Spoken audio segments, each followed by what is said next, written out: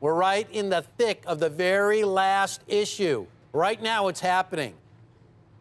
I want to tell you that this coin went on sale at the U.S. Mint literally moments ago. This is a pre-sale. There's so much to this coin. Number one, notice that it's the first day of issue. When it comes to certified coins, if you want the ultimate, you want that label right there.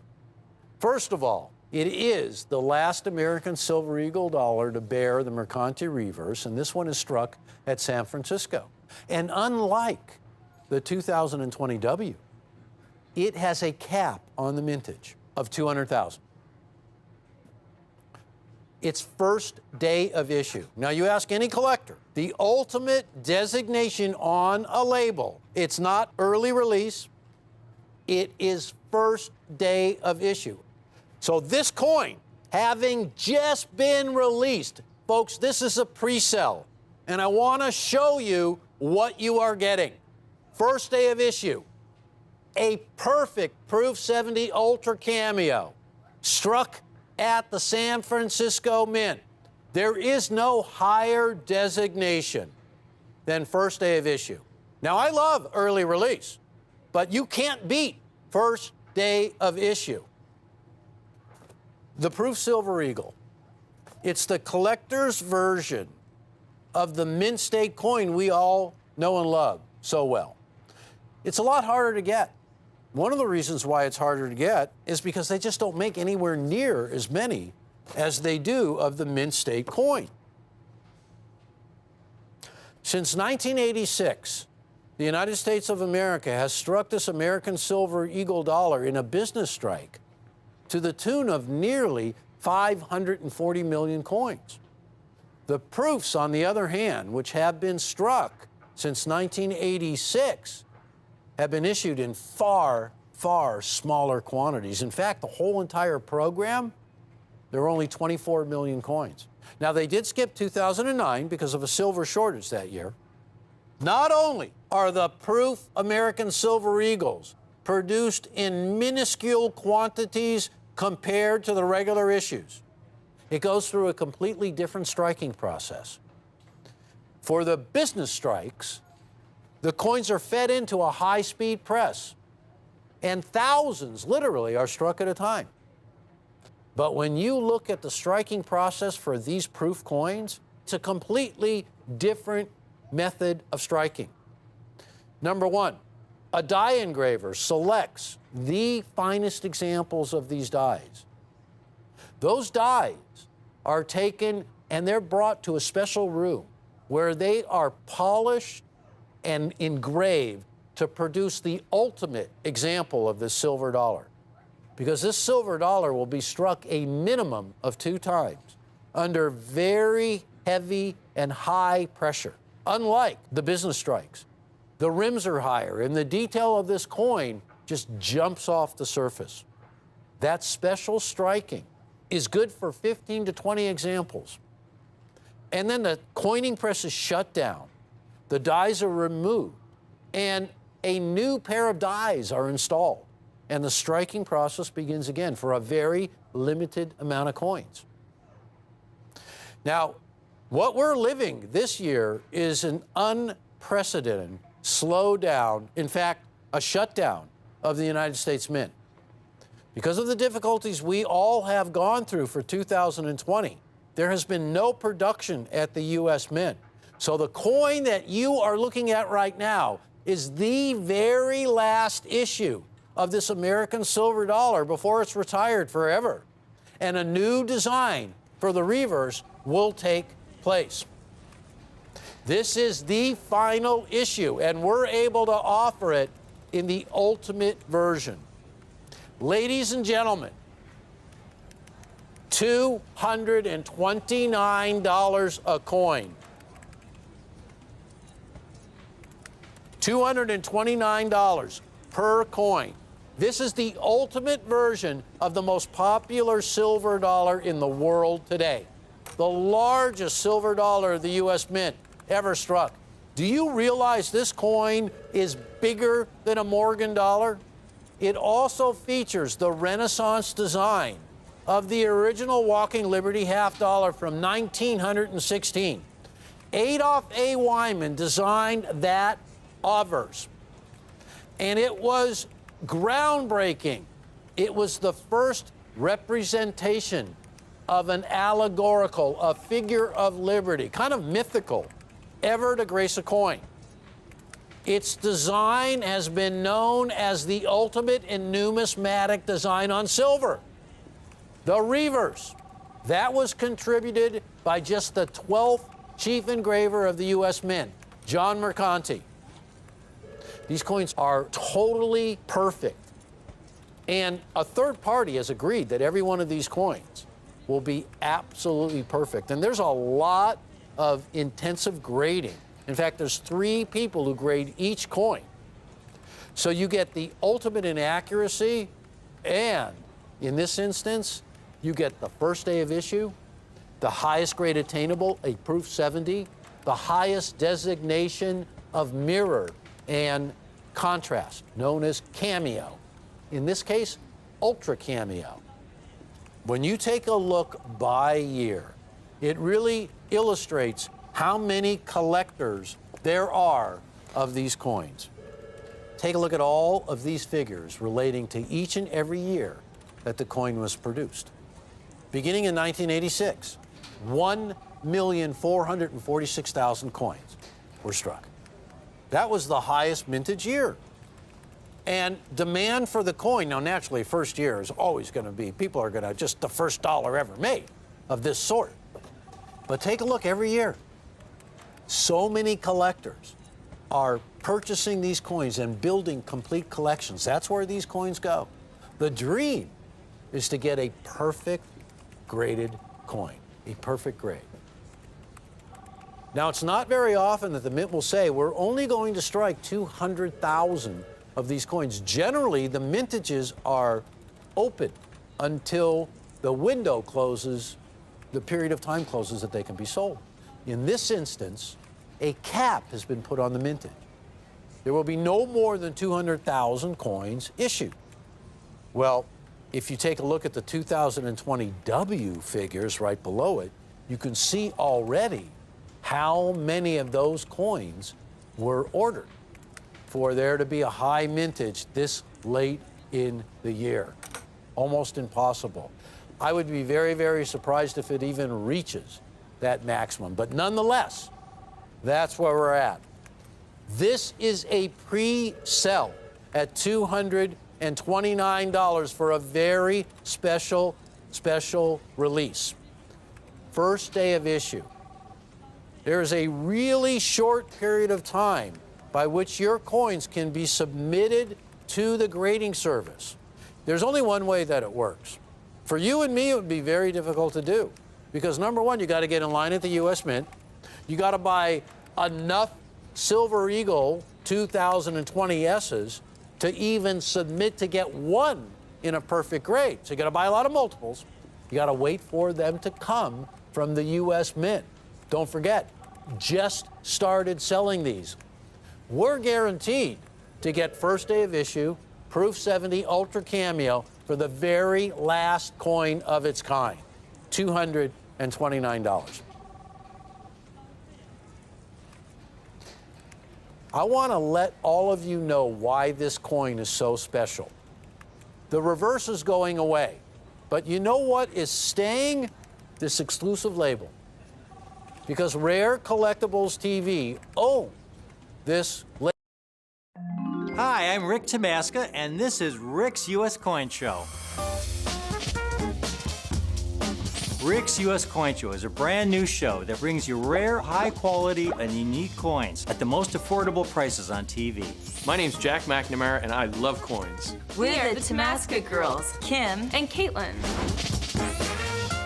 Here at Rare Collectibles TV, we know what kind of coins you want because we're collectors ourselves. I've been collecting coins for over 40 years.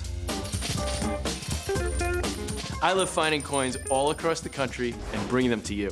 Whether you're new to coin collecting or an old pro, we've got the coins you're looking for. After my first book, dealers began calling me the Cameo King. Coin rarity and quality are what matter most to me. Now that's eye appeal. I do love Franklin's and Kennedy's. Rare unique coins. At the most affordable prices. Coins are in my blood. Now that's a beauty. My goal is to bring you the ultimate in superb rare coins. Do you want the best?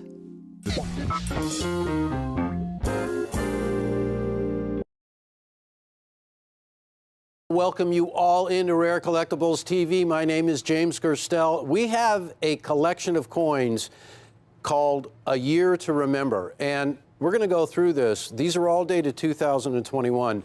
And ladies and gentlemen, I think the first thing that I want to say here is, as coin collectors, one thing we all have in common, no matter what kind of coin you like to collect, we love big silver dollars.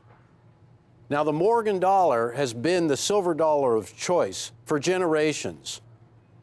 But in 1985, with the signing into law of the bill known as the Liberty Coin Act by President Ronald Reagan, a new silver dollar was born, the American Silver Eagle dollar. And this was different than a Morgan dollar.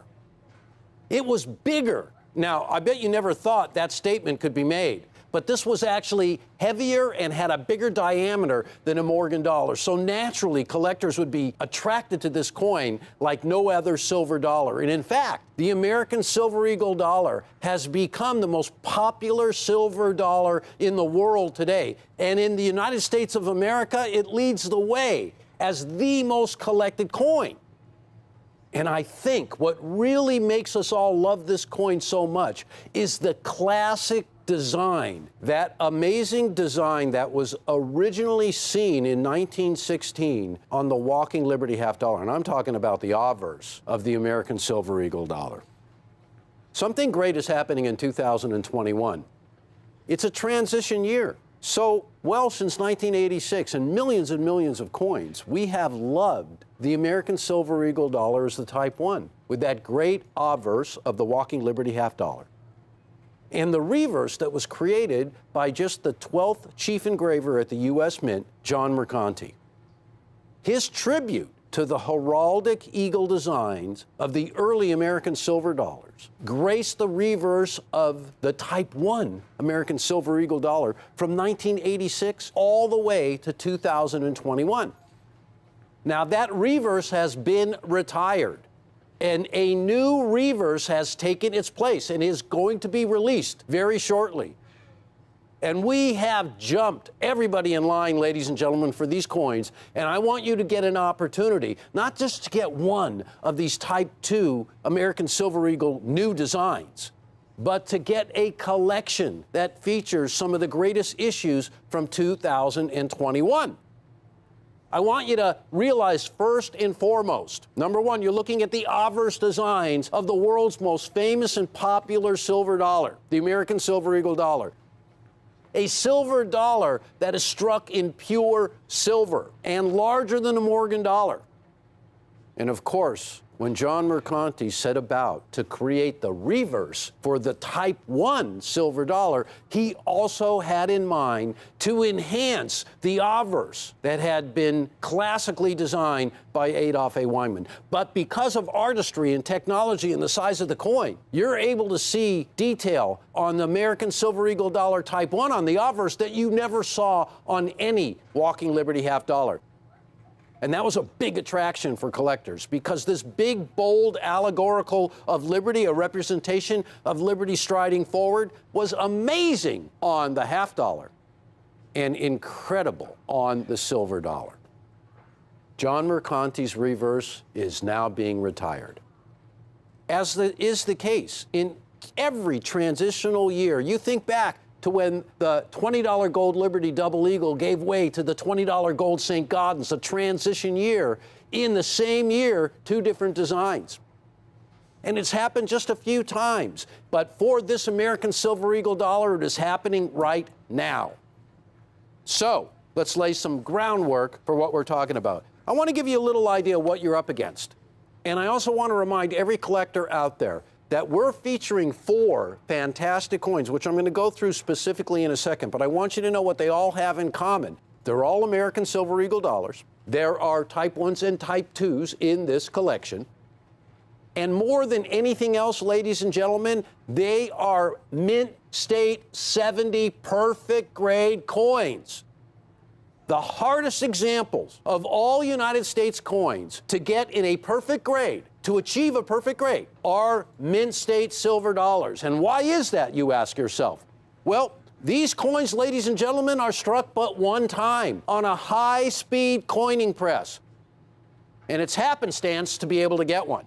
And when you start to figure out just how many of each one of these coins you would have to submit to walk away with one perfect grade, it's going to become apparent why we're offering this collection. Because right now, when you have the last of the Type 1s being issued in Mint State 70, and the first of the Type 2s also in Mint State 70. Now, this is a guarantee that we are giving to everybody out there, that you are going to get absolute perfect grades, absolute perfect condition.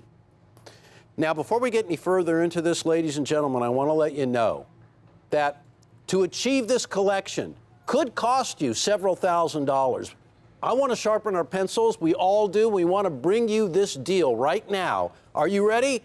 $679. Now, let me illustrate to you the dynamics of this collection, the importance of this collection. Let's do it first by going over the coins that we're going to be featuring. First, you are going to receive the Type 1 in a perfect Mint State 70 grade as a first release. Now, this issue, ladies and gentlemen, was struck at West Point. The first thing you're going to notice, it does not bear a mint mark. No Mint State Silver Eagle well, except for the burnished die, of course. The second coin in this collection is going to be a coin that bears extensive commentary. Beginning in 2020, when the whole world was locked down, we realized something. Nothing stops the demands of us collectors for a silver dollar in Mint State. There is no shutdown that can stop the mighty dollar from being produced. So to continue that tradition that began in 1986 with the first of these silver dollars, emergency production was employed. And what that means, ladies and gentlemen, is that in order to get these coins to you and me, the government had to invoke the powers of emergency production to command the mints to strike these coins.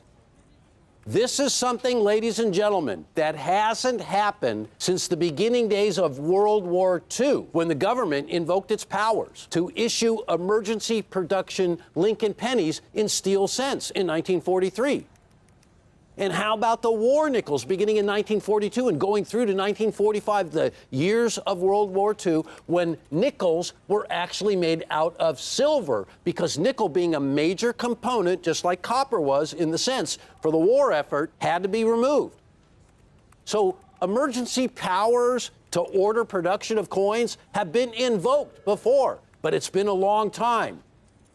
This was done again for 2020 and 2021, and we are featuring the emergency production issue from Philadelphia, and you can see it right there on the label, the last of the Type 1s, folks, in a perfect grade. That coin right there, struck at the Philadelphia Mint, out of a monster box where each and every coin could be attributed to the actual mint that struck it, is a rarity that will disappear basically as soon as this presentation is over. Because this gives you an opportunity to get the highest grade in a silver dollar. And this is an occurrence that does not happen easily. Now, folks, let's put it all out there, because there's two other great coins that are going to come in this collection. But those are both the Type 2, the brand new design. In order to create this design, the United States Mint went outside the mint to get a design that was created by a master artist, a nature artist, who has created over 40 designs in collaboration with the United States Mint and the Royal Canadian Mint. An artist with a degree in illustration, an artist whose forte was depicting scenes of nature. This artist's name is Emily Damstra. And her creation of the Type 2 reverse of the new American silver dollar is a coin design that is worthy of replacing the great heraldic eagle design that John Mercanti first created in 1986 for the Type 1. This design features a male bald eagle clutching in his talons a branch of oak, a truly unique American oak branch. You know, oak trees are really considered the most American of all trees. And when you combine an illustrator's love for nature, and you can see this by her past designs, with her feeling of the bald eagle and her feeling of the inclusiveness of this design and her desire to carry on what John Mercanti had accomplished in a classic reverse that had been embraced and accepted. You know, it's not easy to replace John Mercanti's classic design, but Emily Damstra has the talent, has the history, has the artistic ability to accomplish this task. So there are two of these Type 2 reverses in this collection, and they feature special labels. One is an Emily Damstra label. Now, these coins are also in a perfect mint state 70 grade. Now, Emily Damstra was the master designer, she also signed the label, who created the design, who rendered the artwork. And it was Michael Gaudioso, an expert mint modeler, who translated Emily Damstra's design into what is now revered as an instant classic reverse for this brand new American silver dollar. And it's interesting because what you see in that design that you're looking at right there, ladies and gentlemen, you see the bald eagle, of course. You see the oak branch, but what you feel is the nest below. What you feel is the eagle coming in for a landing. What you feel is the feeling of those mating pairs. You know, eagles mate for life, and eagles always return to the same spot every year to bear their young. And the male helps in the construction of the nest. And it is a family, well, it's really a family affair. And every year, new chicks are born, but it's the same two breeding pairs. And so that feeling of inclusiveness, that feeling of family, that feeling of continuity was what Emily Damstra was searching for, was looking for, was striving for. And I have to tell you, ladies and gentlemen, this design is an instant hit. When you look at the details of the eagle, this is detail that you had never seen before because Emily Damstra is an expert at illustrating and creating art of nature. She's practiced this since she was a little girl. I want you to take a look at some really interesting facts because this is a silver dollar and we're all numismatists, we're all coin collectors, and we love silver dollars. And the reason why you want to own this silver dollar, well, it's replacing one of the classic designs. It has been chosen as the new design of the most popular silver dollar in the world. It is in mint state 70 condition. And for those of you who are new to coin collecting, let me assure you that when you own a coin that is graded an MS70, you own the highest grade you can get. You own a coin that can be described easily as in perfect mint condition. There is no finer grade. So when you own the best, and this is what you're getting, and you own the transition, because this is what you're getting, and you own the original, all of these coins in mint state 70 condition. Now, ladies and gentlemen, I want you to take a quick look. This is kind of a rundown of the Silver Eagles by both grading services, in NGC and PCGS in perfect 70 grade.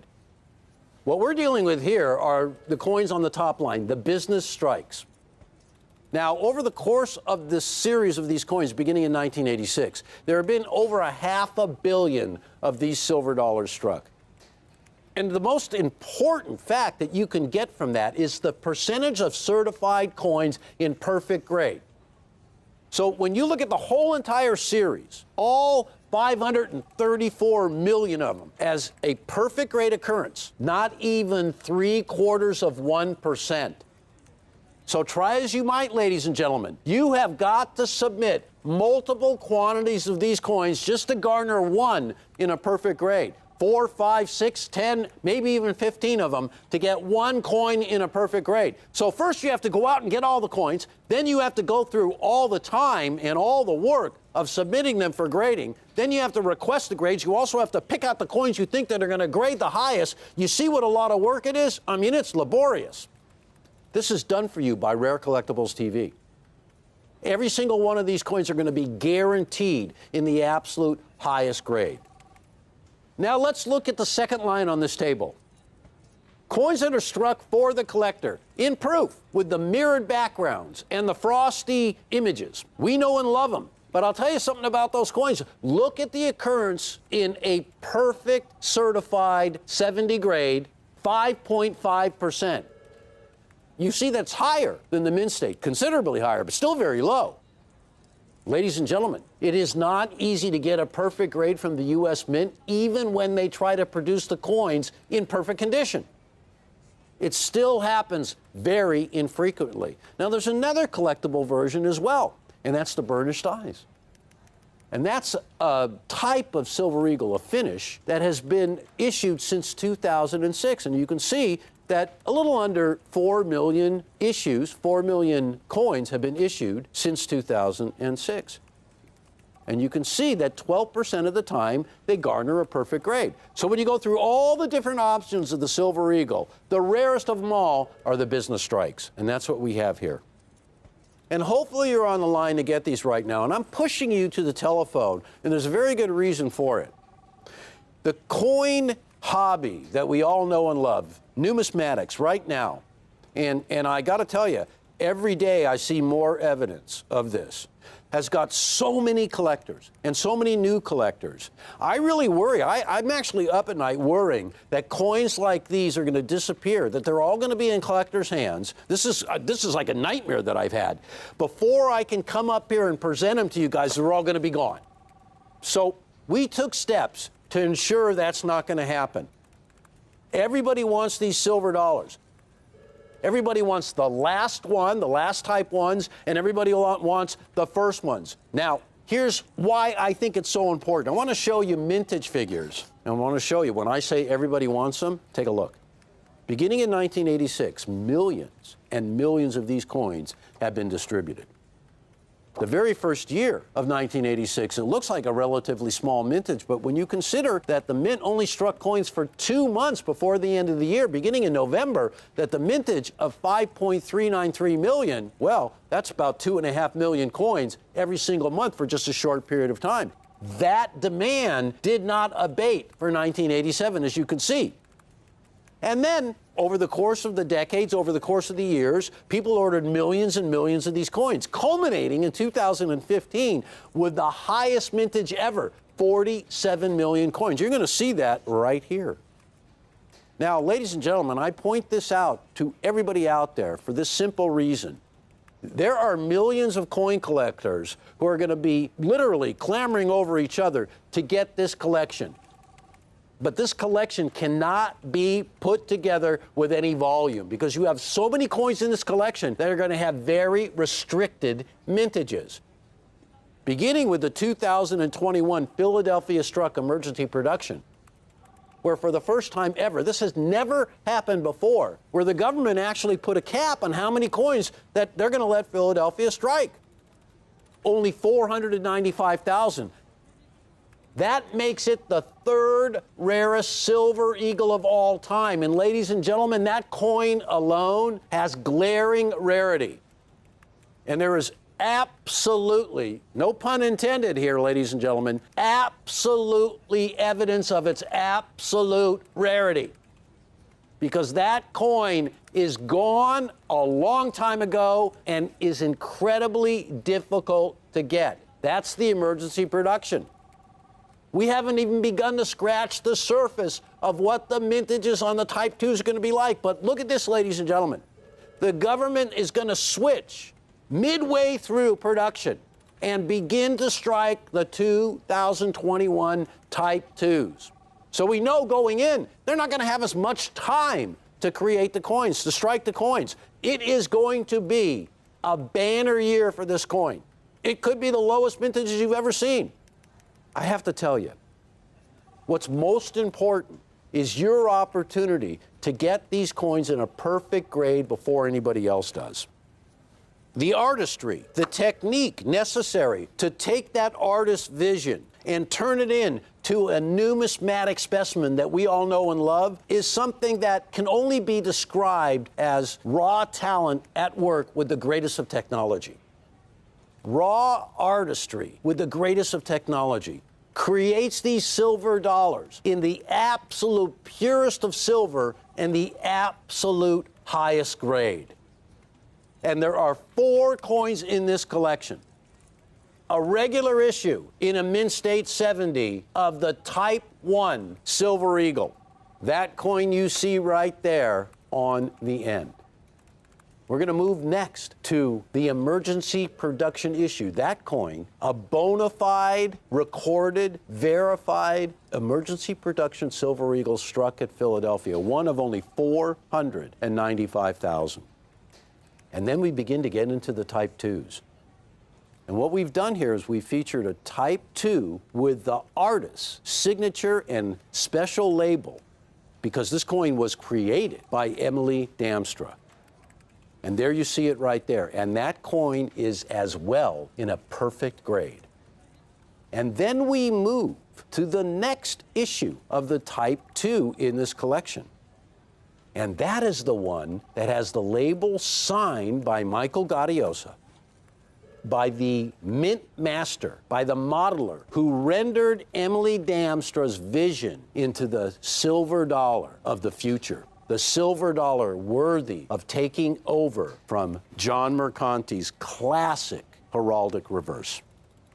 I got to wrap this up, ladies and gentlemen. Before I do, I want to let you know, $679 for this 4-coin collection. Here's why I'm really excited. Now, us coin collectors, we have a philosophy. We want the ultimate. We want the best. We want the highest grade. We want the rarest coin. We also want value. But it may not be foremost in our minds. But when we can deliver the rarity with the value, wow, we have really covered all the bases. So take a look. Here is one of Emily's Type 2 designs. And you can see that the coin is being offered for nearly $370. Now, I want you to keep in mind that we're offering 4 coins in this collection, including that coin right there, for $679. Now, there will also be a Type 2 that will feature Gaudioso's label as well. So keep that in mind. You get 2 of the Type 2s, both in Mint State 70. So there you have right there, over $369. And don't forget, the Type 2, you can add that into it right there. So you're already going over what we're asking for all 4 of our coins, just with 2 out there in the open market. This has quickly become one of my favorite Eagles because it's an absolute rarity of 495,000 coins. There were only 495,000 of these struck, and you can see it's being offered right now with the Mercanti signature for almost $900. Ladies and gentlemen, we're at $679 for our 4-coin collection that contains one of those coins in it. Here's another one that I found, ladies and gentlemen, a Type 1, also in a perfect grade, Mint State 70, and that coin right there is over $500. So when we talk about value, when we talk about rarity, when we talk about silver dollars, when we talk about perfect grade, the story just goes on and on. The history of this coin began in 1985. Type 1s are ending right now, right in the middle of 2021. But they are being replaced with a design that is already being viewed as an instant classic, as a design worthy of taking over John Mercanti's amazing heraldic eagle tribute design. Before we wrap it up, ladies and gentlemen, I just want to talk a little bit about Emily Damstra. I don't know if you guys caught it or not, but a little while ago, Emily appeared on a special show that Jack does every Wednesday afternoon. It's called Snacks with Jack. And it gave us a really great opportunity to hear from her directly how she was inspired as a young child by her parents and their reverence for art, and how she connected with the world of nature, and how she created artistic designs which led her parents to realize that this was a true artist right here in the making as a young girl. To be able to be accepted by the Fine Arts Commission, to carry the torch, so to speak, that John Mercanti had carried throughout the entire beginning, all the way through to the Type 1 conclusion, was something that was not, I would describe it as a feather in her cap, again, no pun intended, but this was the culmination of a lifetime achievement of artistic endeavors in the realm of nature. And when you look at some of her great designs, let me just read to you a couple that I was so enamored with her design on the American Innovation Dollar for 2020. Have you seen it? It represents the invention of the telephone. And when you see that, you'll understand that not only was Emily an expert at depicting nature, but she had the artist's eye. In her mind, she could translate a design as it would replicate into a coin.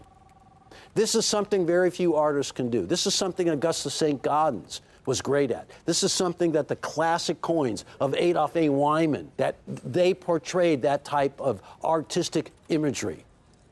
And you can see right here that Emily got it right. So that is the reverse that forevermore will grace the reverse of this Type 2 silver dollar, continuing the tradition. $679 for 4 of these coins, ladies and gentlemen. It's not just the price that is fantastic. We all know that the Type 2s have not been struck yet. So this company, Rare Collectibles TV, this show, our group of collectors here have decided that everybody answering this offering right now is going to be guaranteed to get a perfect graded, not just 1, but 2 Type 2s in Mint State 70. Now, we don't even know yet if there's been 1 graded. We don't even know yet if there's been 1 that has been struck. But I guarantee you all that you will get in this 4-coin collection a Mint State 70 Type 2 featuring Emily Damster's label and a Mint State Type 2, Mint State 70, featuring Michael Gaudioso's label. You will also receive in our exclusive Reagan Mercanti label, 3 of them actually in this deal, the Type 1s, the last, a Type 1 regular production in Mint State 70, and the most special issue of 2021 for Type 1s, the emergency production rarity with a mintage of only 495,000, guaranteed to be struck at Philadelphia. Folks, we call this a year to remember. I call it a set you're never going to forget, because this set will go on and on. And you gotta own one of these, ladies and gentlemen, because not only do you get the best of the Type 1s, you get the beginning and the best of the Type 2s. That is the Year to Remember collection, all in perfect grade for $679. Thank you so much for watching Rare Collectibles, folks, and I hope to see you really soon.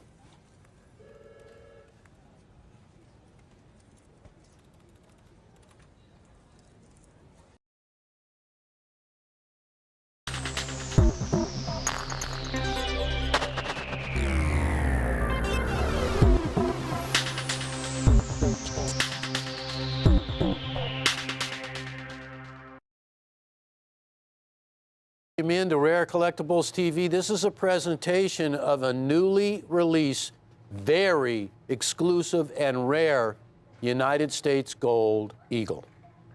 It's the last one of its kind. You probably know that for the Silver Eagle, the reverse design of the heraldic eagle is being retired this year, 2021. And it's a transitional year for that coin, meaning that midway through the year, the design is going to change on the reverse. Well, that happens to be true as well for the gold version of the American Eagle. Everything is the same about this coin. It was signed into law in 1985 by Ronald Reagan under the Liberty Coin Act. It authorized the United States Treasury to begin striking a brand new gold coin. This coin's design was selected by then Treasury Secretary Baker. He chose a design that was classic, that was known to every coin collector far and wide, the original $20 St. Gaudens design from the 1907 St. Gaudens $20 gold piece. Now, right off the bat, let me tell you something about this design that's a little bit different than the coin that was issued in 1907.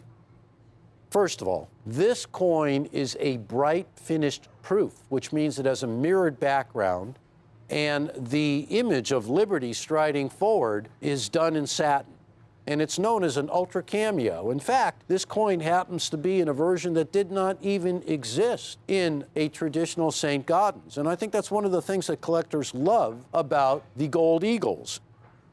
They exhibit a design that is reminiscent of the original St. Gaudens, but in a quality that had never seen before, in a finish, a bright proof. Now, previous to this coin being struck in proof, the only chance of getting a St. Gaudens in proof was a matte finish. 1985, Ronald Reagan signing the Liberty Coin Act into law, and by 1986, this coin became part of the history of the United States numismatic catalog.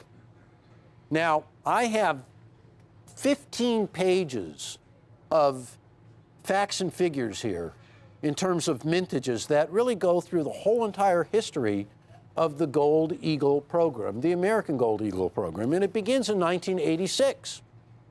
And that program is responsible for issuing a regular issue, and then there are collector's versions as well. Collectors of this great issue have made it so popular that they will collect just about any issue from the U.S. Mint that involves the American Gold Eagle series. What has just been released for 2021 is the most special issue of this long series that has ever been released. Here is the opening page that I really want to show you, the opening table that goes through the mintages from 1986 to 1999, all struck at the West Point Mint. And I want you to take a look at the right-hand column, because the very first year, 1986, was the highest mintage of all, where almost 500,000 coins were struck. Every single one of those 500,000, or 446,000, are spoken for, and they were from day one. And as you can see, as the years have gone by, a lot of the die-hard collectors have hung into the program and collected them year by year. And the folks who in the very beginning just wanted to get one because it was so novel to have such an amazing specimen of one of the most beloved coin designs ever issued, the $20 gold St. Gaudens, that they were really heavily collected. Now, I want to let you know something. The figure that you're about to see and the coin you're about to see is the absolute rarest example of this coin in this size that has ever been released. That is setting the world on fire. And I should also tell you, this coin is completely sold out. The mintage is very small, and they're all spoken for almost instantaneously. And when you see the mintage figure, you're going to understand why, and you're going to want one yourself. Now, I will tell you before I let the cat out of the bag that the figure you're about to see for the mintage of this coin doesn't tell the whole story, because what I'm holding in my hand is a pedigreed coin where it is an absolute flawless example. It is the highest grade. It is a perfect Proof 70 Ultra Cameo. It is the highest grade known, Proof 70, and that is indicative of a coin that is in perfect condition, absolutely flawless, under magnification of at least 5 times. So you can really see by the image on your screen the perfection that jumps out at you. When you're looking for something that cannot be equaled in terms of quality, this coin hits the mark. What about another category, rarity? All the years that this coin has been issued, and has continuously been issued since 1986, except for 1 year. Do you all know what year? Of course you do. It was 2009, and the reason why the coin was not released in 2009 is because there were gold shortages that year, and the law states that the regular issue has got to be struck first, fulfill all those requirements for demand, and if there's any gold left over, the collectible will be struck. Well, for 2009, there was no gold left over. Keep that in mind. very important to what's going on today. The very last line tells the whole story. In fact, words really aren't necessary for the remainder of this presentation, because when it comes right down to it, the coin that I'm holding in my hand and the coin that is up on the display was struck by the U.S. Mint to the tune of only 4,422 coins. Now, I want to explain this very concisely. I want you to take a look at the label of the coin, and I want you to notice everything that it says on it. The first thing you're going to notice is the date, obviously, 2021, West Point for the W Mint mark, Eagle with a $50 gold denomination. This coin is legal tender. It is a Type 1 design, and you see the reverse there. It's known as the family of eagles, and that design has graced the reverse of these gold coins since their inception in 1986. But it's going away. The coin that I'm holding in my hand is the absolute last one. So forevermore, there will be a Type 1 series, 1986 to 2021, of which the coin that you are seeing is the very last of the Type 1. And that reverse design will no longer be on the coin midway through 2021 when the Type 2 design will replace it. You have a couple of really major things going here. Like the 1907 gold $20 Liberty and the 1907 gold $20 St. Gaudens, a transition year where midway through the year, one design is retired in favor of a new design that is born. Well, that means low mintages on both sides of the equation. The Mint simply outdid themselves because you can see how low this mintage is. And I published the entire catalog. And I have also in my hand not just the $50 size, but every size, and how this coin shakes out. And would you believe at the very end of this gigantic, I've seen telephone books that have fewer pages in it, list, what is the last coin when you compare all the sizes, the 10th ounce, the quarter, the half ounce, and the 1 ounce? What is the king of the gold eagle now? Take a look. It's no coincidence. It's this coin right here, 2021. The planned mintage was 4,500. It actually came in lower than that, 4,421, I believe it was. This is a coin that rarity has been built in by the Mint by capping the mintage. Normally what happens is the Mint will sell these coins in a window which is generally, well, will go on for the whole entire year. And when it finally closes, that's when they'll tally up the amount of coins. So they'll leave the ordering window open for a very long time. I'm afraid to tell you that this ordering window for this coin was not a long time. It wasn't even a short time. In the history of coins, it was a minute, it was a moment, it was a second. And that's why such a small mintage. So this coin, ladies and gentlemen, is instantaneously an absolute rarity. And when it comes to rarity in coins, the highest example you can get of rarity is absolute.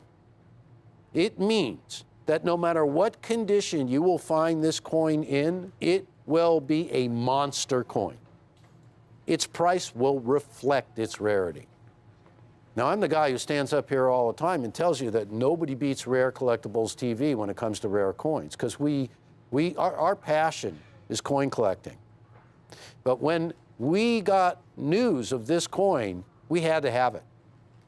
I think for rarity, there's going to be no equal to this coin. And that really equates to a priceless piece of numismatic history. And I hope you get an opportunity to own one. Now, this is where Rare Collectibles surprises everybody. I know that our customers are going to think, well, you're up there touting a coin that's going to be a $20 or $25 or even $30,000 coin. We've seen some of the greatest rarities in numismatics on your network. And I want to tell you, as far as the rarity goes, you got it 100% right. As far as the highest grade, you've got that 100% right. But I want to let you know that we worked hard to get the launch of this coin on our network with a great label and a pedigree. This is a pedigree coin that will stand alone amongst all the other issues of pedigree in terms of labels, in terms of rarity, in terms of special issues that the Mint has ever issued, that we have ever had the opportunity to present. It's not often that you can buy a coin with such a low issue, with such a low mintage, and so high a grade for less than $5,000.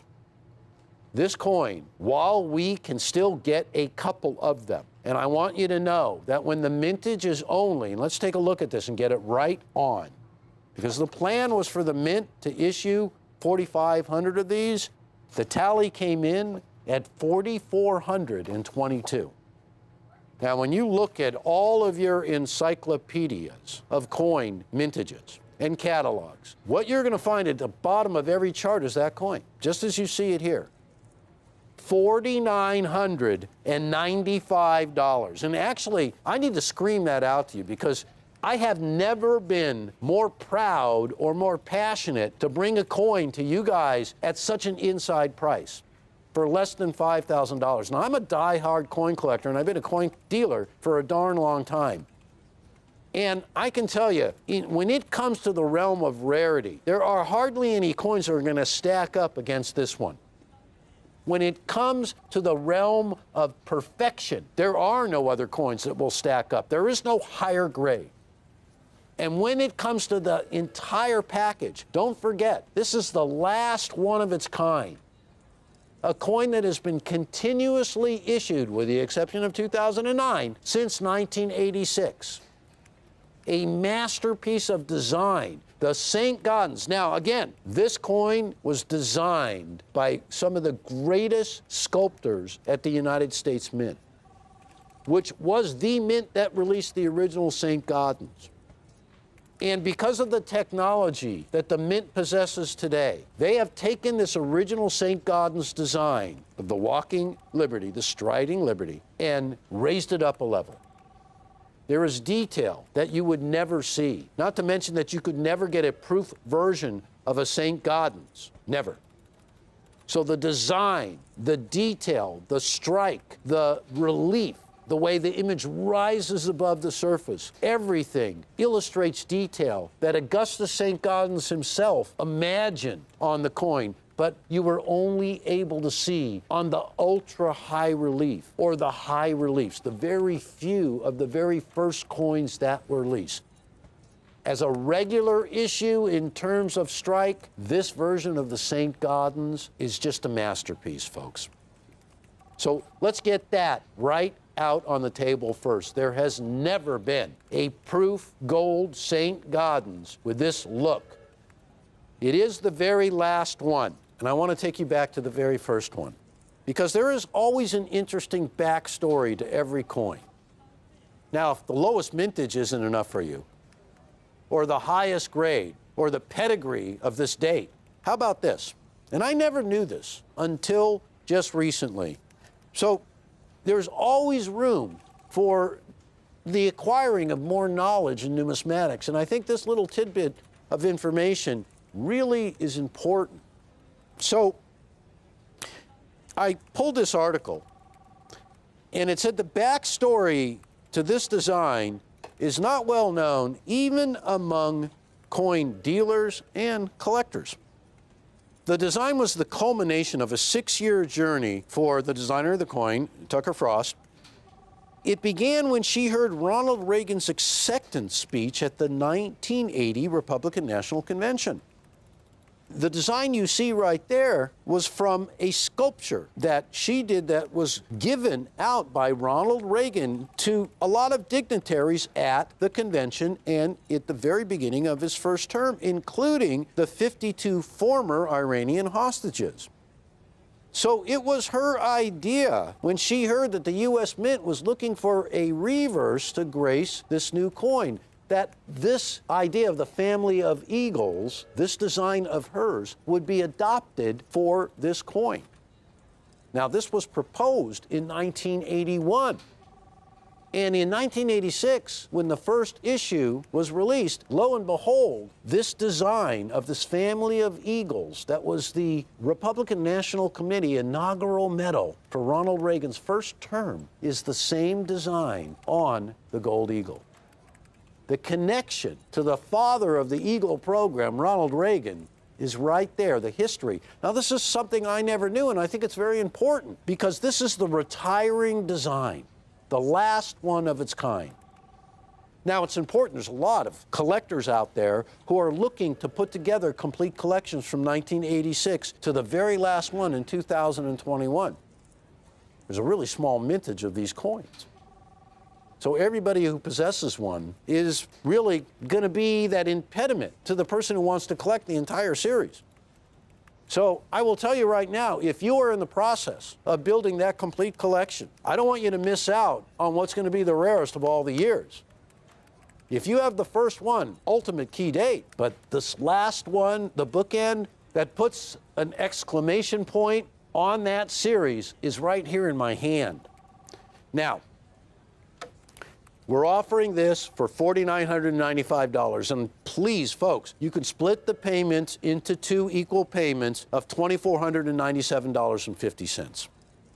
But I really want you to take a look at what I think is the most important part about displaying the rarity of this. Now, let me tell you that when it comes to percentage of proof gold eagles to the regular issues, I mean, it is such a vast difference. Wait till you see the figures, folks. It's amazing. Very few of these coins exist, period.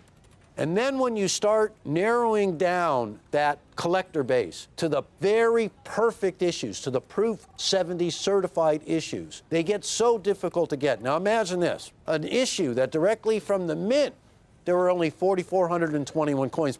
Forget before a single one is even graded, is so incredibly small.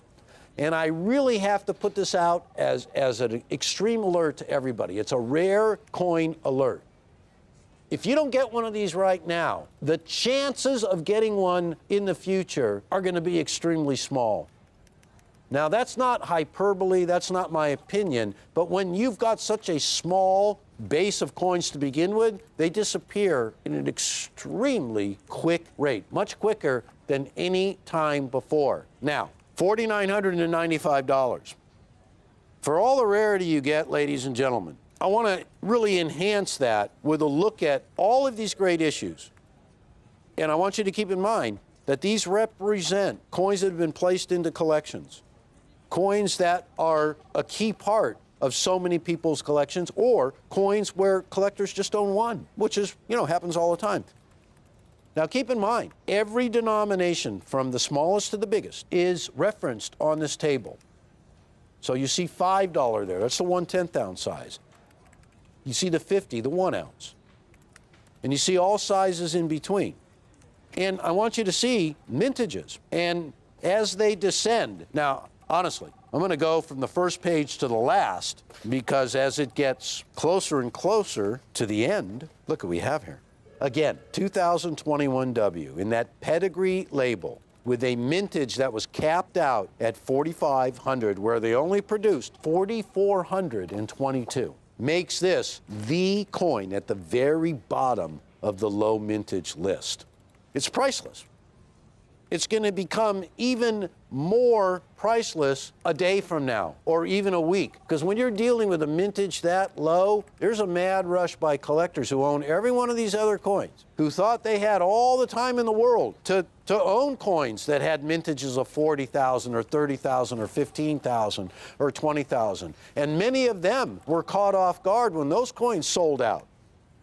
Imagine a short period of time from now, this coin that beats them all, that none other can hold a candle to. Imagine how that is going to be viewed by the market. Imagine how it's being viewed right now. Imagine the rush to own one of these coins. Because this has something that none of the other coins had. It has a sense of built-in urgency. And it's as explicit as the figure of 4,422. I mean, that really kind of, lights a fire. You know what I mean? It kind of gets you going. It kind of propels you into action. It kind of says to you, this is an urgent demand on your coin collecting persona, telling you, you got to get this coin. You can't wait. This is not a tomorrow wait for event. Now, you may consider that extremely pushy, but I have to say, no. What I'm doing is I'm warning you of rarity that has never, ever happened before. I'm conveying that sense of urgency that I'm picking up from this room, that I'm picking up from the phone ringing, that I'm picking up from collectors who are calling in. This coin was recently released, and it is but a memory at the mint. It is but a memory for most collectors. And I'll tell you what it is more than anything. It is the #1 coin on top of everybody's want list who collects these coins. Now, the St. Gaudens design has been known since 1907 as one of the most recognizable United States coin designs ever. And as the years have gone by, lots of praise have been heaped upon it as the ultimate example of an allegorical of liberty. A rendition of liberty that's in the artist's mind, that was transmitted into sculpture and made into a coin. And a design that has withstood the test of time, in fact, whose legend has grown since 1907. Now, there is no opportunity to own one of those classic United States gold coins of a St. Gaudens variety in the highest grade attainable. It's very difficult to do. There certainly is no chance to own one in a perfect grade because there has never been a perfect grade of any pre-1933 United States gold.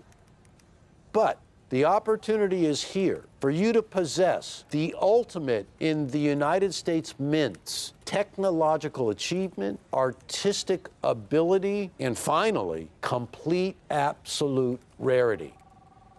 This coin has every one of them, ladies and gentlemen. You have probably noticed that gold and silver over the last couple of years have become more evident as money and more in demand than in the history of the world. People, not just here in the United States of America, but all over the world, have taken the time to realize that the original form of money, solid gold, what all our money was originally based on, is something that never went away. And today, it is more in demand and more pertinent to what is going on right now than it has ever been. And guys, also, don't forget, keep this in mind. Right now, in this period of history where we're in, we are at the lowest period of premium prices over the price of gold that we have ever seen. And I think it really is important for a coin like this because the tradition of such a low mintage should warrant such a higher price. So if you're looking for coin collecting as a way to embrace and hold history, and you desire to own a form of original money that was used in the time of the pharaohs, solid gold, and you love the original classic design of the St. Gaudens like you had never seen it before, and on top of that, you love coins that are in absolute perfect proof 70 ultra cameo grade, the highest grade and the highest designation that can be attained, then this is the coin you want. The most unbelievable pedigree of a United States $50 gold eagle ever. The most unbelievable low mintage. The highest grade. The last Type 1 that will ever be issued. It will disappear. This was the last one. The next variety that will come out will not feature that family of eagles reverse. And I think it's fitting that it ends with the rarest of them all. Now, please remember, at $4,995, this coin has rarity that is hard to match with coins that cost $20,000, $30,000, $40,000, $50,000 and up. Do some research if you love doing research like I do. And every fact you uncover that illustrates the rarity of this coin will delight you to no end. Less than $5,000, $4,995 for one of the great rarities of all time. Again, thank you for watching Rare Collectibles, and I will see you soon.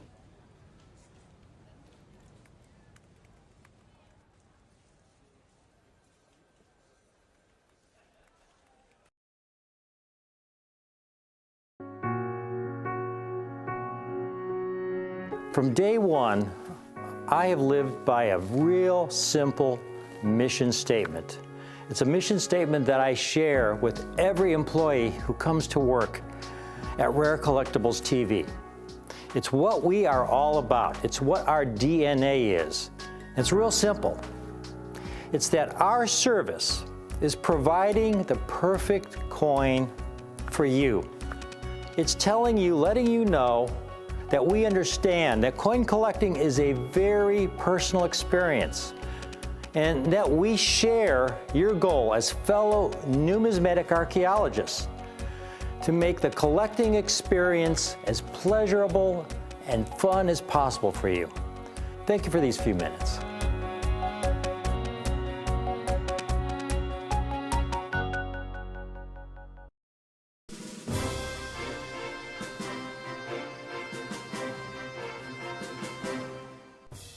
Morgan dollars, one of the most widely collected coins in the world. And I have specialized in the finest Morgan dollars since the early 1980s. In fact, I have helped my clients assemble what are widely recognized as the finest proof Morgan dollar collections in existence. Here are a couple of awards recognized by NGC, the Numismatic Guarantee Corporation. They are a leading independent grading service. The Smithsonian, the home of the finest United States coin collection in the world, has their entire collection encapsulated by NGC. And here you see a couple of awards, one given in 2003 for the finest proof Morgan collection, and another one given out in 2006. And there are many other awards as well for Morgan dollars that I have assembled for my clients, folks. I tell you this because I believe I have a very important obligation as your host of Rick's U.S. Coin Show. It's not about talking the talk. It's most important to have a good track record. This is what I do. This is what I've been doing for over 35 years. I want you, my clients, to be able to walk the walk. It's that simple. That's my mission here on Rick's U.S. Coin Show. And what I have today is simply the finest two-coin set. Two coins ranking among the very lowest mintage silver dollars in the entire 100-plus Morgan dollar series. And they were struck at a legendary mint. Morgan dollars from this mint rank among the most desirable among collectors and dealers. It is the Carson City Mint. Folks, the two coins I have from the Carson City Mint shouldn't even exist, especially in uncirculated condition. The last Carson City dollar was struck in 1893. These Carson City dollars that I have are the lowest mintage Carson City Morgan dollars in mint history, and among the lowest mintage Morgan dollars in the entire Morgan dollar series. Now, I have a very limited quantity of these coins. These coins, again, should not exist. The story follows shortly, but first, the coins. 1881 and 1885 Morgan dollars struck at the Carson City Mint in brilliant uncirculated condition. They were stored in mint bags for almost 100 years. And the discovery of these coins is a most fascinating, incredible story. And you look at the condition of these. Now, all Morgan dollars are going to have bag marks. Remember, folks, these coins were not made for collecting back then. They were struck for commerce. They were meant to be spent. So the mint tried to produce the most coins possible without a lot of concern about the quality. The coins were struck on a high-speed press, ejected into a bin. One coin would fall on top of another, collecting dings, gouges, and scuffs along the way. They would go through coin counting machines. They would go through the inspection and adjustment department. And from there, they would be dumped into bags. And the bags would be thrown onto trains. And these bags were heavy, so they didn't gingerly place them on the train. They would literally throw them on. The coins would then be rattling around for weeks on the train, abrading with each other and accumulating all kinds of bag marks, long before they even arrived at the banks across the country. And these are remarkable uncirculated specimens. And there, on the reverse, what distinguishes these coins from all the other Morgan dollars, at 6 o'clock, right below the eagle's tail feathers, the famous CC standing for Carson City, that coveted CC mint mark. Now, Jack and I spent some time at the Carson City Mint.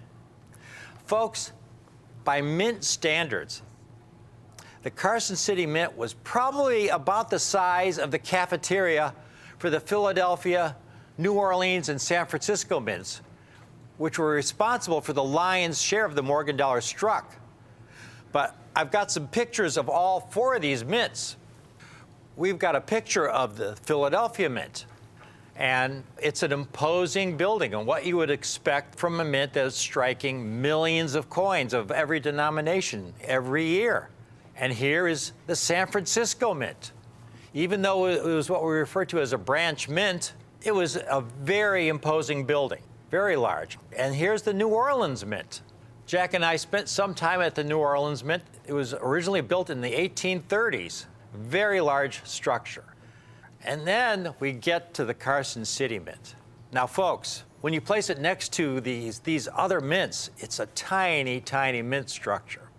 Now, Jack and I knew that the Carson City Mint was a very, very small mint. And I got a fascinating story about this. We flew in to Reno, Nevada. It was late in the evening. We drove down to Carson City. And we finally got into town. It was about 10 o'clock at night. And we knew the street that the mint was on. And we must have driven past it 2 or 3 times, and we couldn't find the mint. We were expecting a small building, but we didn't realize it was this small.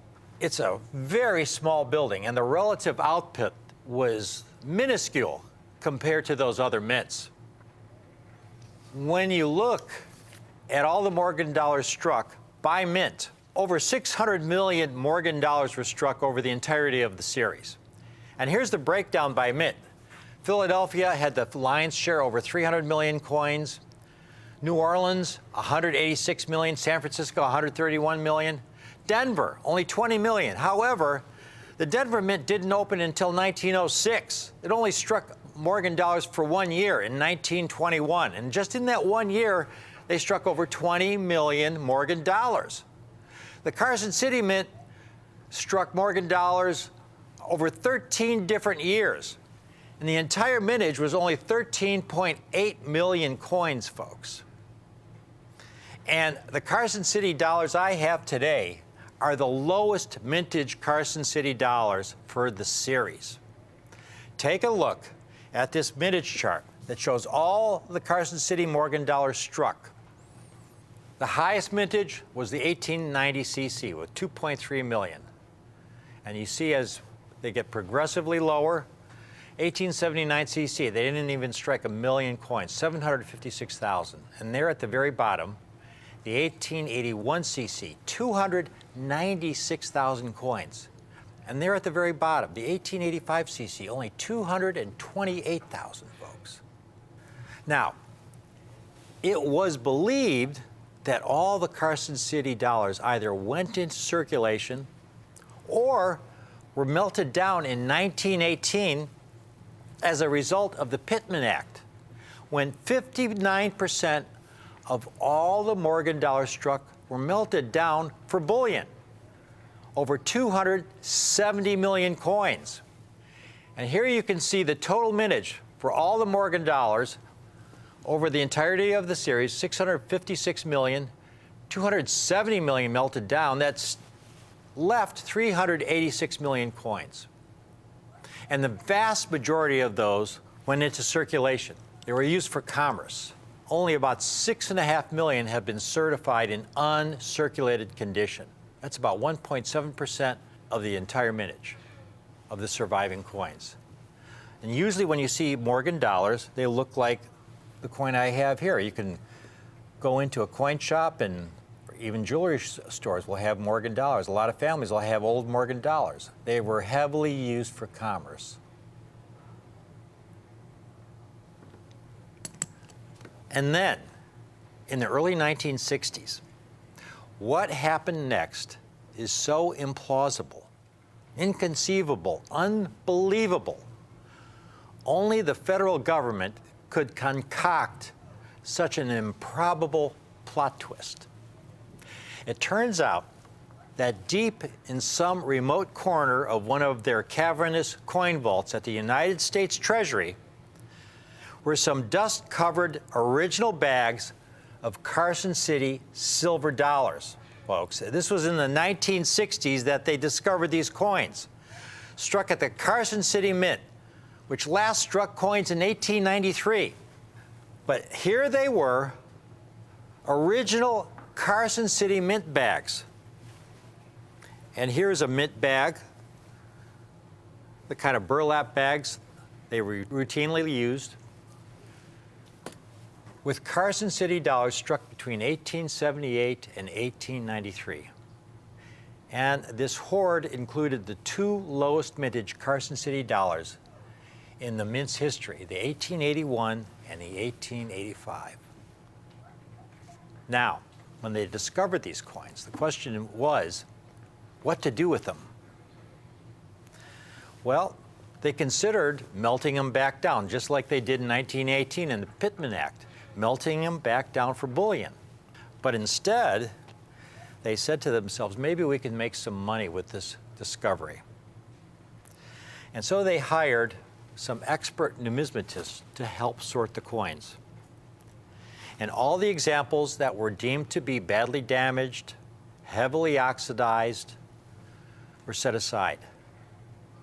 The finest uncirculated examples were encapsulated in the early 1970s in what we now refer to as the GSA, Government Services Administration hard plastic holder, guaranteed uncirculated by the United States Treasury, never going into circulation, stored for almost 100 years in mint bags. And they were offered to the public for sale for a substantial premium at the time. And here we see a brochure that was issued by the GSA when they were selling these specially encapsulated Carson City dollars, talking all about the legendary mint, how historic it is. It is, without question, among Morgan dollar collectors, the most coveted mint in the Morgan dollar series. Folks, and that's what I have today. A very limited quantity of the two lowest mintage Carson City silver dollars, guaranteed uncirculated by the United States government in the original GSA holder issued in the early 1970s. You take a look at these coins. They should not exist. They were supposed to have been melted down. They were supposed to have been in circulation, heavily circulated, but here they were in original mint bags in the United States Treasury. Now, the Carson City Mint operated for a very short time. Silver was discovered in Nevada in 1859. And this was monumental, folks. This vein of silver came to be called the Comstock Lode. In response to all the silver being mined, the Treasury built a small branch mint located in Carson City. They built it in 1865. This Carson City Mint had a very limited production capacity. Now, the Carson City Mint didn't begin striking any coins until 1870. By that time, mint production began to slowly decline because the tremendous output of silver from that Comstock Lode began to decline. And that's reflected in the population growth of nearby Virginia City. Virginia City was where a lot of the miners lived, not too far away from Carson City Mint. In 1860, Virginia City population was about 2,300 people. It reached a peak in the mid-1870s with an estimate of about 25,000 residents. That was a huge, huge city when you consider this was the Wild West, folks. In the mid-1870s, 25,000 residents. It was a major, major city. But as that output began to decline, by 1880, the population of Virginia City declined to 11,000. By 1890, it was about 6,400 people, and by 1900, it was back down to only 2,700 residents. And in 1893, the Carson City Mint struck its last silver dollar. It was in operation, that mint, for a mere 23 years. Now, among numismatists, for all these reasons, the very low mintages, its remote location, in operation for only a little over 2 decades before it closed down, and its unique double mint mark. It's not a simple D that was used by the Denver Mint, or an S as used by the San Francisco Mint, or the O used by the New Orleans Mint. The Carson City Mint had a unique CC double mint mark. Now, among Morgan dollar enthusiasts, of which I am one, Carson City silver dollars have always had a special romance. A most desirable mintage Morgan dollar.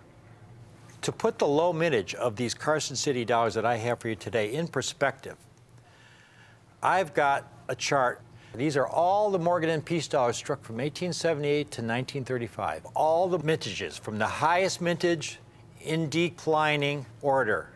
Starting with the 1922 Peace dollar, 51 million Peace dollars struck.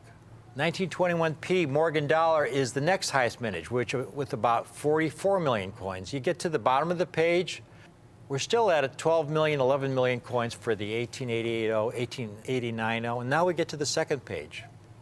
And we still have mintages over 10 million. We get to the bottom of the page, we're down to about 5 million coins for the 1891S. Now we get to the third page. And here we get to the bottom of that page, and we're down to about 1.5 million coins. We've got some coins that border on being rarities in uncirculated condition. And now we get to the last page. And this is extraordinary. At the top, you see the 1892 CC, very elusive. We go down to the very bottom. 93S, folks. I'm going to show you some prices, what these coins go for, these low mintage Morgan dollars, when they're found in any condition. But at the very bottom, you have the 1881 CC, only 296,000 coins originally struck. And then the 1885 CC, 238,000 coins, folks. These two dates that I have today, again, should not exist. By some miracle, they went into the Treasury's vaults, and they were stored there for nearly 100 years. Bags of 1881 CC and 1885 CC Morgan dollars discovered in the Treasury vault in the 1960s. I mean, Steven Spielberg couldn't have made a more unlikely plot. It was unbelievable. And you look at these coins, and again, they were sorted at the Treasury. All the circulated coins, all the damaged coins, all the lower quality coins were kicked out. And only the finer 1881 CC and 1885 CC Morgan dollars were encapsulated, as you see here, folks. These coins in uncirculated condition. Now, for those of you new to numismatics, when I say they're in uncirculated condition, coins are graded on a 70-point scale. The lower the number, the heavier the circulation. For example, this Morgan dollar I showed you might be something like an AG or good condition coin, and it would receive a numerical Sheldon scale number like a 6 or an 8. And here, for example, is one encapsulated, graded by NGC. You can see the heavy circulation. It's a good 6. Now, if the coin has never been in circulation, like these coins, the lowest grade for an uncirculated coin is mint state 60. MS 60 represents a coin that's the lowest quality in uncirculated condition. So if you have a bag of 1,000 Morgan dollars, there's going to be some in there that are very heavily bag marked. So bag marked that it gets a grade of 60 with an extreme number of bag marks. Again, that's not what you get when you get these Carson City GSA dollars. They took the finer dollars to be encapsulated in these holders. Now, the highest possible grade is 70. That represents perfection under high magnification. There are no Morgan dollars in 70, and there never will be. There have been a couple in MS-69, although they're not 1881cc or 1885cc Morgan dollars. A very small group of these surfaced, these 1881cc's and 1885cc's and these original GSA holders. Jack and I cherry-picked the finer examples. We guarantee they will be above MS-60 grade, folks. They're choice, brilliant, uncirculated with minimal bag marks. It's amazing, it's a miracle, it's a once-in-a-lifetime Halley's Comet event. Once these coins are gone, that's it. These lowest mintage Carson City dollars. The best part of all is the price. Low mintage Morgan dollars, folks, can go for tens of thousands, hundreds of thousands of dollars. And here's some that have higher mintages than the two Carson City dollars we have for you today. Here's an 1895 Mint State 61 that sold for over $27,000. Here's another 95 same grade, MS-61, very low Mint State grade, and it sold for over $35,000. But then you get a 92S, again, higher mintage, MS-61, $46,000. A 92S, folks, in circulated condition for over $32,000. 1889cc, low mintage, very low mintage of $350,000, Mint State 61, $30,000. Now, the one Morgan dollar that we could find that has the lower mintage than our Carson Cities, the 93S, lowest mintage of all, only 100,000 struck. Here's one in Mint State 63 condition, over $300,000. That's a dealer with 100% positive feedback. These GSA 81cc, 85cc, extraordinarily low mintage, have such tremendous long-term potential. The best part of all about these two dates, folks, they are so underrated, so undervalued. The best part of all is the price. The key to our success, when we have some good fortune that comes our way to acquire some rare date Morgan dollars, Liberty Double Eagles, whatever it may be, when we get a great deal, we pass our good fortune on to you. These coins could easily sell for $5,000, $4,000, $3,500 a coin. I have these coins today. The GSA 1881cc, a limited time offer. We have these available for only $895. The fourth lowest mintage Morgan dollar in the entire Morgan and Peace dollar series, folks. In the original GSA holder, it doesn't get any better than this. If you never buy another Morgan dollar, if you've never bought a Morgan dollar, I would strongly urge you to consider these two dates. These are national treasures struck at the Carson City Mint, $895. And then you have the 1885cc, $228,000 originally struck. It's rare in any condition, folks, and it's only $1,195. However, I would urge you to get the set, folks. You get the pair.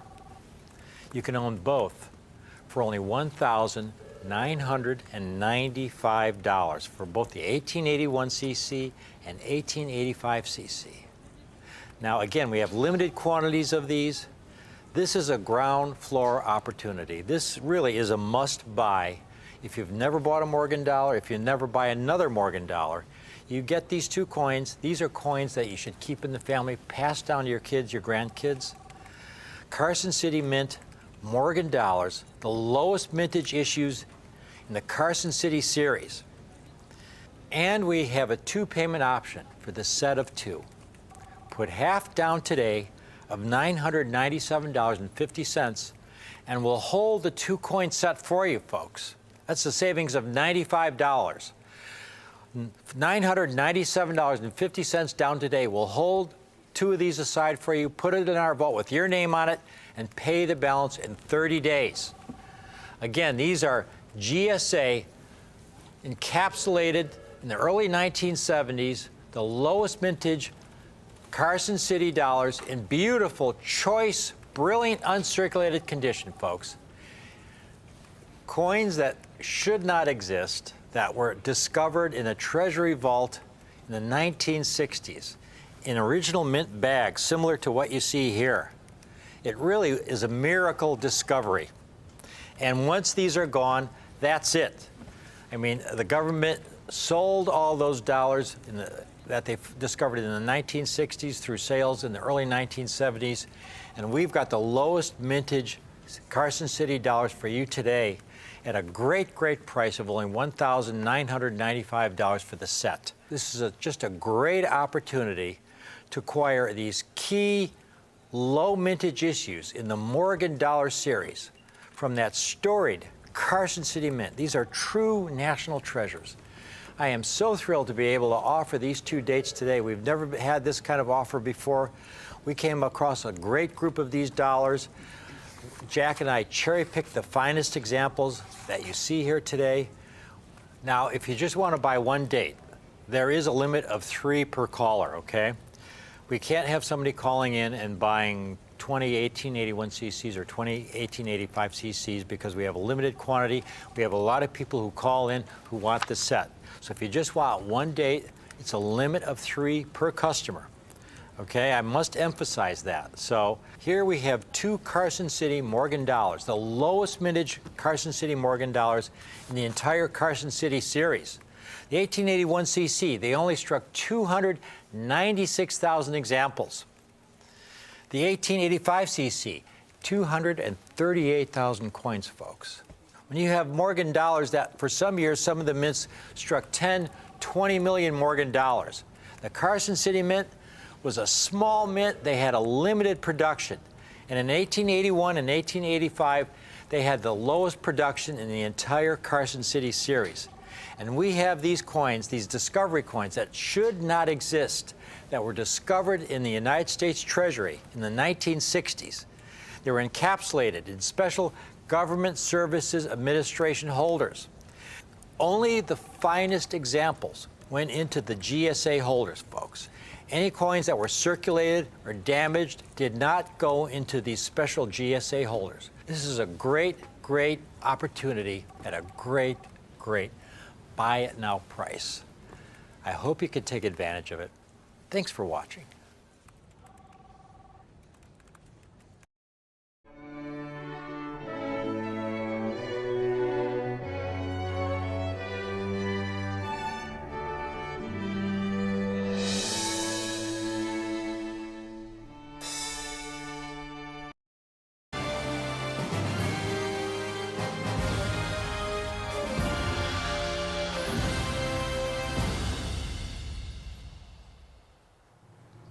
Hello, ladies and gentlemen. We are the Coin Guys. Jack and Rick here. I'm Rick. Here. I'm Jack. Folks, Jack and I get together when we have something really, truly outstanding, phenomenal, irreplaceable. Today is a red letter day. This is historic. Yeah. Never before in the history of Coin TV. What we have today, Civil War era rare United States gold coins. Right. Extra fine condition, meaning these coins were maybe in circulation for 6 months or a year. Short period of time. Pulled out of circulation and stored for the past 150 plus years. They are so rare in this condition, graded by PCGS. Right. And most importantly, folks, these coins, again, Civil War era. This is the first year of the Civil War, 1861. The Civil War, our population, I was researching it, 31 million people. in this country in that year. Approximately 1 million people, both soldiers and citizens, died during the Civil War. Wow. And then you think of hundreds of thousands of people who lost their limbs, the economic devastation that across our country. It was a brutal time. You know, it was brutal, and we came through it a stronger nation because of it. Very few people were able to put away any kind of coins. Right. To have these survivors, Jack. I mean, you worked at Stack's Auction House, Right. the oldest auction house in the country, for many years. Did you ever see anything like this in all your years at Stack's? No, nothing like this. Nothing like this. If I saw a hoard, it was maybe some circulated Morgan dollars. If it was gold, it was, you know, the most common date, St. Gaudens, and it was never this many coins either. You know. Right, from this early vintage. From this early vintage of gold, nothing even remotely close. And most interestingly, because it's Civil War era, they are what we refer to as the Type 1 $5 gold piece. Right. After the Civil War, folks, Congress voted to add the motto, "In God We Trust," be on all our coins. Right. They started in 1864 with the 2-cent piece, and then by 1866 it was on all of our coins. But these are clearly well before that. Yeah, in 1866, all the $5 gold pieces became the Type 2 variety with "In God We Trust." These are the earlier version without that "In God We Trust" motto. They are so rare like this, folks. These coins should not exist, Jack, No, they but shouldn't. for the great European gold hoard. Right. Once these coins are sold, and we have only a couple hundred in this condition, that'll be it. Right. Just to give our viewers an idea of how rare these coins are, let's show them. First of all, we talked about the Type 1 and the Type 2, about the rarity of these coins. You know, any $5 gold piece is very elusive, surviving in gradable condition.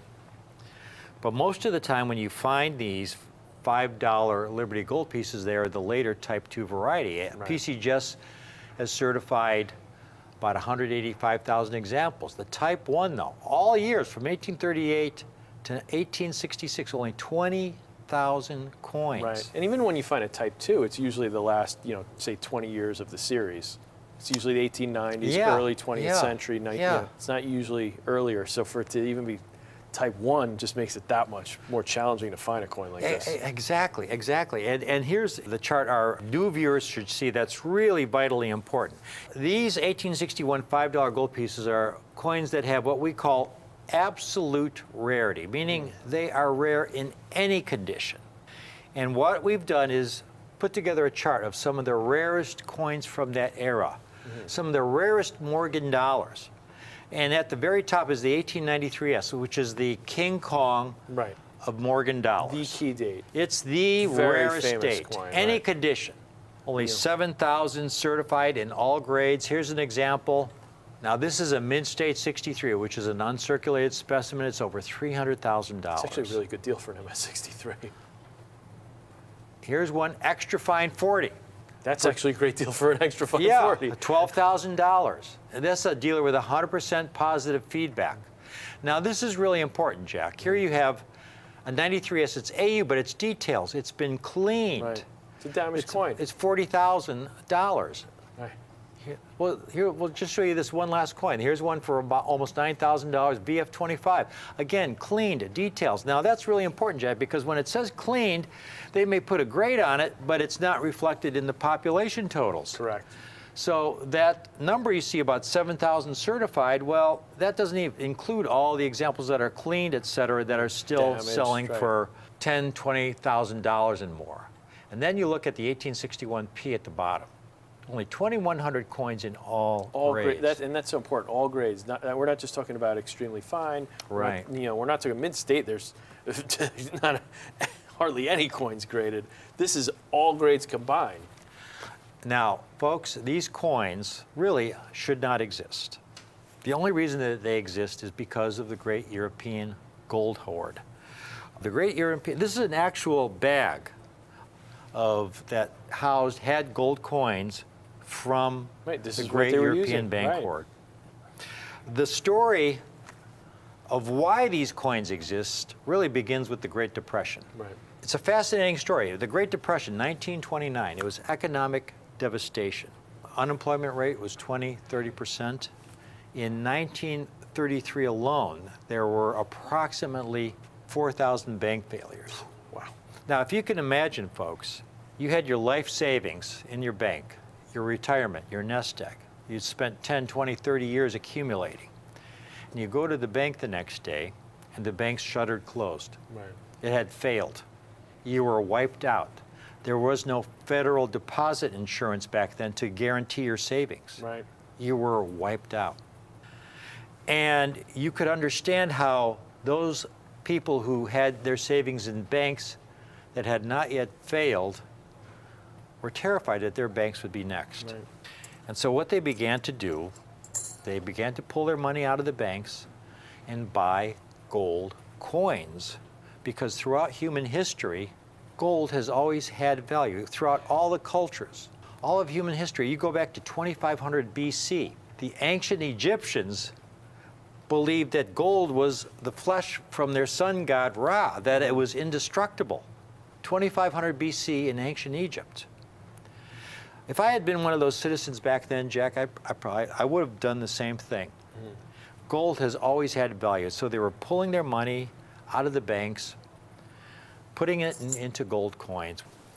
Now, this created additional stress on the banking system, obviously. Mm-hmm. So then President Franklin Roosevelt had to somehow put a stop on that. So he passed Executive Order 6102, which made the ownership of over $100 worth of gold or gold coins or gold certificates illegal. Now, back then, gold was worth about $20 an ounce. You know, $20 an ounce. Right. So 5 double eagles represented $100. If you were caught with over $100 worth of gold, and they had the Secret Service arresting people, if you were caught with over $100 worth of gold, you faced a $10,000 fine, 10 years imprisonment, or both. Right. Yeah. And what did the government do with all that gold, all those gold coins turned into the treasury? Check this out, folks. Yeah. They proceeded to melt those gold coins back into gold bars. The $5 gold piece, fully 1/3 of all the $5 gold pieces ever struck were melted back down into gold bars. Right. Now, there was a third option. You had all these people in a predicament. Okay, I could keep my money in the bank and risk the bank failing and I'm cleaned out, or I'm destroyed financially. I could buy gold coins and risk getting arrested. But there's nothing in this executive order that says I can't own gold in another country. Right. And so before that deadline, a lot of citizens and some institutions as well, they were buying gold coins, and having them shipped to banks in Europe. Right. And they've been in those banks since 1933, sitting in bags in a vault, not moving, stationary. Right. You know, it would be one thing if you had a bag from 1933 and it went from one owner to the next. Each time it gets shipped and moves to the next owner, it gets jostled around and the coins get abraded. Mm-hmm. These were sitting in a bank since 1933, about 90 years. Yeah. Now, most of the time when we get coins from the great European gold hoard, they're of later vintage, from the 1900s. Correct. This is the first time, Jack, we've had gold from the Civil War era. Right. This truly is historic, Jack. Folks, what Jack and I like to say, timing is everything. This is the perfect time to buy one of the greatest opportunities in numismatics that you'll ever see. There was an article that came out, it was about just over a year ago. Is it time for a new perspective on generic gold? And what they're talking about, Jack, is something we've been talking about on our show for the last several years. Mm-hmm. The key sentence in this article, to quote, "There has not been a time in recent memory when pre-1933 gold coins were obtainable for so little over spot." And what the author means by that, I'll give you an example from my own personal history. It was over 20 years ago. I had a common date double eagle when gold was about $350 to $400 an ounce. It was a mint state 63, but it was a common date. And I sold it for about $3,500, which was about 10 times the gold value. Right. That was the premium something like that was going for. But that was a common date. That's what they mean by a generic gold, the most common gold.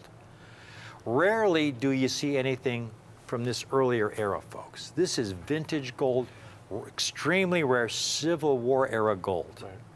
Now, gold today is around $1,700, $1,800 an ounce. These Liberty Half Eagles have just about a quarter ounce of gold. Right.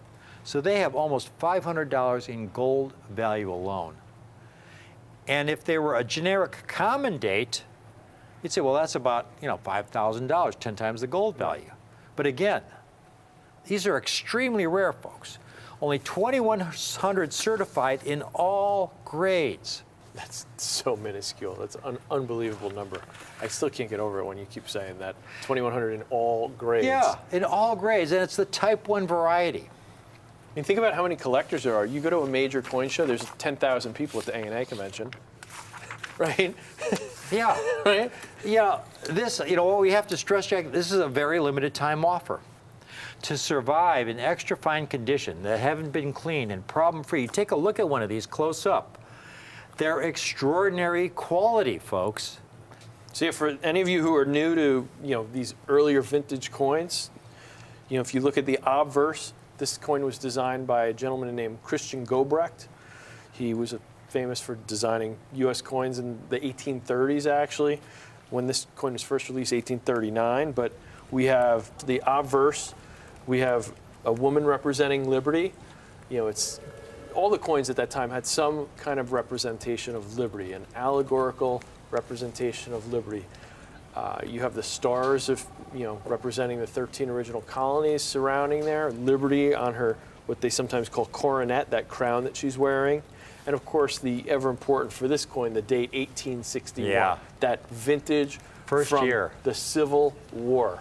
If we turn it over to the reverse, we have this great heraldic eagle with its outstretched wings, that shield protecting its chest. And then the shield representing how America, we're going to protect ourselves. Yeah, the arrows. Right? In the talons, you have arrows in one talon and an olive branch in the other, basically saying, look, we're peaceful. We want to be a peaceful nation, but we're not going to back down either. We've got these arrows here, and we're going to sling them if need be. We will protect ourselves and defend ourselves.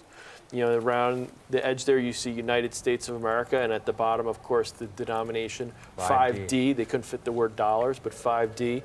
And of course, the one thing that we don't see here is that motto, "In God We Trust," which wouldn't be added for another 5 years later. So this is that Type 1 earlier, no motto variety, much rarer than the later Type 2 with motto variety. That's so key, because when you find these $5 half eagles, they're almost always the Type 2 variety. Right. Exactly. Almost. And Civil War era, Jack. Yeah. The best part of all is that, again, when we get something like this, the key to our success is that when we get something like this, we don't charge what the market will bear. Right. This would be a great coin at $29.95. Right. It would be an even better coin at $24.95. Right. But it's based completely on our cost. Right. $29.95 or even $19.95 wouldn't be the best opportunity for you, and that's what this is all about. It would be so much easier for us, Jack, to fill this stand with 1893S Morgan dollars. Right. A lot of them have been cleaned, damaged, scratched, and they'd be $8,000, $10,000 a coin. It would be easy to do. But to get 1861 coins that are problem-free, not clean, not damaged, every one a gradable piece that doesn't say cleaned or damaged, a gradable extra fine, meaning it was in circulation for perhaps a year and pulled out in this condition. Folks, call in now. We're talking about a coin that has almost $500 value in gold alone. Right. 1861. This is a limited time offer. We have fewer than 200 examples, which, again, when you look at the total surviving population, only 2,100 Yeah, we have certified. about 10% of all the coins that exist in the world. That's why we say this is a once-in-a-lifetime limited time offer, folks. We have these coins today. Call in now. $995 a coin. Wow. $995 a coin. There is a limit of 5 coins per caller. We have to make that limit because quite often, Jack, we'll get somebody who'll call in and they will order 80 or 90 coins. Right, We've they had wanna buy that the whole happen deal, before. right. And then we have a lot of other people who then want to call in and get one. And they don't have that opportunity. The coins are gone. Right. So call in now. There is a limit of 5 coins per caller. But if you call in and order those 5, you'll get them at only $995 a coin. Right. And, you know, another thing we didn't even talk about, adding to the rarity of these, that Bancord, we're sending these, you know, when these people were sending these coins to Europe to avoid that confiscation, you know, when you're trying to transfer a large amount of wealth, like today, say if you wanted to move all your money to some other place, are you going to take $1 bills or $100 bills? When people were transferring these gold coins to Europe, you know, the vast majority was the double eagle, the largest possible coin at the time. There are very few of these. Most of these $5 coins did not end up in the Bancord. These were not the coins that were being transferred. Exactly. So As it makes these coins even harder to find. This is the first time we've been able to offer Civil War era gold. Right. And the only reason they've survived in this condition, they've been sitting in that vault since the early 1930s. Right. In some corner of a vault, you know, they haven't been moved around, jumbled around, and that's the only reason they survive today and that we're able to offer them today. You know, it wasn't too long ago, a gentleman found a $5 gold piece. He said he found it, I believe, in a garage sale. An early Type 1 $5 gold piece. And here's a picture of that coin. It was an 1854 $5 gold piece struck at the San Francisco Mint. First year of the San Francisco Same Mint. denomination as the coin you see here. He took it to a coin dealer who told him it was probably counterfeit. Right. He took it to another coin dealer who told him the same thing, so he sent it to NGC, one of the major grading services, who graded the coin, and it was graded XF45. It's Same the grade same we have grade here. as the coin we have here. He took that coin, very rare, 1854S. He put it in auction. A dealer bought it, a dealer in auction for $2.1 million. Now, that's one of the rarest dates in this series, but they're all really rare. And as you can see, this 1861P is extremely rare, and it is such a ground floor opportunity at only $995 for one of these truly, truly historic national It's a national treasure. treasures. Yeah, that's the best way to put it. Really It's a is. national, these coins are truly a national treasure, a Civil War era gold, a survivor, the first year of the Civil War, in extra fine 45 condition. We are so thrilled, Jack and I, to be able to offer them for only $995 Right. while we have them, folks. Right. This is one of those times, Jack, when, you know, we have this limited quantity, we get such a great response, and we'll get people who then call in a week later to order one, and they're gone. Right. And we have to tell them, you know, we're sorry, they're gone. We can't replace them at that price. Right. If we had to go out and try and get the client one of those coins, we'd have to pay a lot more Plus, and this charge is a coin more. that's so rare. At any price, we might not find Yeah. it. We might Yeah. offer twice as much money as we're selling it for and still not find a coin. Exactly, exactly. So this is truly, you know, I hope if you've never bought any kind of United States rare coin before, I can't think of a better place to start. Right. You've got it all here, a $5 gold piece, half eagle. So up until 1850, though, the half eagle was the second largest gold coin struck for commerce. But, you know, $5 gold piece, Jack, you were researching this. Yeah. You could rent a nice home back then. They said in the major Northeast cities, a month's rent was about $4.50. Yeah, So this yeah. was more than a month's rent. Yeah. And they said it was even less in the countryside. That was in the Northeast cities. Right. New York, Yeah. Philly, Baltimore. $4.50 rents you Yeah. a 4-bedroom, I think it said. That's a nice house. Yeah. It's a very nice So that's house. what this was. And one other thing that just stuck out to me, you said you used the word survivor. Yeah. These coins are survivors. And when we look at those amount of these coins melted, the $5 Liberty Head, you pointed out, about a third of these were melted during, from that Executive Order 6102. But that's only the official amount that were melted at that time period. Don't forget that even in current money, our paper money lasts about 18 months in circulation. Our coins, which are clad, which are a lot harder and take a lot more wear and tear than these gold coins, they last about 30 years. When the coins get so worn, the government actually takes them back to the Treasury, melts them down to make new coins. So that 33% of these coins doesn't even account for coins that were already melted under other circumstances. So that number is actually even lower than the amount that survives. And that's why, folks, if we could show our viewers, if they've just tuned in this chart one last time, because this is so important. I'm glad you brought that up again, Jack. That's why PCGS has only graded 2,115 examples. It's such a minute amount. Now, for our new people who have never bought a rare coin before, these holders are graded by a company called PCGS. That stands for Professional Coin Grading Service. And the other major service is NGC, Numismatic Guarantee Corporation. Those are the two most highly respected independent grading services in the country. When you have a coin graded by either one of those services, that's your guarantee that the coin is exactly what they say it is on the holder. Those are the only grading services we use. In fact, NGC, the other grading service, is the grading service that the Smithsonian uses to house their collection. So these are the most important grading services. It's your guarantee, folks, that the coin described on the label on that holder is what you're getting in the holder. Exactly. That $5 gold piece in extra fine 45 condition. Right, and for those of you who are new to collecting, what that means is when we grade coins, we use a 70-point scale. It's called the Sheldon grading scale, named after a gentleman, Dr. William Sheldon. He was a large cent collector. I think it was back in the 1940s maybe that he came up with the scale originally. When we started in modern times, beginning in the 1980s, third-party grading, encapsulating these coins like this, they adopted this 70-point scale.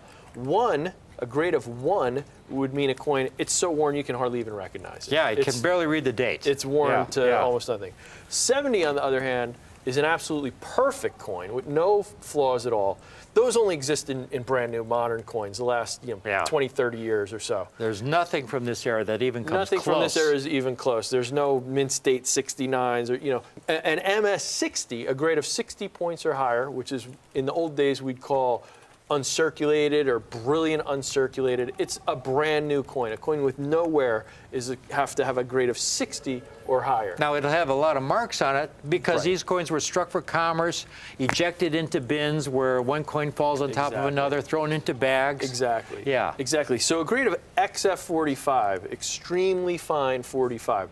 The minimum to be called extremely fine, which is abbreviated here to XF, is a 40. So these are a step above that level.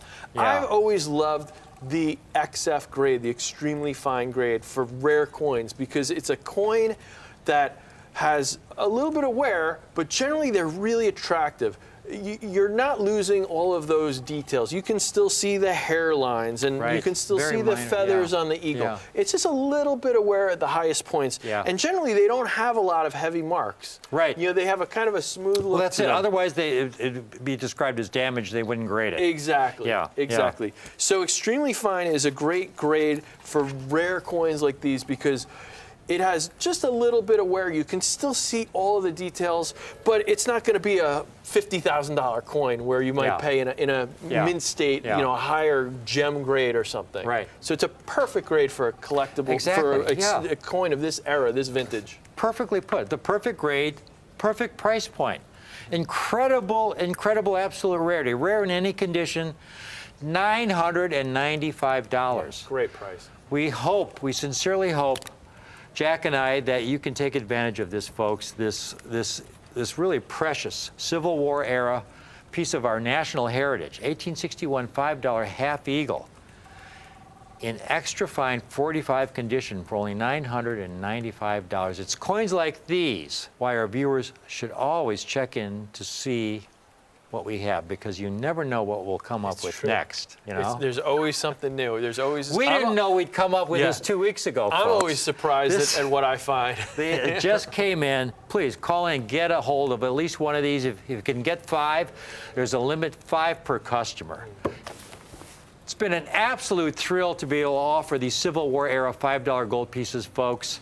We're the Coin Guys. I'm Rick. I'm Jack. Thank you for watching.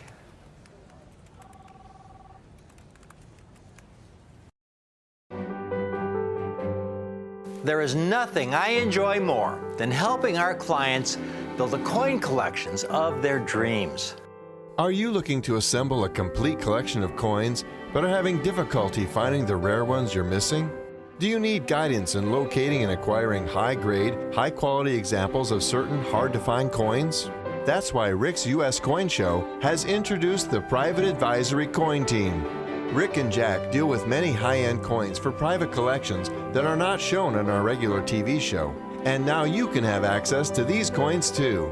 With the collective wisdom of our team and the breadth of our relationships at Rick's U.S. Coin Show, we have access to the most prestigious private collections, coin shows, and dealer inventories across the country, all to help you build a numismatic coin collection of your dreams.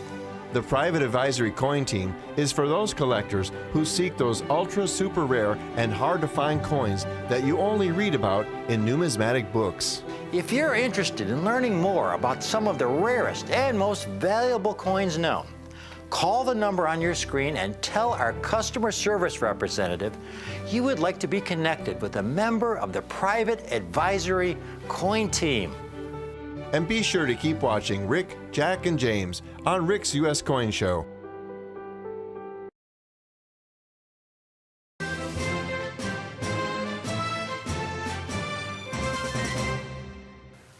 Jack and Rick here, the Coin Guys.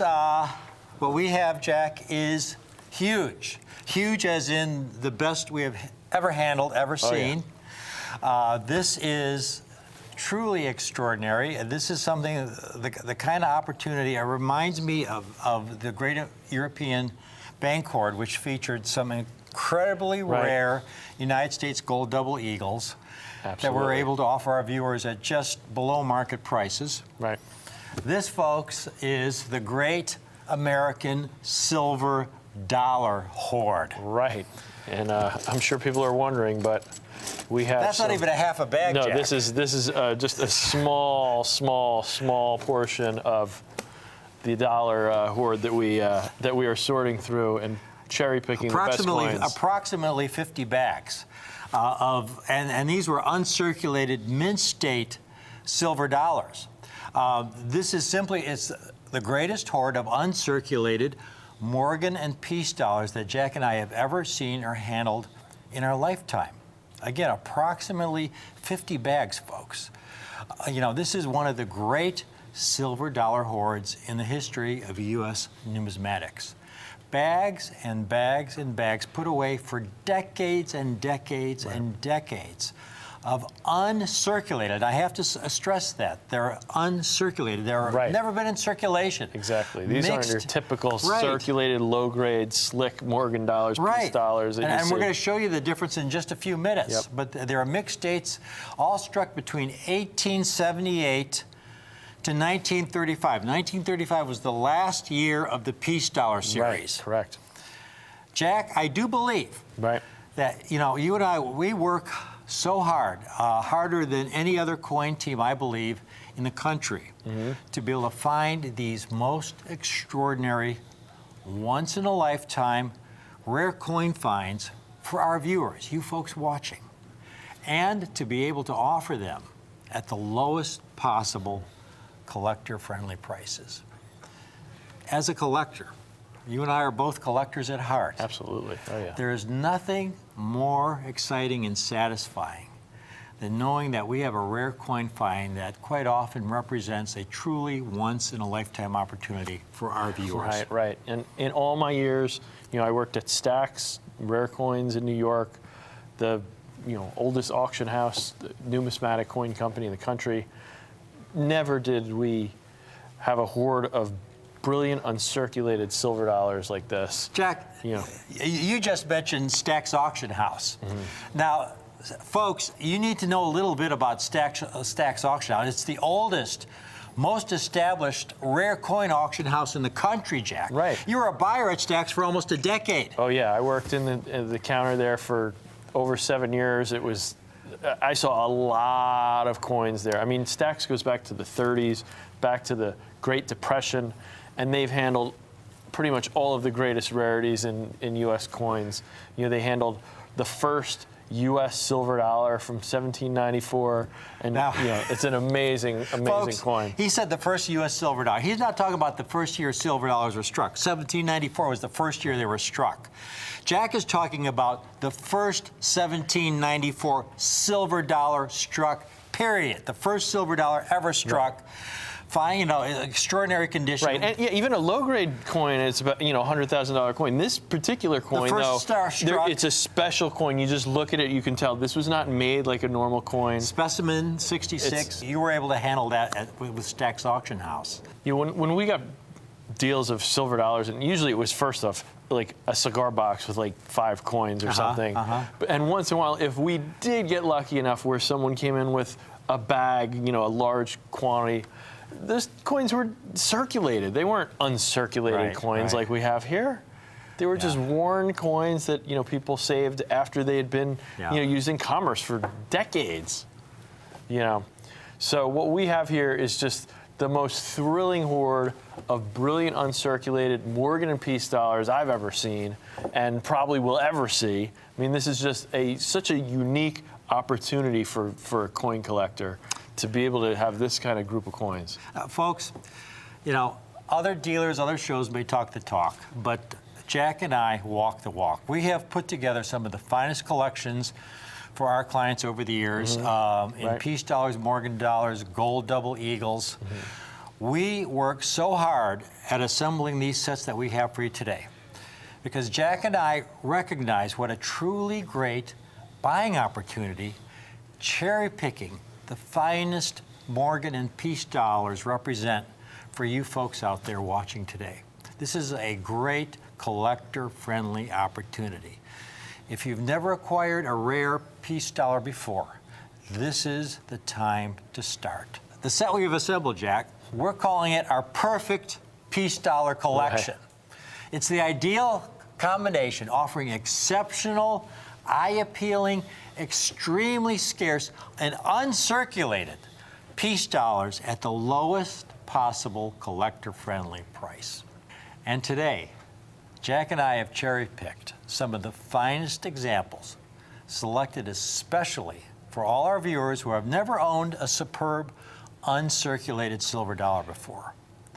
This is that moment in time to start collecting these coins, because not only have we selected some great high-quality examples of some great dates, but we have them again at a great collector-friendly price. Right. Please take a look at the first coin we are offering that Jack and I have selected for you folks in this collection. The coin we have here is the 1923 Philadelphia P Mint. And you can see these are just beautiful coins. Stunning. Boy, look. Look at that luster. We're going to have a close-up on this. This is a brilliant uncirculated, folks, and that is so important because Morgan and Peace dollars are all about condition rarity. Look at this coin. It looks like it was just struck. That's stunning. Yeah, you have to understand, folks, these coins were struck. They were dumped into bins. One coin would fall on top of another. They all have a lot of bag marks, almost all of them anyway. From the bin, they go through coin counting machines, and then they're dumped into bags. They were thrown on the trains across the country. Right. To survive an uncirculated condition is so unique. No, it's a minor miracle. And usually they're very heavily bag marked. Right. Here's some Peace dollars, Jack. I went into a local coin shop that I bought, and most people probably have Peace dollars or Morgan dollars in their home. But like you say, they're almost always circulated. For example, this is happens to be a rare date. In uncirculated condition, this coin is worth thousands and thousands of dollars. 1934 struck at San Francisco. But this particular coin is far from uncirculated. Yes, this it's is like very heavily circulated. And this is how most of your piece very dollars. fine or so, maybe. Yeah. Here's another example. 1926. Now, Jack, though, even if they're uncirculated, they're, again, usually heavily bag marked. Right. Here's, folks, I have your typical uncirculated 1923P. Now, before the show, I cracked this holder around the edges. You can see it's all broken around the edges, so I'll be able to remove the top. You have to use a hammer. These NGC is pretty, these holders are not easy to open. You have to whack it really hard. You have to damage them pretty seriously. To get it. These are airtight holders. By the way, these holders that you see by NGC, they're state-of-the-art holders. These are the holders that the Smithsonian uses for their collection. So anyhow, you can see at the top there, it's graded at mint state. It's a mint state 60. But it's a low, it's a mint state 60. I'm going to take the top now that I broke apart so I could remove it. We could zoom in and you could see the typical bag-marked, uncirculated peace dollar. And you could see all the marks over the surface of the coin and the face, just a myriad marks all over the surface, just through the process of minting the coin. Right. They're struck, dumped into bins, go through coin counting machines, sorted, thrown into counted. bags. Exactly. Oh, yeah, and so even though it's never been in circulation, it has a lot of marks on it. And those mint bags are heavy. I mean, you have to imagine this coin is in a bag of 1,000 coins. Very heavy. It's about 55, 60 pounds of coins. And when they're moving these on trains into banks and stuff, these guys are not tenderly putting them. They're tossing them and dropping them, and they're just banging against each other. Now, we're talking about condition rarity. Right. There are two kinds of rarity when we're talking about rare coins, folks. First of all, there's coins with absolute rarity. Right. One of the most famous coins, 1913 Liberty nickel. Right, very famous. They only struck 5 in proof. Right. So even if you own the lowest grade example of the 5, it's worth millions of dollars. Millions of dollars. Oh, yes. Even though it's the lowest grade, because it's rare in any condition. Morgan dollars and peace dollars were struck in the hundreds of millions. Most of them that are circulated, like these coins here, I was able to pick them up at the coin shop for $35, $40. But to get them in uncirculated condition, this is where they become really rare. Here's a chart showing the total number of peace dollars struck through the entire series. Peace dollars were struck from 1921 to 1935, over 24 different dates and mint marks. Over the entire series, they struck about 190 million coins. But of those, only 1.3 million have been certified in uncirculated mint state condition. That's less than 1%. Right. That is what's called condition rarity. Less than 1%, folks. That's why when you look at the values of uncirculated peace dollars over the last many years, here's a chart that compares the price of bullion to the price of uncirculated peace dollars. Now, Jack and I have never promoted bullion on our show. I mean, I remember a lot of shows would talk about bullion. I remember back in 2012 when silver bullion was around $32 an ounce. They were telling their clients to back up the truck because all these experts were predicting silver would be worth $100, $200 an ounce by the end of the year, or by the year after. I mean, these experts, to me, they were like the proverbial broken clock. They were, they were right twice a day. You never heard about all their lousy predictions, like the fact that silver's around $25 an ounce. So all those people that backed the truck up, they're really in the hole. On the other hand, we have talked about uncirculated Morgan dollars and peace dollars. Right. Back in 2012, a complete uncirculated set of peace dollars, and just lowest grade mint state 60 was around $4,000. And here we are, while silver has gone down in value, the price of an uncirculated mint state 60 peace dollar set has increased in value dramatically because of the condition rarity. Right. They're not minting or mining new uncirculated peace dollars. They were last struck in 1935. What there was, what they struck is all there is. So when we came across this hoard that had been put away for decades and decades and decades, And today, we get to pass our good fortune on to you. The first coin we have in this set, the 1923p. Take a look at these 23p's we have for you today, folks. We've got these 23p's. You take a look at these. If you want one example, call in now. We've got 6 different peace dollar dates in total in this set, but we're starting with the 23p because this is the most common date in the set. It's the most common peace dollar, but in an uncirculated condition, it's a scarce coin.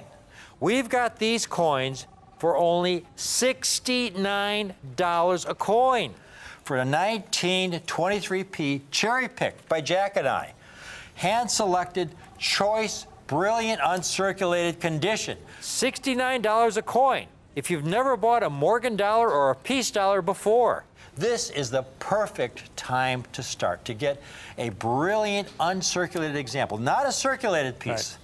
Right. Again, I've seen shows where they show silver dollars and they're circulated. Most peace dollars are circulated. I mean, these are coins that are virtually 100 years old now, and they look like they're brand new. Exactly. And they're not. They're almost 100 years old. And it's only $69. Now, here's where it gets even better. I've put together this chart where I'm listing all the Morgans and peace dollars in uncirculated condition in order of their condition rarity, from the most common dates to the rarest dates. And this first page here are the most common dates. And there you see the 23p at the top. The next coin you're going to get is a 22p, considerably more elusive than the 1923p. We pulled a couple comps for the 1922p here, Jack. There's an MS61, kind of some toning that doesn't look so attractive. MS61 for $500. There's an MS63 for $632. That's the one that sold in auction. That's sold in auction for $632. There's one in MS62. Again, that looks like, it doesn't look very attractive to me for over $1,800, okay? Take a look at the 22Ps we have here, folks. The 23P is $69. If you want to add a 1922P to your collection, you get the 2 coins, folks, for $119.95. In other words, the 22P is an additional $51. The pair for only $119.95. If your coin budget is only $150 a month, this is the perfect place to start. A beautiful, brilliant, uncirculated 1923p, and then the next coin, the 1922p. And now, Jack, this is where it gets even better, because you look on that page. Right. The third coin we have is the 1925p, and it's considerably rare. Much rarer. About 6 times rarer than the 1923p. Only around 55,000 examples certified in uncirculated mint state condition. Extremely elusive. You take a look at the 25p we have that we are including in this set. Again, we bought this incredible silver dollar hoard of mixed dates. And when we get good fortune that comes our way, there's nothing we enjoy more than passing that opportunity on to you. So it's not 6 times as much money. It's not 6 times. Exactly. It's not 6 should times. be. It's not 3 times. It's not double as the price. In fact, folks, you get all 3 coins for only $179.95. Less than $60 for all 3 coins. $60 each. $179.95 for the 3 coin set. It really doesn't get any better than that. $179.95 for a beautiful, brilliant, uncirculated 1923p, a 22p that's even more elusive than the 23, and then a 25p that's about 6 times rarer than the 23p. I'm getting you should talk for a while. It's so exciting. I understand. Here. It's exciting when we get coins that are this beautiful and we can offer them at these kind of prices. It does get a little. It can be a little overwhelming. Now, I mean, we already have people calling in. Again, there's 6 coins total that we're offering today, folks. We have people calling in. We've Jack We have some open lines, but I understand we've already had some people ordering the complete 6-coin set. They haven't even seen the other 3 coins yet. Well, let's go to the second page here. Because they get rarer and rarer. This is where Jack and I really knock it out of the park, because now we're getting into some really, really rare coins. Second page, we're calling these the scarce dates. You can see there are no peach dollars on this page. There's some Morgan, they're all Morgan dollars. You have dates like the 81cc and the 85cc on that page. Those are $1,000 in uncirculated mint-state condition. Famous coins, 78cc. Those are some famous rare coins. But the coins next coin we have, Jack, is even rarer than the coins that are on this page. That's exciting. The next page we have a couple peach dollars on there, 21p. That's really rare. Here's a couple 21Ps I have here, Jack. Now, we're not offering the 21P, but you see it's highlighted in black there. But a 21P, here's one MS60 details, and this is a PNG deal. MS60 is a $550 coin. Again, uncirculated MS60, but again, clean, right, details. Damaged coin. It's damaged. It's pretty much like a circulated coin once you clean it, folks. Right. None of the coins we offer are cleaned or damaged. They're brilliant uncirculated specimens that Jack and I have gone through with a fine-tooth comb and cherry-picked out of these bags. And this coin by itself is $550. Here's another example. Same thing, details, meaning it's been cleaned. Right. A PNG dealer, Professional Numismatist Guild. Right. That's a tongue twister. I'm a PNG member. Again, it's a $500 coin. The coin we have is even rarer than the 21p. It's on the next page. Take a look at this. This is extraordinary, Jack. This is where we were so fortunate, folks, to get a handful of these rarer dates in some of these bags. Because the next coin we have is a 22D. 22D. As you see there with those pops, much scarcer only than 7,500 coins certified. There are coins on this page, folks, in mint-state condition that are $1,000, $2,000 or more. Yeah, easily.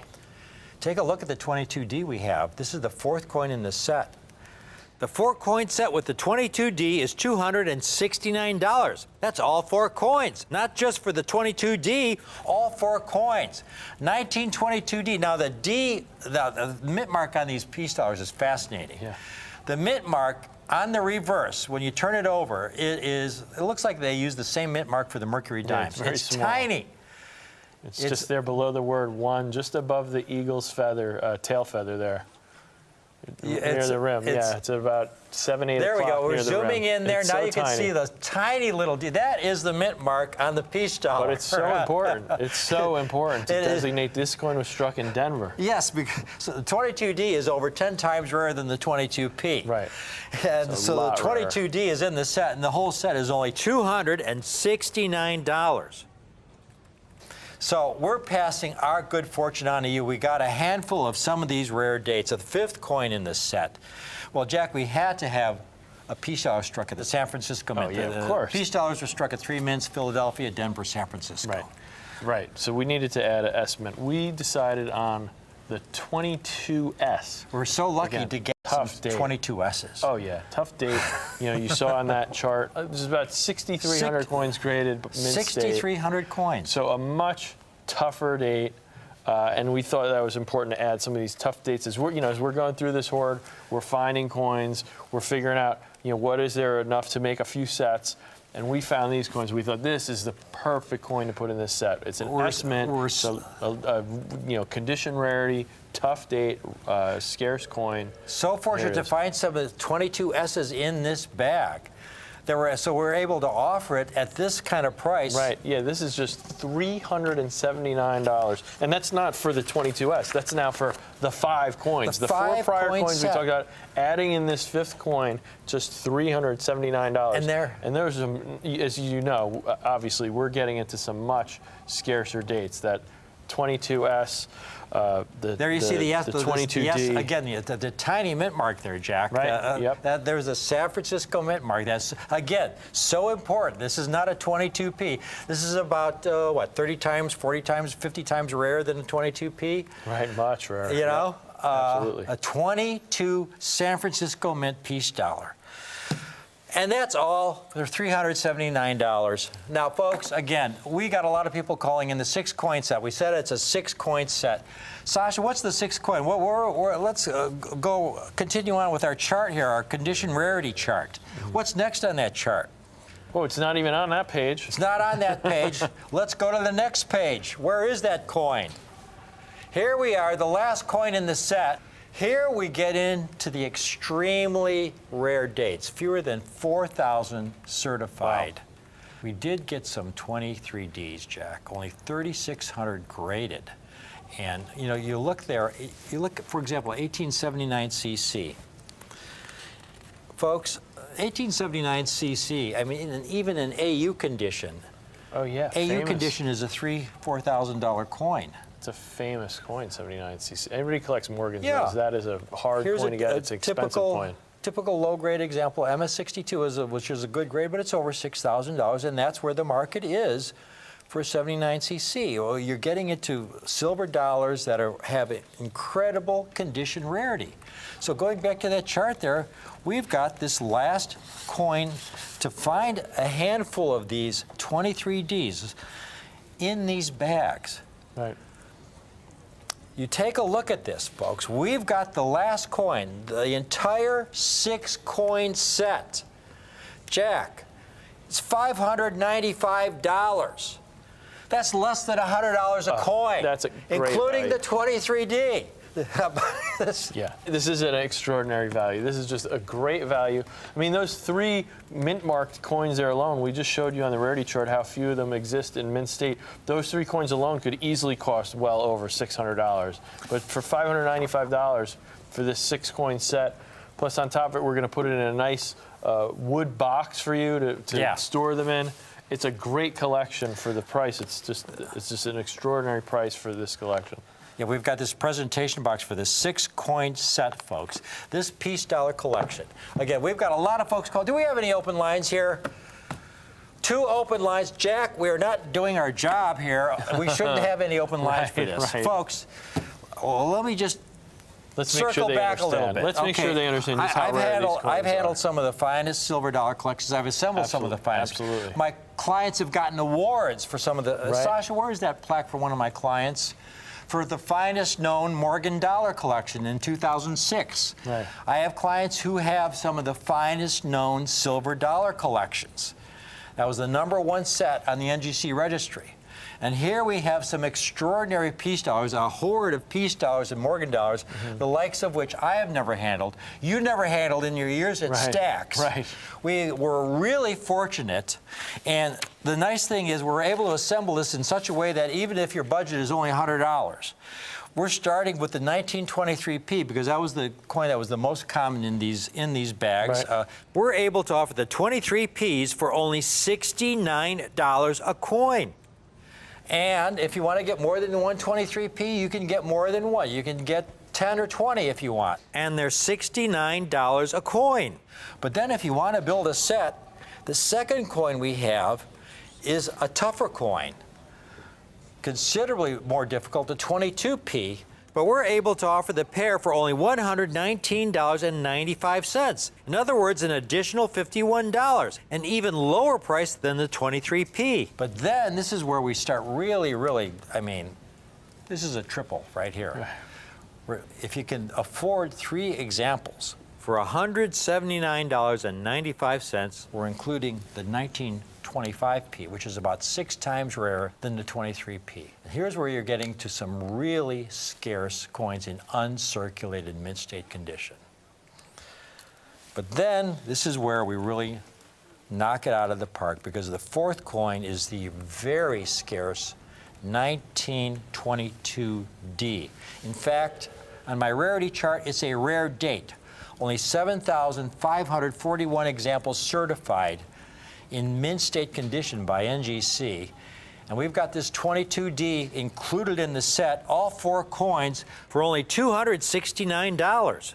Now, I understand we've got a lot of people buying the entire 6-coin set. The entire 6-coin set's $595, but this 4-coin set for only $269 is a tremendous value. If that's your coin budget, that's a great place to start. Right. You can't do any better than that.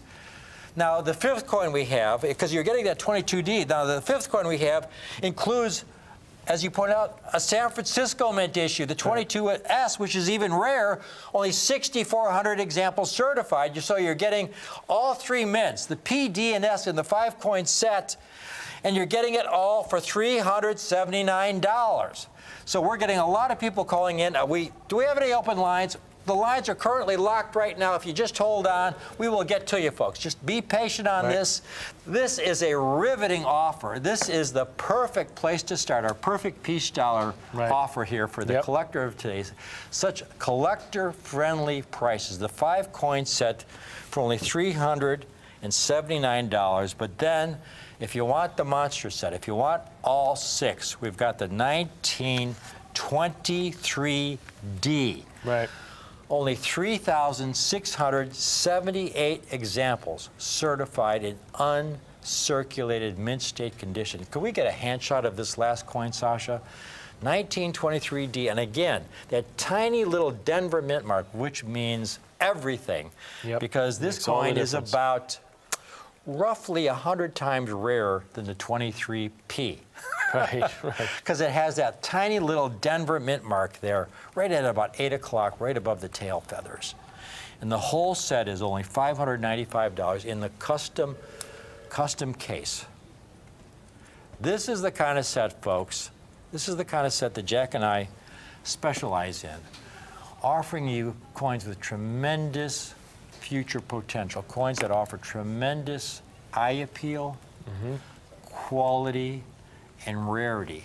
And you're getting this entire 6-coin set for only $595, less than $100 a coin. Yeah, I could easily see a few of these coins individually selling for that much money. I mean, we talked about, again, some of the rarest Morgan dollars, like the 1893S. In just mint state 60, AU examples are $50,000, $70,000, $80,000. The lowest mint state examples are over $100,000. And here we've got some really tough peace dollars, the entire set for $595, with tremendous, tremendous condition rarity, tremendous eye appeal. Right. Yeah, they're beautiful coins, stunning. These are our selections from this great American silver dollar hoard, an extraordinary hoard of approximately 50 bags of mixed states Morgan and Peace dollars that Jack and I have cherry-picked, because again, these are really choicer examples from these bags. And we were so fortunate to get some rare dates in these bags that we've been able to include in these sets at such collector-friendly prices. Again, these are not your circulated peace dollars. No, these are not these worn out so coins. important. These are not these worn out coins. They're uncirculated. These are uncirculated coins. Like here, I'm just pulling coins out of the bag, and we cherry picked, but we almost didn't have to. We're very careful. These bags were well taken care of. Like, look, I just pulled this right out of this bag. I mean, these are the kind of coins that we're finding. These bags were put away for decades and decades and decades, folks. Remember, the last peace dollars were struck in 1935. Some of these coins were put away in the 1930s. Okay, this is a long, long, old collection passed down through generations from the family where they had these peace dollars. It's extraordinary. It's the great American silver dollar hoard that we have here on Rick's U.S. Coin Show. So, in closing, this is the finest group of silver dollars we've ever handled. It's extraordinary. I hope you can get at least one coin, that 23P, for $69 in brilliant uncirculated condition. If you can swing the entire set, folks, please do so. Oh, yeah. From the Coin Guys, I'm Rick. I'm Jack. Hey, thank you for watching. Great to be here. But please stay tuned. Please stay tuned, because you never know what we're going to come up with next.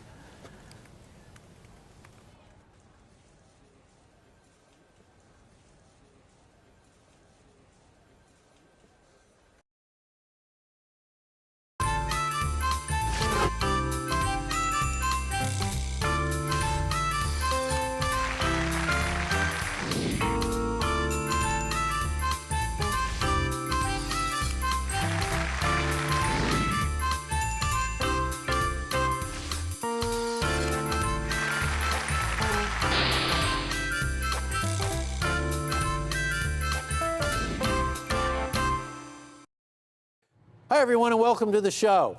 2018 has been a really unbelievable year if you like coins. If you're a coin collector, one of the greatest events, a release of coins, happened just recently. I'm here with the latest coin from the United States Mint in San Francisco to commemorate 50 years of proof striking at the San Francisco Mint.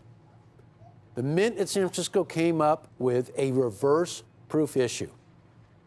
Now, this was a little bit different than all the other proof sets. You know, that's something that the U.S. Mint didn't even attempt to strike until 2006. So there haven't been many. And as far as a reverse proof set, never been done before.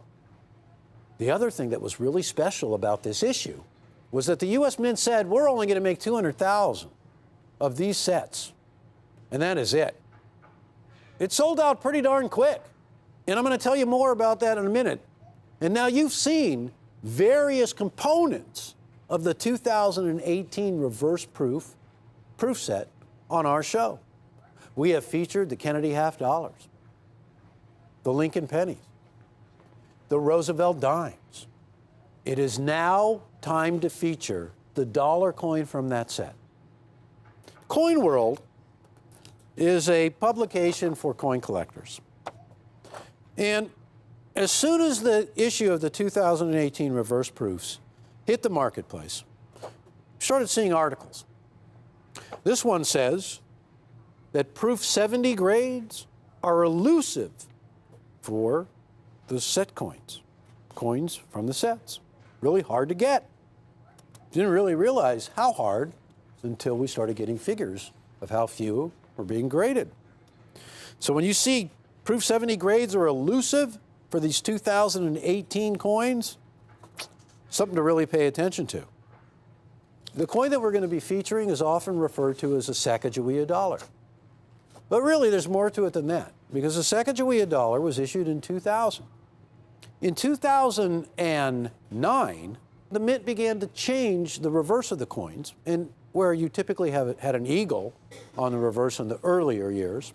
From 2009 on, it really became the Native American dollar, because each one has a reverse that celebrates or commemorates events precious to all Americans, including Native Americans. But for 2018, it's really special. Jim Thorpe, everybody's hero.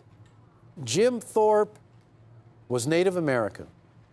He was the first Native American to ever win a gold medal at the Summer Olympics, and that was in 1912. He was called the greatest athlete in the world because he won not just the decathlon, but the pentathlon as well. So he won the event at the Olympics that features the 10 of the hardest track and field events and the 5 of the hardest track and field events. And he was dubbed by King Gustav of Sweden in 1912 in Stockholm, the greatest athlete in the world. And you know, that's a moniker that has stuck for the winner of the gold medal in the Summer Olympics for the decathlon and the pentathlon ever since.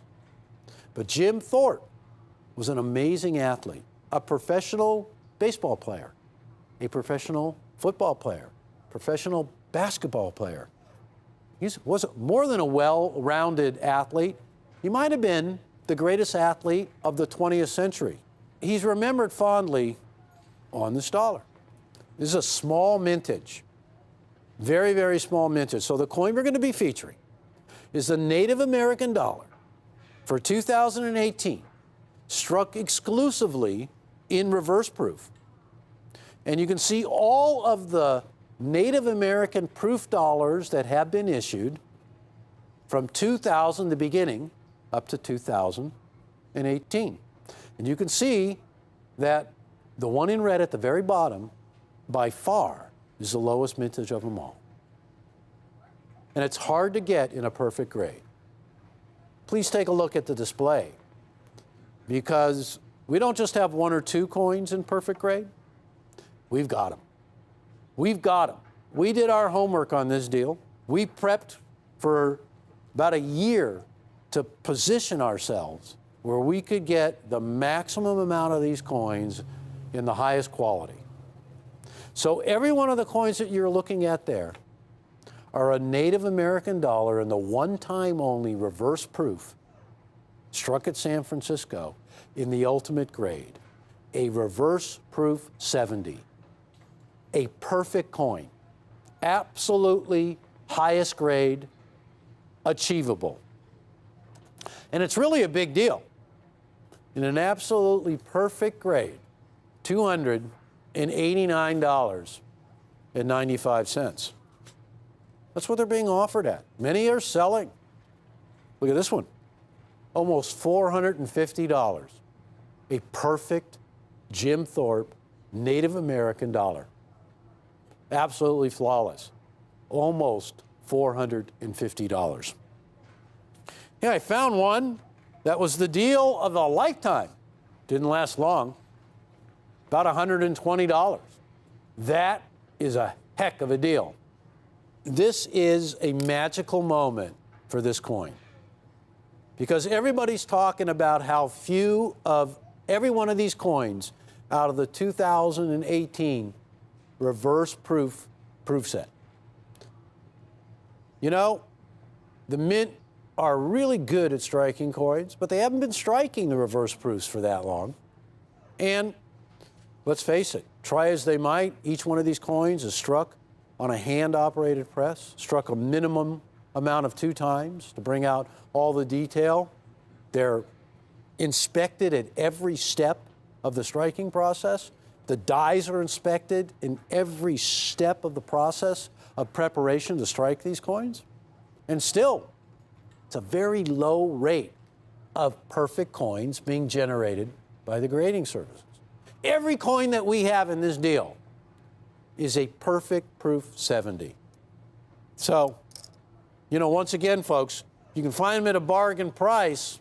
Scooping them up is a major, major part of the deal. Because look at this one right here is another, like I was saying, this one, $450.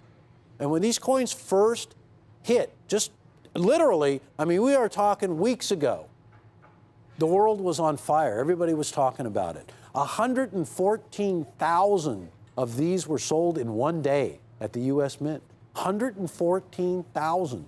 And all 200,000 were gobbled up. Not too much time after that. The Mint was even limiting 1 to a customer in the very beginning. 1 to a customer. I mean, there were so many people who wanted in on this deal. People were asking everywhere, why all of a sudden, when mintages of 500,000, 600,000 were considered really low, why only 200,000? How many collectors of coins like these who've been collecting from the very beginning are not going to get one? So when you see $450 for a perfect specimen, it was pretty incredible. You pay $449, then one comes along, it's about $290, and you're like, wow. And then all of a sudden, you turn our show on, and we have those coins graded in a proof 70. Are you ready? Folks, $450, $290, or even $120. Amazing. $99 for our coin puts everybody to shame. $99 for a coin that is the highest grade you can get. A coin that is not grading in abundance in these perfect grades. You can't count on it. $99. Look, $20, we're beating the lowest price I've ever seen. But they're not $99, folks. The next stop, $89 a coin. Now, at $89 a coin, the phones are ringing off the hook. $89, you couldn't buy them, buy enough to submit to get them graded in a perfect grade at the rate they're grading, like 20%, and get it encapsulated? You wouldn't even be able to come close to $300, $400 a coin. So $89, yeah, you bet people are going to be buying 2, 3, 4, and 5 of them. But they're not. They're not 99, they're not 89, not even $79. This coin is in perfect proof 70, reverse proof 70. This coin has the lowest mintage of any one of the Sacagawea or Native American dollars at 200,000. And again, It's not $79, $69.95. That's right. $69. Now, I don't mean to yell. I'm sorry. I have to get control.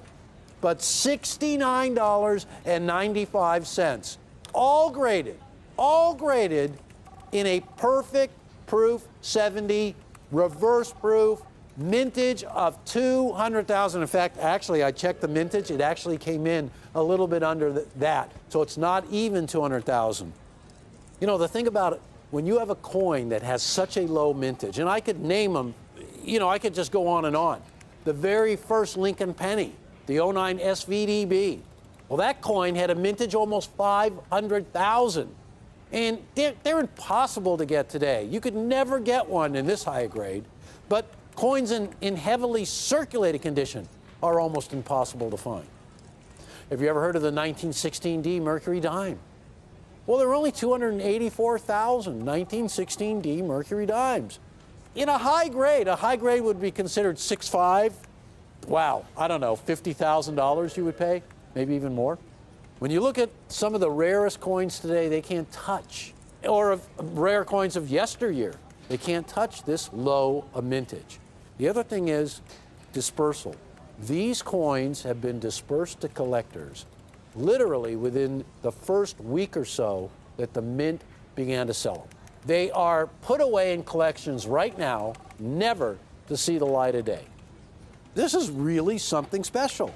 This is a unique Native American dollar with a really low mintage in the highest grade attainable at more than an inside price, $69.95. When you have an annual design change to a coin, the common image of Sacagawea that you see there, and she was, of course, the guide that led Lewis and Clark through the newly purchased Louisiana territories to find a way out west. That happened in 1803 at the bequest of Thomas Jefferson. She was the guide who helped Lewis and Clark communicate with all of the Native American tribes that they encountered because they had no idea what they would encounter. So she remains on the coins today, and as she did in the beginning. And you see the baby on her back is her baby Jean Baptiste. But when you look at the image of Jim Thorpe, that image will only be on this coin for 2018. Next year, we'll have a different Native American theme. It's an annual design change. So when you factor in the annual design change of these coins, it really increases and enhances the collectability because each year is different. Reminds me of the Panda coins, where every year a different design, and collectors have to have the next one. You can't just stop at one. So this is part of a series that is heavily collected, where even the lowest mintages of the coins are hundreds of thousands. So when you have such a restricted mintage of 200,000 maximum, it's really no wonder that the coins were gone in a heartbeat, that the coins are in collectors' hands, that people are willing to pay nearly $450 for one of these coins in the exact same grade that you're looking at right there, or nearly $300. Our price, because we like to wait until the dust settles. We knew this was going to be a winner, but we are positioned in the marketplace to be part of the continual pipeline to get these wonderful issues that come down from the U.S. Mint. The U.S. Mint is so in tune today to the collector by featuring and offering coins that have some of the craziest, lowest mintages the world has ever seen. And collectors are responding in a big way and scooping every one of these up and then some. And many, many, many folks buying these are not content to stop at just one. So when all the dust is settled and we can offer a coin that others are getting $450 or $300 or even $120, for less than 70 bucks for $69.95. Wow. You know what that says to me? And I'm not trying to be pushy. That says I better buy more than one. I'm not going to tell you how many more, but I better buy more than one, because this is a coin that I can put together right now, literally moments after their release, for less than $70 in the ultimate grade that you can get this coin in. The highest grade attainable, a proof 70, indicating it is a perfect coin. I love to get loud about coins, and I love to get excited about coins. And I've had several days of walking around this great complex that we have and being able to stop anybody I see in the hall and say, hey, look at this coin presentation. You're going to want one of these, and you work here. So, folks, while they last, $69.95 for the highest example of the rarest one of all. And I want to thank you so much for letting me come into your home, watching Rick's US Coin Show and Rare Collectibles TV. Thank you for watching.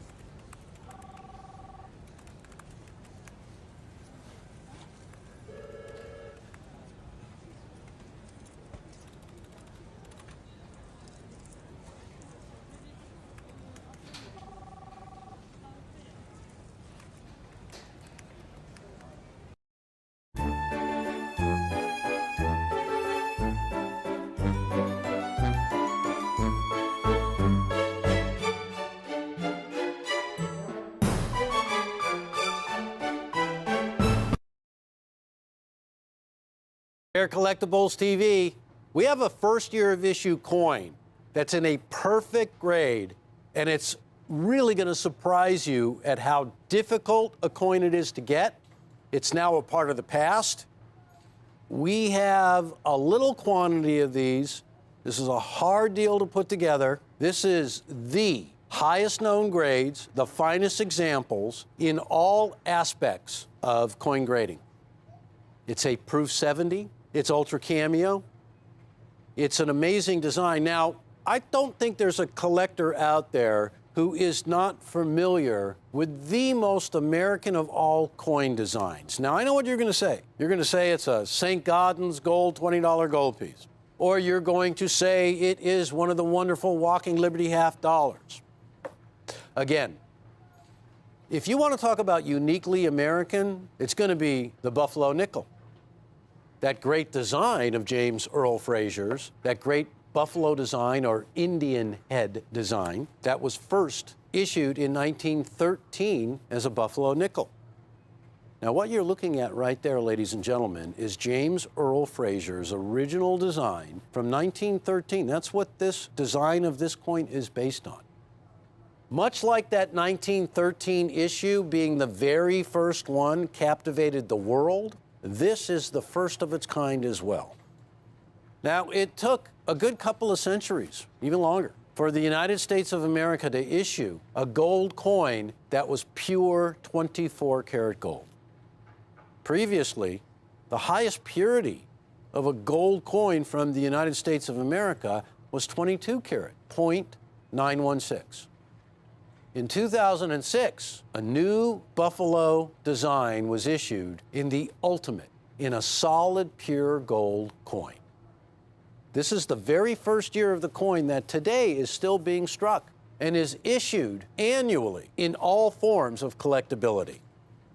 But as we all know, when we look back at the very first Gold Eagle, the 1986, well, we know that that coin in a collector's version in a proof 70 ultra cameo is the first one in the series, and to this day, the one that is the hardest to grade in a perfect proof 70 grade. Now, we're not going to be offering 1986 proof Gold Eagles, but we are offering 2006 proof Gold Buffaloes. This one has a mintage of only 246,000, but we're going to put it all out on the table here, ladies and gentlemen. And I'm going to tell you why this is my favorite of all of them. including the 2013 reverse proof, the coin that was the 100th anniversary coin to the original. The design of this coin was taken from the Type 1 Buffalo nickels. Beginning in 2006, what we have done here, ladies and gentlemen, the far right column, you see that percentage of mintage in green. I want you to take a look because that is everything when it comes to collecting proof gold buffaloes. Now, let me just throw in a few caveats. Number one, this coin, the first year is 2006. And I'm going to explain in a second why 2006 is the hardest coin to achieve in a perfect grade. You take a look at that percentage of perfection and why the coin is so hard to get today. Number one, well, it was the first year. 246,267 coins were sold by the United States government directly to collectors like you and me. This isn't one of those coins where you could walk into a myriad of coin dealers and get one of these coins. There was only one distributor of this coin, and that was the U.S. government, direct to us collectors. And whether you were a dealer or not, that's how you had to get them. Up until 2006, the United States was the only country of major gold-producing coins that didn't have a pure gold coin. You look at all the other issues, Canada with the maple leaf, Australia, China, the Philharmonic, all of those coins were pure gold. And the reason for that purity was that they wanted an international base, an international audience, because almost everywhere in the world, people want to have that pure gold. And when I'm talking pure gold, I mean 4 nines fine, 0.9999 fine gold. As pure as you can get, 24 karat, all gold. And because of that fact, and because of the design that was reminiscent, not just reminiscent, but identical to the original Buffalo nickel, this coin as a truly uniquely American design of the life and culture of the High Plains captured not just collectors here in the US of A, but all over the world due to its pure gold collectability. James Earl Fraser, the designer of the Buffalo nickel. Now, James Earl Fraser, when he produced the Buffalo nickel in 1913, James Earl Fraser produced one of the last coins of the American Renaissance, the redesign of American coinage that began with Augustus St. Gaudens and President Teddy Roosevelt in 1903, when plans were laid to redesign all of our American coinage. And Augustus St. Gaudens was the man who was asked, who was commissioned by the president himself to redesign. Now, you all know, if you watch this show, that Augustus St. Gaudens was only able to complete 2 designs of the redesign of the Renaissance before he passed away. But he had a group of protégés that he had mentored and he had schooled, and one of those artists was James Earl Fraser. And upon the death of St. Gaudens, James Earl Fraser began to really be inspired to create a design that was uniquely American for a brand new nickel. Very aggressive was James Earl Fraser. So much so, and so insistent, that he was awarded this commission not just because he had studied under Augustus St. Gaudens. They met in Paris when James Earl Fraser was studying art. And immediately, Augustus St. Gaudens took him under his wing and employed him. They went back to the United States of America, and Augustus St. Gaudens gave him a job modeling the plasters that would become coins. And even after James Earl Fraser opened up his own studio in the last years of Augustus St. Gaudens' life, he gave work to James Earl Fraser of many, many projects. This gentleman was an accomplished artist that was recognized for his great works, of which there were many. Like a few artists of the day, he was commissioned by the U.S. Mint to create a design outside of the mint. Now, the Buffalo nickel was going to replace the barber coinage, a design that most everybody in the country, including leading scholars and artists, thought had long since overstayed its welcome. With the beginning of the renaissance of redesign in the early 1900s, this was going to definitely change. But there had never been a coin like the Buffalo design. In fact, this was such an American design that not only did it have a wonderful lifespan of 1913 to 1938 on the Buffalo nickel, but again, in 2001, the coin was brought back on a silver dollar, this original Type 1 design. And that was an instant sellout. And it really heightened the awareness of the most unique design ever on an American coin. So it was no surprise in 2006, because American culture is exported all over the world. Every one of our fads, music, movies, you name it, it's admired and replicated everywhere in the world. So the design of this magnitude on the first ever pure gold coin was sure to captivate collectors all over the world, and it did.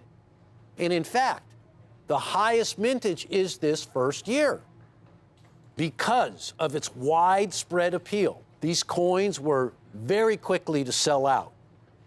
And what has been discovered is that of all the issues, and you will see, the mintages have dropped substantially, but one thing you're going to note, percentage-wise, in terms of coins certified in a perfect grade, not a single one of the issues that followed the very first one could lay claim to the smallest amount, percentage-wise, being certified in a perfect grade. In fact, when you look at the top of the list, there were only 11,887 2020 proof buffaloes struck, period. But yet, 31.6% of them will grade in a perfect grade. So what that means, ladies and gentlemen, is you have to submit about 3 or 4 coins to get one perfect grade. Well, you drop that all the way down to the bottom of the list, and it's not even 8% of the time. It's 7.7% of the time, which means you got to submit a lot of coins, 4 times as many, to garner one perfect grade of a 2006.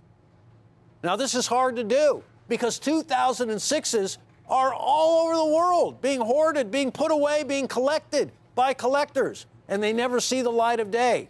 And that is why the first year of issue of a brand new series is the most important issue. And I could name dozens of coins where you will know that is true. The very first Washington quarter, the very first Mercury dime, the very first Lincoln penny, the very first $20 gold piece. Should I go on?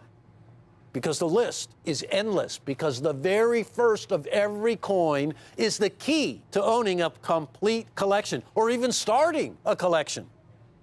We're offering this coin for an amazing price. James Earl Fraser. He was the son of a railroad engineer. And so he experienced the pioneer in commercial expansion westward of the United States of America firsthand with his own eyes. And the Native American culture and way of life was really inspiring to James Earl Fraser. And he began to get immersed in the artwork of the Native Americans, cave drawings, and all the culture that was so widely viewed when you lived on the high plains. And from this, he began to develop a style that was unique. And in fact, when he began to design the Buffalo nickel, he did something that no other artist had ever done before. He actually used 3 models of Native Americans, combined them into one amazing image of a Native American. And this, unlike many of the previous coins that paid tribute to Native Americans, was not Lady Liberty on the coin. You won't see her anywhere on this coin. But an actual Native American, well, really, 3 actual Native Americans compiled into one composite.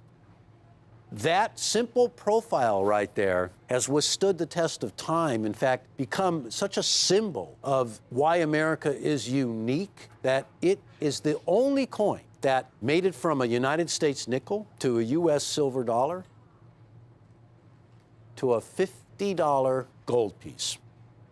We collect coins for a lot of reasons, but I think something that we all have in common is the fact that we want the first issue of a series that is so exciting, so unique, and such a large coin.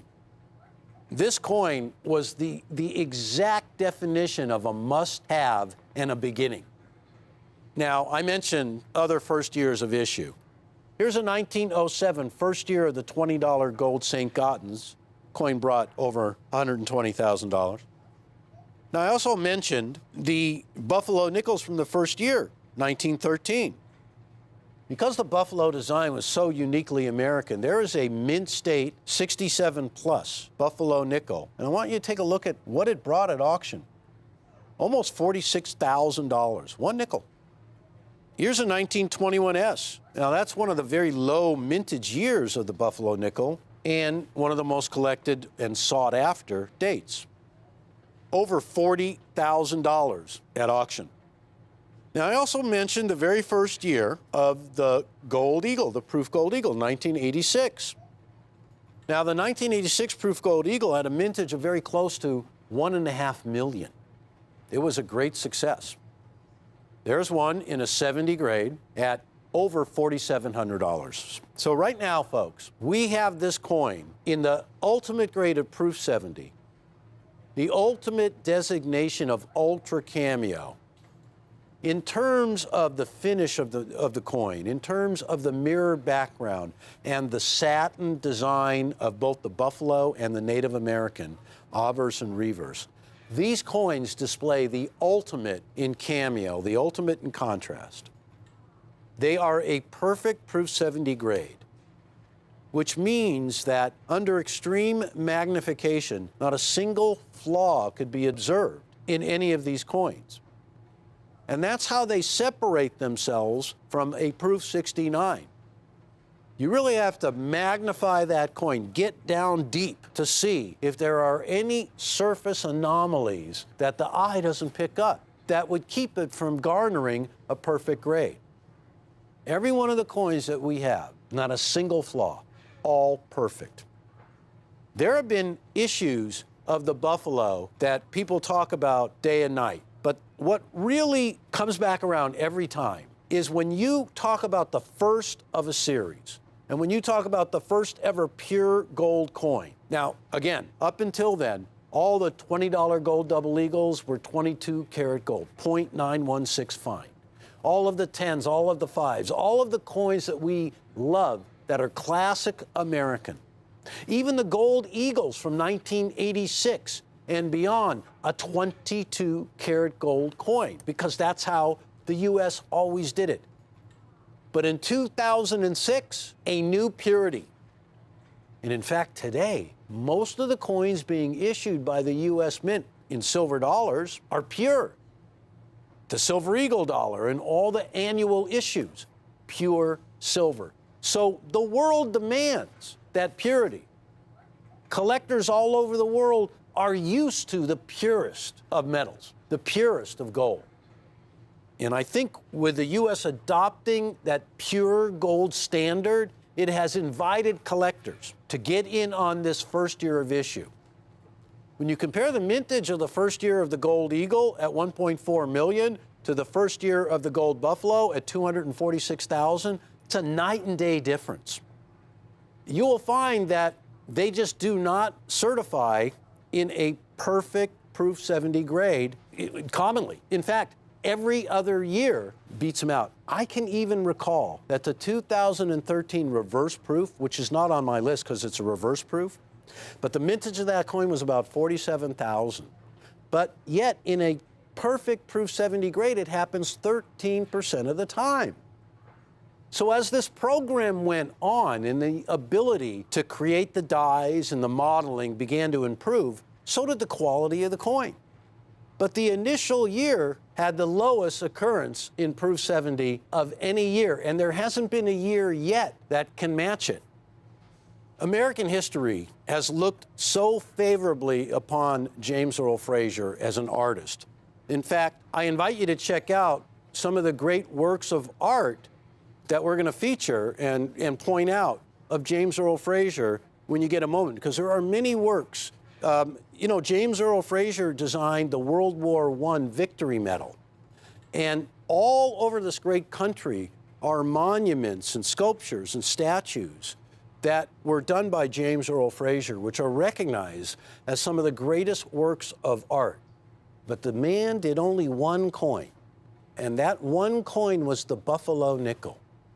So, ladies and gentlemen, the first ever in the ultimate grade with the ultimate designation, the one that it happens to the fewest of all, the 2006 Proof 70 Ultra Cameo, $3,495.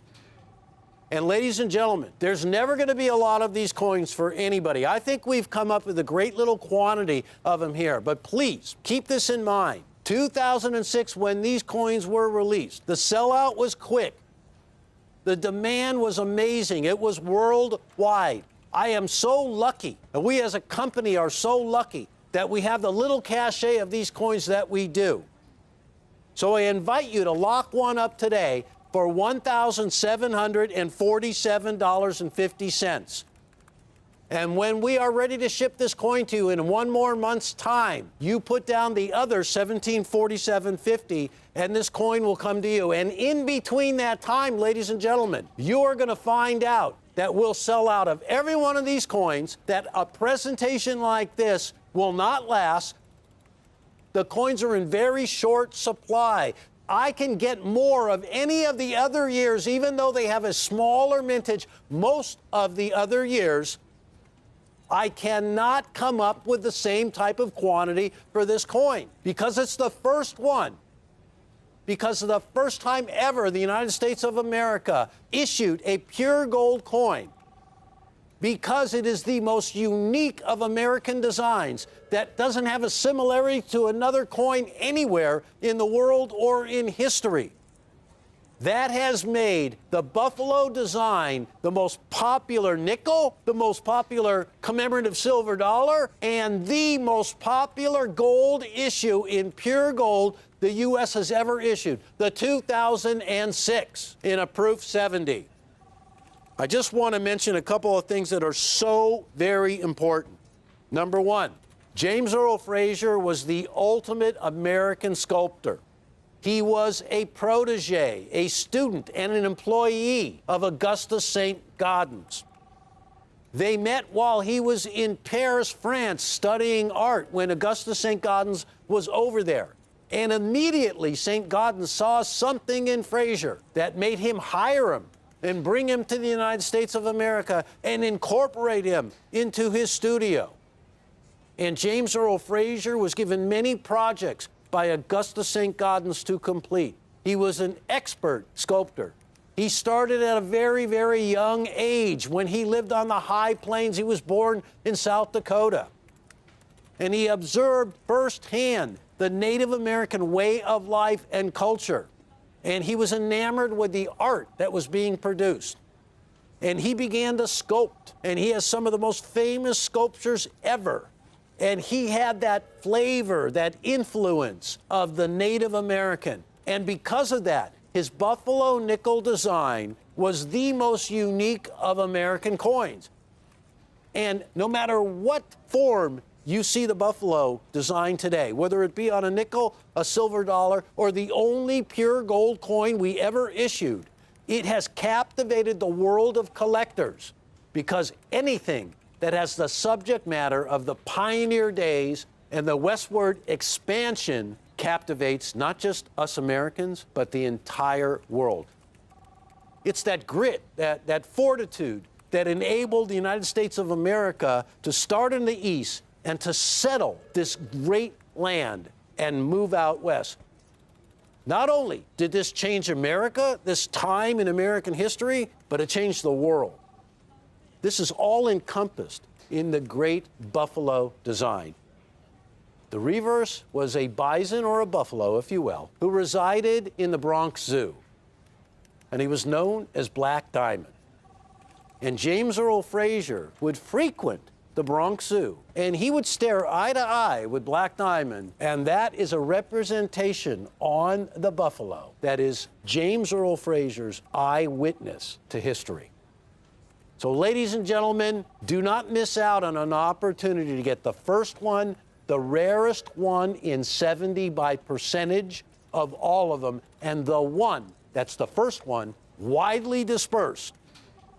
And please, don't forget, this is Rare Collectibles TV, and I want to thank you so much for watching, and I'll see you.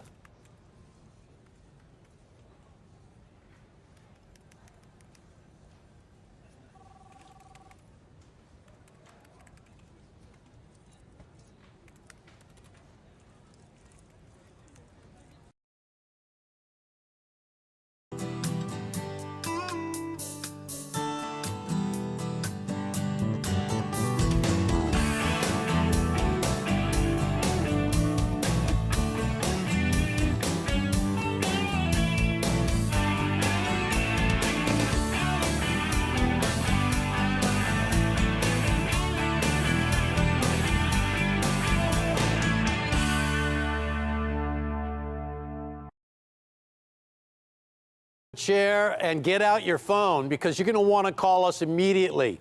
Here's what's happening.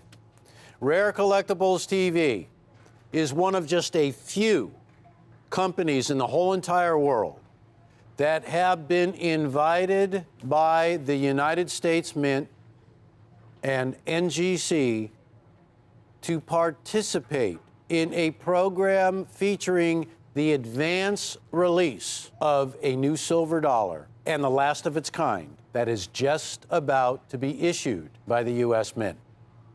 This is a pre-sale. This is an opportunity to get something hardly anybody else is going to have, an advance release. So, ladies and gentlemen, 2021, it's a special year. It's a transitional year for a silver dollar. In 1921, the Morgan dollar transitioned within the same year to the peace dollar. I will tell you this, there has never been more excitement for an American silver dollar than we are seeing right now for this coin. So let's get right to it, ladies and gentlemen. Take a look at what we are talking about. 2021 from the West Point Mint, featuring the Heraldic Eagle Type 1 reverse made famous by John Mercanti as an advance release in the highest grade attainable, a Proof 70. That number 70, oh man, and you look at the Ultra Cameo as well. But the number, Proof 70, means that what you are about to receive is a coin that is completely flawless. No imperfections whatsoever, even when the coin is viewed under 5 times magnification. No imperfections. In our exclusive label. So this is the first time the U.S. Mint has pre-released a coin to a certain group of vendors who do a great deal of business with the Mint. This is a pedigree which is going to have its own line in the population reports of NGC. So not only is our exclusive label, that Mercanti Reagan artwork label, going to be a separate line in the NGC database, so will these advanced releases. So you're getting a pedigree second to none. This has a great shot of being one of the lowest populations of an American Silver Eagle ever. It is the last year of the famed Heraldic Eagle reverse of John Mercanti's original design, which first appeared on a United States silver dollar in 1986. John Mercanti started at the United States Mint in 1974 as an assistant engraver, assistant to the chief engraver. He was prolific. He was an artist, a master sculptor. In fact, the label that we feature, that artwork was taken from a sculpture that Mercanti did during his time at the U.S. Mint, a sculpture of Ronald Reagan. And Ronald Reagan is the president who is considered the father of the American Eagle program. He's the president who signed into law in 1985 the bill that started it all. So we consider him the father of the American Eagle. This silver dollar has risen to a position of popularity that has never been equaled by any other silver dollar. It has surpassed the fame of the Morgan dollars, and that is a mouthful, ladies and gentlemen.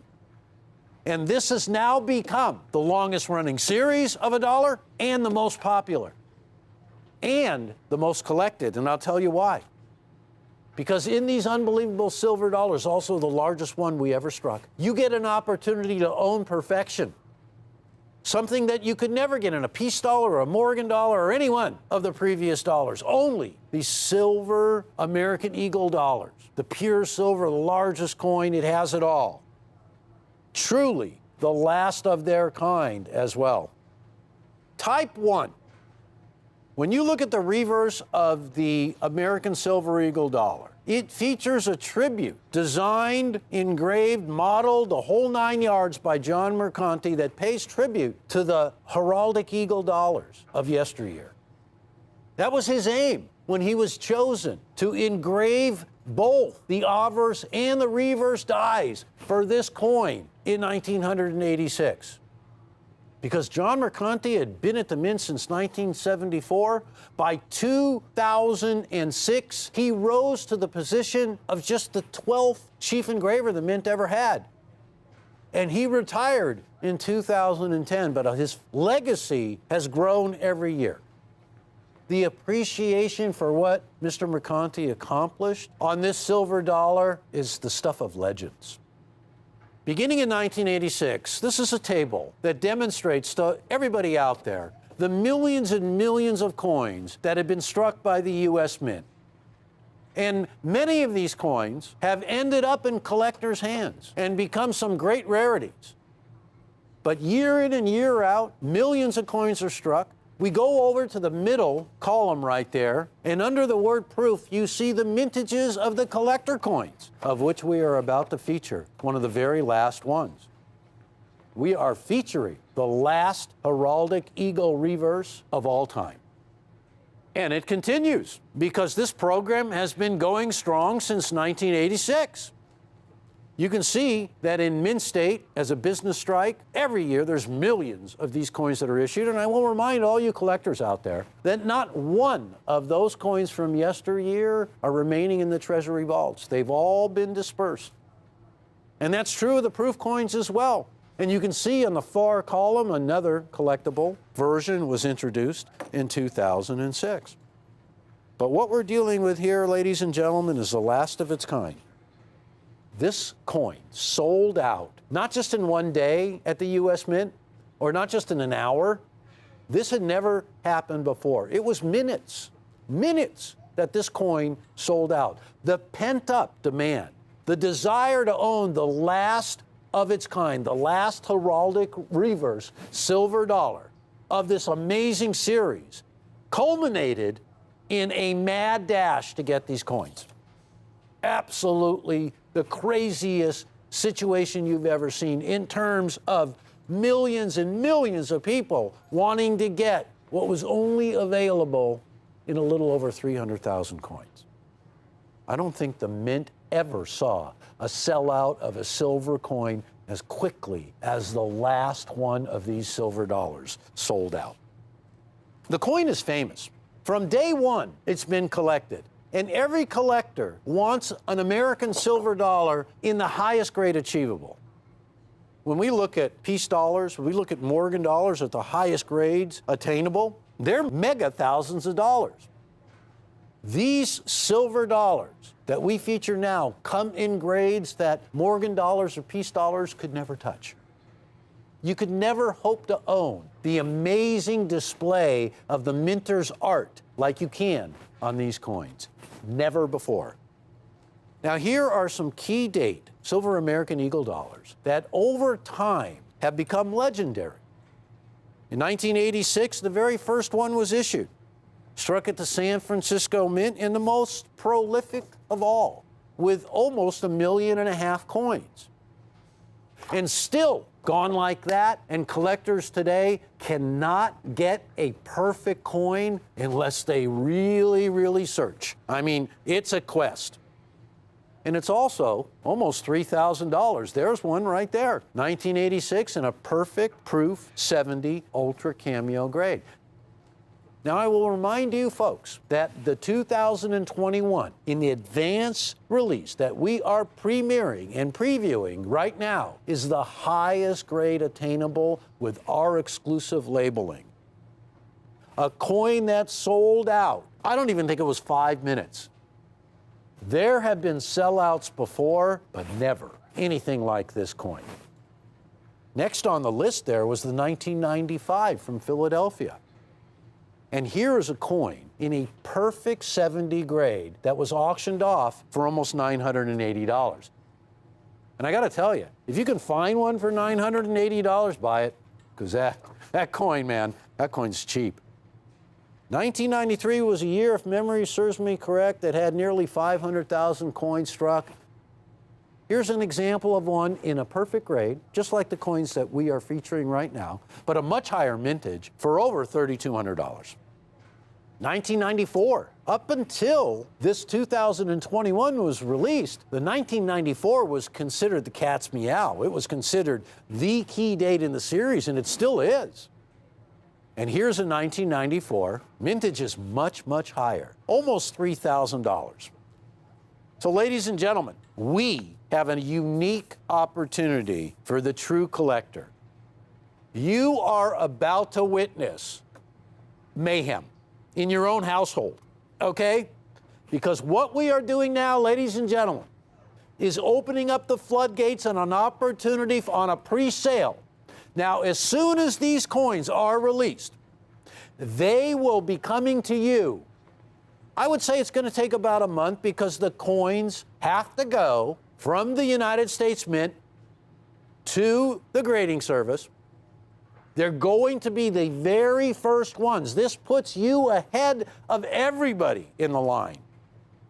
These coins will then be certified in the absolute highest grade with our special exclusive labeling, and then they're going to be coming to you. So right now, when you lock up whatever it is you're going to buy of these, however many, if you're going to go quantity, if you're going to go a single entity, I will say this, don't miss out on the chance to go big at a great price. Now, honestly, I don't know if this coin was graded or will be graded or not. It's a pre-sale. It's almost $500. And I have a feeling that they would put in the title if it was a perfect proof 70 grade. And that one at almost $500 is just straight from the mint in original government packaging. No grade assigned.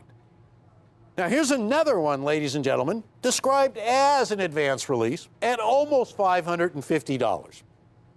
You get an opportunity to get in on something that had never been done before. You get an opportunity to be part of the numismatic history that made this the last of the Type 1 silver dollars, the last of the Mercante reverse. This is a transition coin. Mid-year of 2021, this coin is going to transition to the new reverse. That's why this coin sold out so fast. There could not be a lot of these coins issued. There is not a lot of time to strike these coins. It's over, it's done, they're gone. As a pre-sale in a perfect grade in our exclusive label, a single entity for $495. 5 coins are $485 each. That's $2,425. And I invite you to split that into 2 equal payments of $1,250. It's going to make it a lot easier, but what it's also going to do, it's going to give you the confidence right now to lock that coin up, to know that your name's going to be on 1 or 5 or 10 or wherever you go with it, and you're going to be guaranteed to get one. And it's also going to make it a lot easier for you to swing the deal. Now, we've gone really big here. We are offering 10 of these rare silver dollars. And let me tell you, there is no, well, gilding the lily on the description of this coin. This is flat out going to be history making. This coin has already made history. There are not enough coins here at Rare Collectibles or anywhere in the world to satisfy the demand for this coin. That's why 5 minutes it was gone. You're getting an opportunity to get the coin in the highest grade. So even if you had been in line, you still wouldn't be in line for an advance release. We are. Even if you had gotten a coin, you got to get multiples because you're not going to be guaranteed to get a perfect grade with one coin, maybe not 2 coins, maybe not even 10 coins. But we're going to guarantee you, whether you buy 1 or 10, a perfect grade in our exclusive label. So there's no anxiety, there's no stress, there's no wondering, there's no guessing, there's no praying. You're getting the ultimate. So $4,750 will buy 10 of these coins, and you can break that up into 2 equal payments of $2,375. You know, this opportunity is never going to come around again. With many silver dollars, there's always a hope. There's always a chance. Not here. There are people who still have smoke coming out of their ears, who tried as they might, could not get one of these coins. I mean, banging their heads against the wall. Frustration like you wouldn't believe. And let me tell you, again, even if you had been in the front of the line with us, I can guarantee you a perfect coin. You wouldn't be able to do it on your own. Once in a while, we get to be part of something history making. Now here, I want to read to you. Our executive producer sent me an email with these bullet points on it. Our executive producer.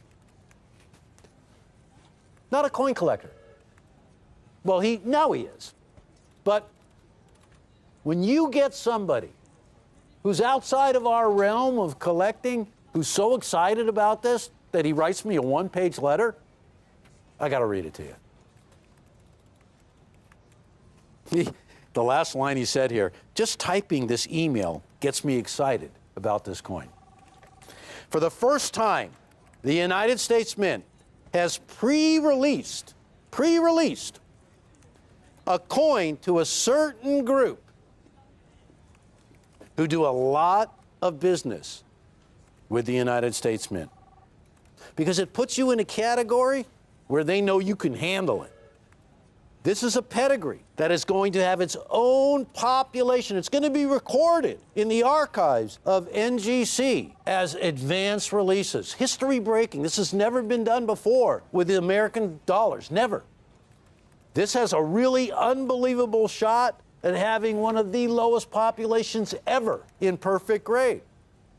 We guarantee the future of this coin as being a perfect grade. Even if you bought 100 coins, if you were able to, and there was a limit, you couldn't, you wouldn't be able to be guaranteed. You really wouldn't, of even getting one. But I'm going to guarantee you 1 or 5 or 10. That's in writing, ladies and gentlemen. It is the last year of the world-famous Mercanti reverse. The last year. It's going away. It's been on this coin. It is what made this coin what it is today. Its reverse design was magic. And when you look at the backstory of it, well, Mercanti was a lover of history and a lover of American coinage and a lover of art and an expert sculptor. He was the man to do this job, and he did it. He created the ultimate reverse. And it has graced that coin since 1986 and forevermore is going to be known as the Type 1. You, ladies and gentlemen, probably already own the first Type 1, the 1986. Don't let history pass you by, because this is the last one. It's gone. It's sold out everywhere. We are more than fortunate. We're blessed. We got in line as a special group to be honored with the opportunity to advance purchase these coins. And now we're here and giving you an opportunity as a pre-sale. So seems to me like you not only get to the front of the line here, but you get the highest quality coins. you get the most exclusive label. And if that wasn't enough, we work hard to bring coins like this to our show at the absolute best price. Everybody wants one of these coins. And a lot of people will pay $500 or $600 for a coin. Oh, most people. And hey, it could have happened to us as well. But we were lucky. We were invited. We were on the list. And that's really what it boils down to. So folks, it isn't often that you get an opportunity like this. Now let me just say one more time. This is a pre-sale, so take a look at what's going to be happening in the very near future. You are going to get the last Mercanti Heraldic Eagle Reverse. You are going to get a coin in perfect condition. And it has the highest designation as well, Ultra Cameo. Not a cameo, but an Ultra Cameo. You can't get any better than Proof 70 Ultra Cameo. It's going to have every bell and whistle a numismatic rarity could have. And it has something that most of these rarities that are being offered out there today can't touch: our price. One last time, $495 and a guarantee of an advanced release and a perfect coin in our exclusive label. A quantity of 5, $485 a coin, $2,425 when you buy 5. Break that up into 2 equal payments. You can go even bigger. 10 coins, everyone a guarantee of advanced release, and everyone a perfect Proof 70 grade with our label. And that at $475 a piece beats everybody out there price-wise. That's $4,750 for 10 coins. And again, break that up into the 2-payment option. It's going to help a lot. But one thing that it's really going to do for you is it's going to make you lock that in today. Because I got to tell you, when these coins get delivered, all bets are off. If you're not in line or you're not reserved, let me just say, you're not going to get it. That's just the way it's going to be. Too many people want it. Too many people couldn't get it. So the buck stops here. This coin is going to be the final issue of a legendary set. So I can tell you this. When you decide, if you haven't already, that you want to own every one of these Type 1s in a perfect Proof 70 grade, come and see us, because that's what we do. But one thing you're going to know you have is the last and one of the rarest ones ever. And I thank you so much for watching, and I invite you to stay tuned, but I also want you to remember, get it now. And I'll see you guys soon. Take care.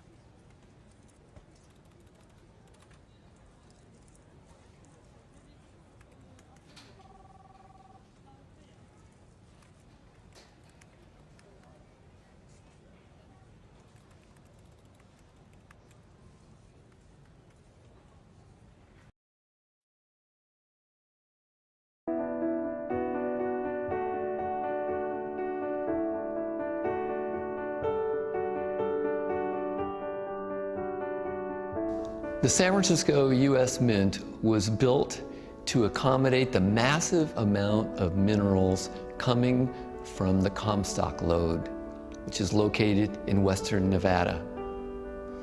Now, the gold rush of 1849 is credited with putting San Francisco and California on the map. But the Comstock Lode, discovered a decade later in 1859, actually produced 10 times the wealth of the gold rush. And so the government needed a place to process all of that mineral wealth. It needed to be able to mint coins and bullions as well as silver coins and bullion. And so it decided to build it here in downtown San Francisco, which at that time was the largest city on the West Coast, in fact, really west of the Rocky Mountains. And so when it was constructed in 1874, it was supplied with the latest in steam-powered equipment to grind the ore down, to smelt it into pure metals, and then to create gold coins and silver coins and bullion and so forth. During its operation, it coined over $750 million in gold and silver coins. And there was a period when it held a third of all the gold reserves in the United States, making it the Fort Knox of the West. The building was so grand and was so revered here in San Francisco that it became affectionately known as the Granite Lady.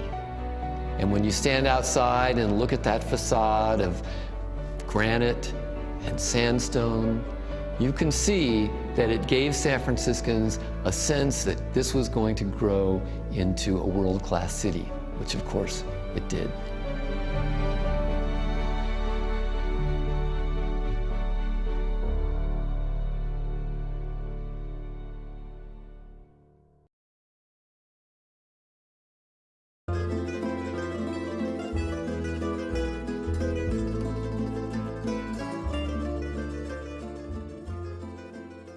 Timing is everything. Well, almost everything in life. Being in the right place at the right time. Well, folks, you are in the right place, and this is definitely the right time for you. The great European gold hoard of United States minted gold double eagles. United States gold double eagles that have been sitting silently, frozen in time, like a time capsule, in a few banks in Europe since the early 1930s. The great majority of gold double eagles coming out of the great European gold hoard were struck at the Philadelphia Mint. That only makes sense. The Philadelphia Mint was closest to our East Coast, and these double eagles were sent by ship in mint bags to these banks in Europe. Now, the San Francisco Mint also struck gold double eagles. But of course, the San Francisco Mint was established to strike coins for commerce serving our western states. And that is where most of the coins remained. Very few St. Gaudens double eagles struck in San Francisco made their way to the East Coast, let alone in uncirculated condition, in mint bags, similar to the one I have here,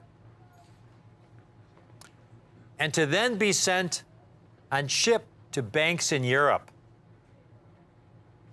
I have a set of gold coins for you today, folks.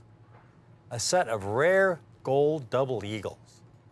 These are the largest gold coins ever struck for commerce by the United States Mint. And the coins I have were struck at the San Francisco Mint in 1914 and 1915. They are the 1914S and 1915S St. Gaudens double eagles. Take a look at this collection, folks. Out of the great European gold hoard, this is an incredible offering. The fact that these are St. Gaudens double eagles, which were last struck in 1933, is a big deal in itself. I mean, the St. Gaudens double eagle is a coin considered among many collectors and dealers to be the most beautiful, artistic, numismatic creation in the history of the United States Mint. And the coin is named after the artist himself, Augustus St. Gaudens. And the fact that these coins were struck in San Francisco, of all places, and to survive in this condition is miraculous. And that's what really makes this an opportunity I would earnestly ask you to consider. These St. Gaudens double eagles were struck in San Francisco over 100 years ago. The coins you are looking at are among the finest surviving specimens. They are mint state 64 condition. Now, mint state 64, meaning these coins struck for commerce have somehow miraculously survived over 100 years in near mark-free condition. Now, the Smithsonian, folks, the Smithsonian is the home of the greatest collection of United States coins in the world. The single most valuable coin in all of U.S. numismatics is in the Smithsonian. It's an 1849 double eagle, valued in the tens of millions, perhaps hundreds of millions of dollars. If you go to the Smithsonian and look at their St. Gaudens double eagle collection, and look at their 1914S and 1915S, they will be exceptional mint state 62 specimens. Mint state 62, which is exceptional, but it's a full 2 points lower in grade than the examples that I have for you today. Needless to say, I have a limited quantity of these two dates. Now, these two dates, these coins that I have, really should not exist.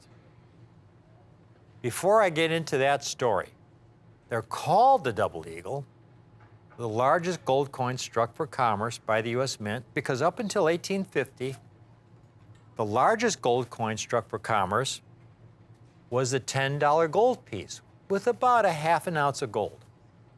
And because it was the largest gold piece at the time, it was called the eagle. And then in 1848, gold was discovered in California. And within a year, our country had an abundance of gold. And with that gold, the Treasury was able to consider striking an even larger gold coin, which would be of great benefit to our banking system. This larger gold coin would essentially have a full ounce of gold. It would be twice the size of the eagle. And so it was referred to as the double eagle. These treasures that I have, these crown jewels, these most precious pieces of American history, our heritage, struck in 1914 and 1950, so incredibly well preserved. If you never buy another United States rare coin again, these gold double eagles I have today are two coins I would most passionately implore you to acquire. You need to understand that coins this old, these largest gold coins, they are a little bit smaller in diameter than a Morgan dollar. I've got one in my hand here, a little bit smaller than a Morgan dollar. But they're about 25% heavier. And these coins, again, they were struck for commerce. Once they were struck, they would be ejected from the die press into a bin. One coin would land on top of another. From there, they would go through coin counting machines, and they'd be dumped into bags to be shipped to banks around the country. Now, gold is a very heavy, dense metal, and also a very soft metal. If you can imagine, this bag here might be able to hold a bowling ball. If you had a bowling ball in this bag, it would be 16 pounds. That's the heaviest size bowling ball. 16 pounds. Be heavy. But if the same bag had gold double eagles filling that same space, this bag would weigh around 60 pounds. And these heavy, heavy gold coins struck in gold, this very soft metal, would acquire bag marks along the way. And you can see them from looking at the examples that I have here. Here's a typical specimen, folks. Look at the deep cut at around 8 o'clock, 9 o'clock, near the rim on the obverse. The deep gouge in the field. And you get a coin that deeply damaged, it's not even gradable, folks. Here's another example. These are typical survivors. Look at the deep gouge in the rim at around 8 o'clock. And then over Liberty's trunk area, deep gouge along her trunk area, deep scratches in the field. Again, a coin that's not gradable. It's so heavily damaged. Now, I would like you to take a look at some of these 1914S and 1915S St. Gaudens that we have today in mint state 64. Again, among the finest known, folks. Fully 2 points superior in quality to the Smithsonian examples. Take a look at this coin, folks. So near mark-free, this largest gold double eagle, shimmering luster, this classic Liberty design, no deep gouges or scuffs, so fresh, almost as if it's a specimen. And then you have the reverse of the St. Gaudens double eagle. It's the one coin I like to say has a reverse as beautiful and inspirational as the obverse. Because there you have the American eagle in full flight, wings outstretched in an upward trajectory, with the rays of the sun behind, in God we trust below.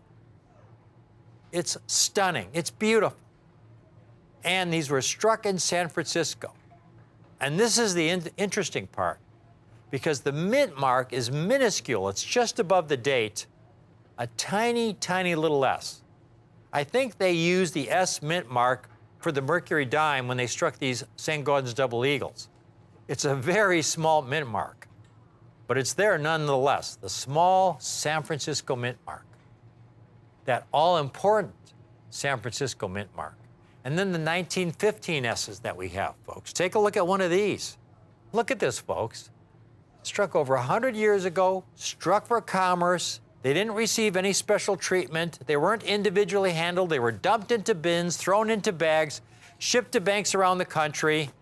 These coins should not exist, especially in this condition. This is a miracle. And the prices I'm able to offer these coins at truly is a once-in-a-lifetime opportunity. Now, for those of you who are new to numismatics, coins are graded on a 70-point scale from a low of 1 to a high of 70. The lower the number, the heavier the wear of the coin, the poorer condition of the coin. Anything 60 and above is a coin that's never been in circulation. It's uncirculated. 70 is the highest possible grade. That represents perfection. Now, there are no coins struck before the 1960s that have ever graded 70, folks. The mint has struck literally billions and billions of coins, from cents to double eagles, prior to 1960. But not a single example has ever been certified in flawless 70. They don't exist.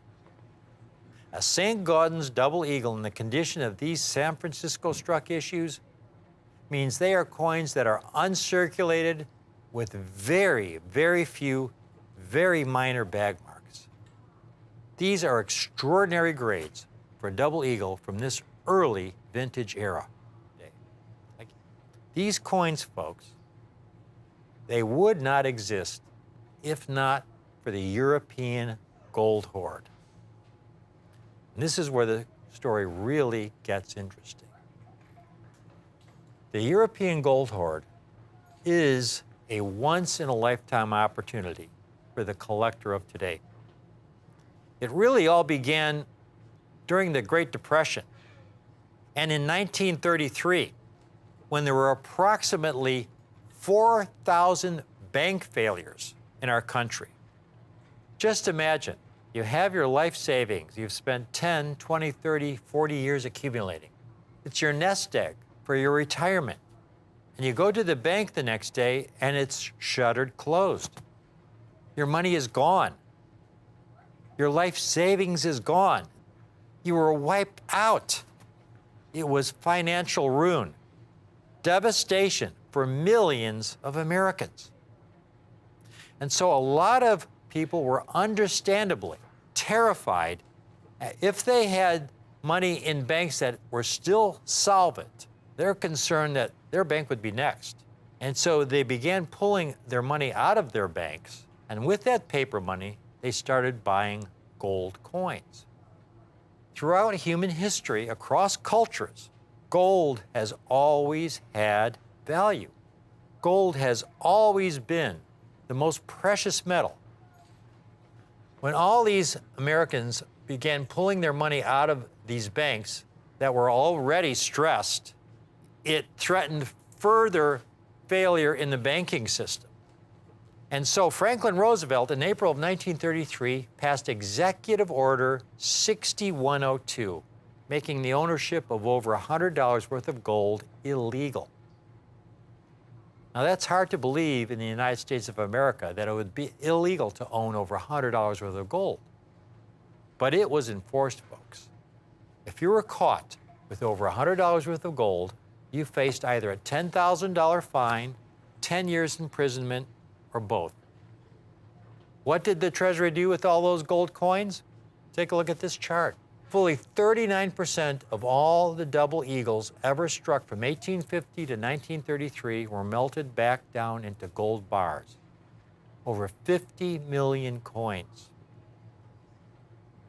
There were, on the other hand, a handful of enterprising individuals who said to themselves, well, look, I'm not about to keep all my money in the bank and to lose it all if the bank goes under.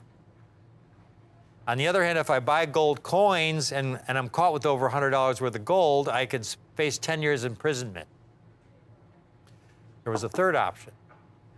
What a lot of people began to do, and a lot of institutions began to do, was to actually buy the bags of gold, gold coins, while it was still legal. Most of them were double eagles. And they began to ship these bags to banks in Europe. I mean, they're not legal to own it in the United States, but they're not illegal to own in another country. So they shipped these bags of gold coins to banks in Europe. And some of these bags have been coming out over the last several years. And we've been able to buy some original bags of some of these St. Gaudens double eagles books that have been incredible. Now, first of all, to find any St. Gaudens in uncirculated condition is extraordinary. When you look at the total number of St. Gaudens double eagles struck over the entire series, they struck around 70 million coins. But remember, around 39% were melted back down. Of the original mintage, all the major grading services, only about 2.5% of that mintage has been certified in uncirculated condition. And most of those are between MS60 and MS63 grade. They're the lower grades with heavy bag marks. Now, what makes these so special is that when you look at the St. Gaudens double eagles certified in uncirculated condition, the vast majority, as I said in the beginning of my presentation, came from the Philadelphia Mint, the mint that was closest to the East Coast. Here's a chart that shows the most common St. Gaudens double eagles that have been certified by PCGS.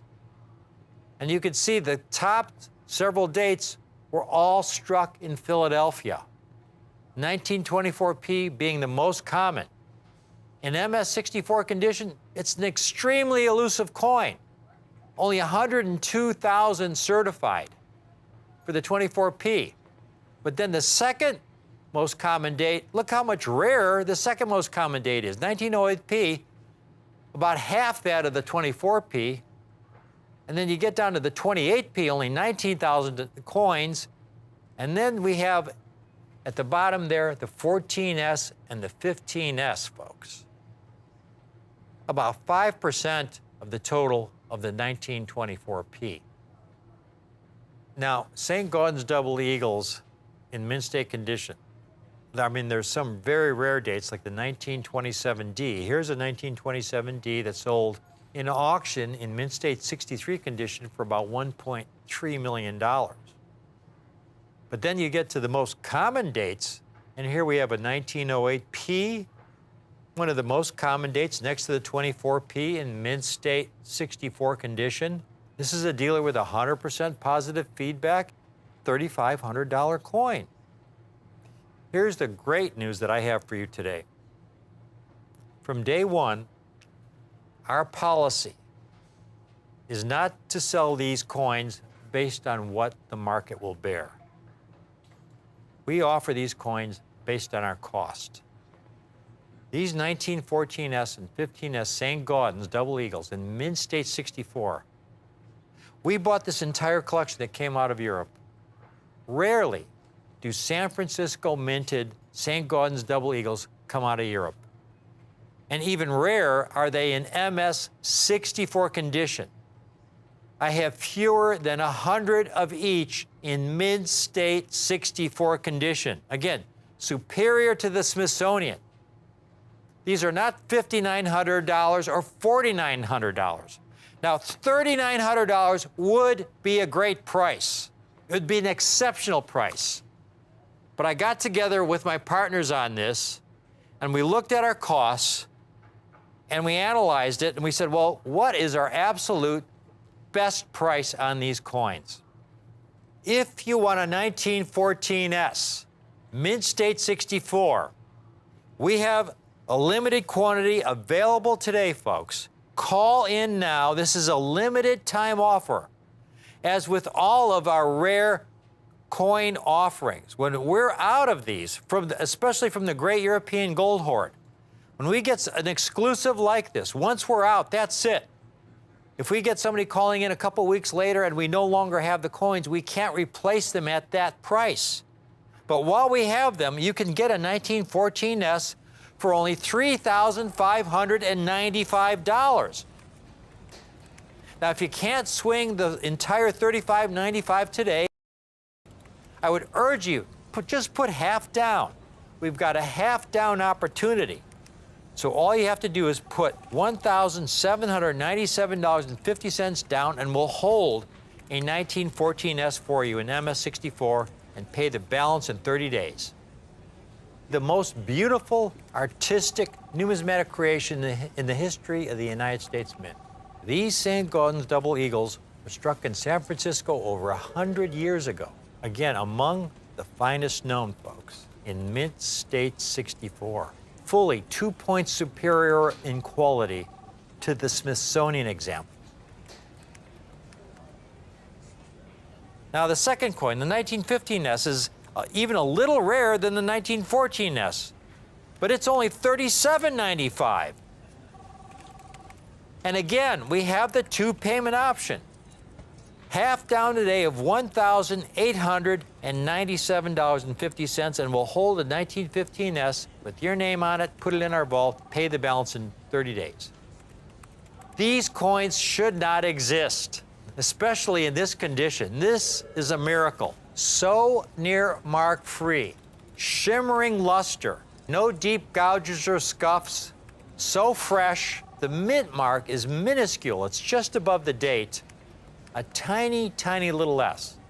It's a very small mint mark, but it's there nonetheless, the small San Francisco mint mark. Almost as if it's a specimen.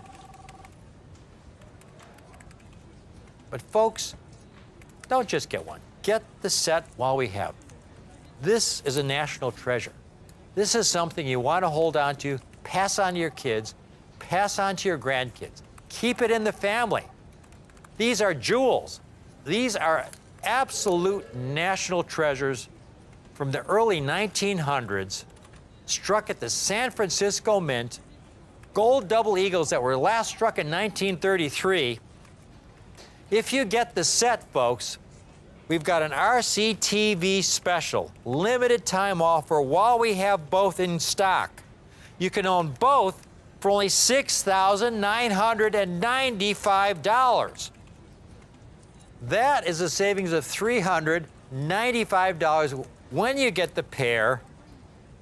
And the best part of all, to make it as accessible as possible to everyone who's watching, we have a 3-payment option on the 2-coin set.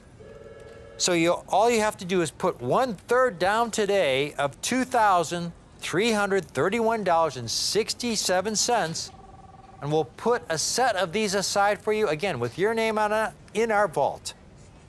Make the second payment in 30 days and the final payment in 60 days. And you'll own 2 of the most sensational St. Gaudens double eagles, struck at the San Francisco Mint. San Francisco Mint back then was called the Granite Lady. It's an amazing historic building in San Francisco. When they had the great earthquake in 1906 in San Francisco, about the only building remaining that was left standing was the Granite Lady, folks. 6-foot thick granite walls. These San Francisco issue Granite Lady double eagles are true keepsakes, folks. This is the perfect time to buy rare gold double eagles. Not very long ago, there was a very important article that came out. The title, "Is it time for a new perspective on generic gold?" Now, when they're talking about generic gold, they're referring to the most common gold. Like when I showed you the chart of those St. Gaudens double eagles, the most common gold St. Gaudens double eagles are the 1924P, the 1908P. Those are considered generic gold coins. A 1914S, 15S are much rarer St. Gaudens double eagles, folks. They're rare gold double eagles. But here's the key sentence in the article, something I've been telling our viewers now for years. There has not been a time in recent memory when pre-1933 gold coins were obtainable for so little over spot. These are not, again, generic St. Gaudens. They're rare date pieces that are just about double the gold value. You have over $1,700 in gold value alone in these coins. And not are they uncirculated San Francisco Mint issue, but they are among the finest known, superior to the examples in the Smithsonian. I mean, if you have some really good friends you want to share something with, show them this set that you just acquired from Rare Collectibles TV. These 1914S, 1915S St. Gaudens double eagles that you can have a lot of pride of ownership. These two San Francisco Mint 1914 and 1915 St. Gaudens double eagles in spectacular mint state 64, so fresh, so near perfect, over 100 years old, that have survived the journey across the ocean and back in such a near flawless condition. Again, we have a limited quantity. This is a limited time offer. I would encourage you, please take advantage of this while we have them. You will be glad you did. Thank you for watching.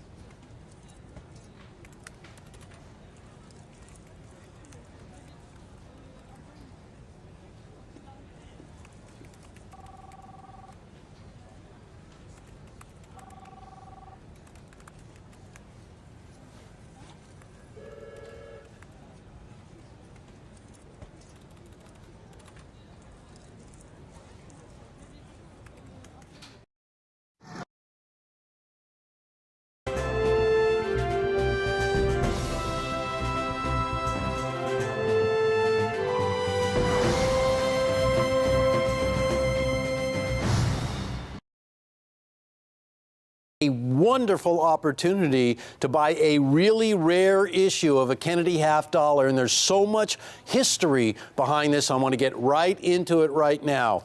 This is going to be one of the most unique opportunities to own the first ever Kennedy half dollar, and the story is just so filled with history and opportunity and excitement, actually. You don't often get an opportunity to trace the origin of every single coin in a deal, from when it first hit the scene, basically when it was struck, right to the time when Rare Collectibles TV bought this deal. But this is what's happening right now, and it involves the world's most popular United States half dollar, the Kennedy half dollar.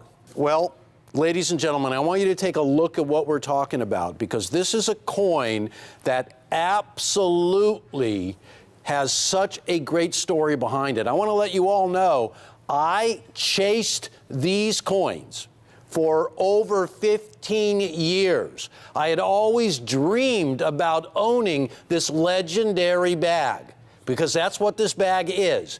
It is actually a Discovery bag that was a mint-sewn, complete bag of 2,000 Kennedy half dollars issued in 1964. And you haven't even heard half the story, ladies and gentlemen. Well, I want to get you all going in the right direction, and that direction is really to the telephone right now. Here is why. I want to read you a little bit of an article. Somebody wrote into one of the major numismatic publications, Numismatic News, and the title of this inquiry was, wasn't there a 1964 Kennedy half dollar that sold for $18,000? And the answer to that question was yes. It was a remarkable sum for a coin that was just 5 years old. Ladies and gentlemen, that coin that sold for $18,000, it was at an auction. It was in 1969, $18,000, and canceled at the post office. So the envelope that the coin was stuck to bore the date of March 24th of 1964. And I saw a press release that showed the mint director firing up the coining presses to begin issuing the brand new Kennedy half dollars. So this coin that was purchased for $18,000 was one of those very first Kennedy half dollars that hit the scene. And to make it even more exciting, as they interviewed the person who bought the coin, he indicated after the sale that he had been prepared to go as high as $30,000 for that coin. Now, why am I telling you about this coin? I'll tell you why. Because I want you to take a look at these coins right here. And you'll notice that they're extremely rare because they are a Discovery bag. But the discovery was amazing because on this mint-sewn bag was a label. And the label had a date. And there it is right there. And the date predated that $18,000 auction coin in 1969 by quite a few days, as you can see right there. Now, that label came from the United States Mint at Denver. And it was affixed to that bag. And the bag was mint sewn, not just mint sealed, but mint sewn with a sewing machine across the top. Now, you will see this bag being opened up by the president of Numismatic Guarantee of NGC. And that moment made history because it absolutely authenticated that bag as being from March the 19th of 1964. We owned every coin in this bag, ladies and gentlemen, but I want you to know there were only 2,000 coins. And as I stand here right now, you are watching for what could be the very last time an opportunity to own one of these coins from the Discovery bag of March 19th of 1964. And it comes with a great certificate. These have all been certified. These are Mint State 63, uncirculated, first year, 90% silver Kennedy half dollars. And folks, the story gets even better because that coin that came from that bag that was dated March the 24th of 1964, that one coin that sold for $18,000, well, just 2 years earlier, that coin brought $2,000, and that was 1967. Think about it. $2,000 in 1967 was a whole lot of money. It is today. $18,000 by 1969, 2 years later? Wow. Well, folks, every one of these coins, every one of them came from a bag that was mint, sewn, sealed, that dates earlier than that bag. Draw from it whatever conclusion you will. What I think, my opinion, these quite possibly are the earliest known Kennedy half dollars that can be documented. it's amazing to have any Kennedy half dollar remain in a bag, and from 1964, mint sewn, sealed up, and never opened up until you saw NGC do it just recently. That in itself made historic numismatic news. And I want to let you know, we are offering these coins out of the Discovery bag. In 1969, $18,000 for a coin that came in out of a bag that was a later issue than this one? Wow. So today, that coin is worth untold thousands of dollars. So I ask you, what is an earlier version worth? Ladies and gentlemen, get online because you're getting an opportunity to make history. $495. And I want to let you know, we have reserved these Mint State 63s for this occasion right now to let everybody know if you want the ultimate, because right now, all coins are so hot, but Kennedy half dollars are setting the world on fire just as if they had been struck yesterday. The Kennedy half dollar today is as revered as a memorial to the tragic assassinated president, more so than ever. So all you collectors out there who since 1964 have been collecting every single Kennedy half dollar that the Mint has issued every year, the collectible versions, straight from the Mint, and those that could be found out there in the real world, the coin that you are looking at right now, the coin that we are featuring, has every one of those coins beat, my friends. Now, $495. Let me just lay a little groundwork here. The Kennedy half dollar is an extremely popular coin. I want to show you just a little bit of why this is such an amazing deal. The Kennedy half dollar in itself, you know, nobody sells more Kennedy half dollars than Rare Collectibles TV. Rick Tamaska has written books about the Kennedy half dollar. Collectors not only buy the 1964, but every issue since. And we put together amazing collections of these Kennedy half dollars in multiple different ways, in proofs, in uncirculated, in date runs. And we have sold thousands of these collections to collectors. But this opportunity is so limited, ladies and gentlemen. There were only 2,000 coins in this bag. Now, take a look at why this is pretty exciting. Because you got to get in on this deal, because I'm going to jump out of my skin over this one. And I know you're going to feel the same way. Take a look at the mintage of these coins struck by the Denver Mint in 1964. And don't forget, this was the first year and the only year of a Kennedy half dollar in 90% silver that was to be released into circulation.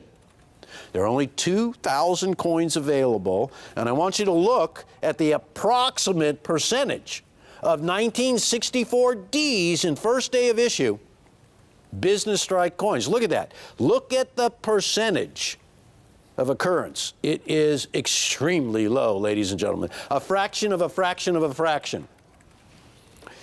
In 1964, the last proof set was issued by the Philadelphia Mint.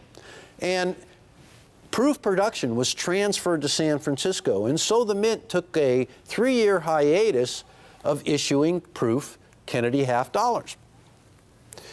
And in the meantime, for 1965, 66, and 67, they issued special mint sets, SMS, 65, 66, and 67. We'll take a look at this one. This is a rare 1964 SMS Kennedy half dollar. Now, I'm showing you this coin because it truly is rare. And look at the price that it brought at auction, $108,000. But I propose to you that this bag of Kennedy first year Discovery bag could very well be a rarity akin to that coin you're looking at right there.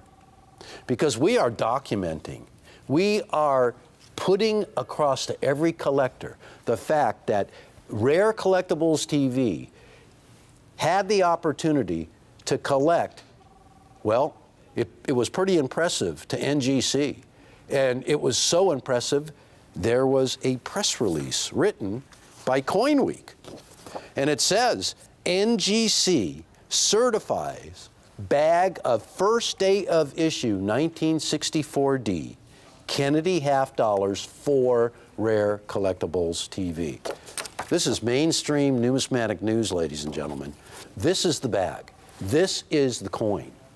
$495. Now, ladies and gentlemen, this is the universe by which you are participating. This whole bag belonged to Rare Collectibles TV. 2,000 coins. Take a look at how the breakdown by grade shook out.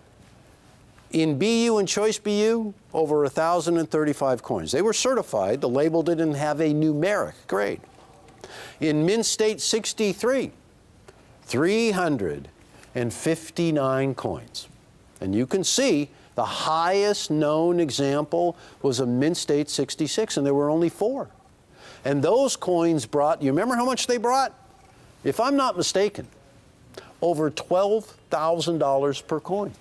And for those of you out there who own those 4 coins, the world is your oyster.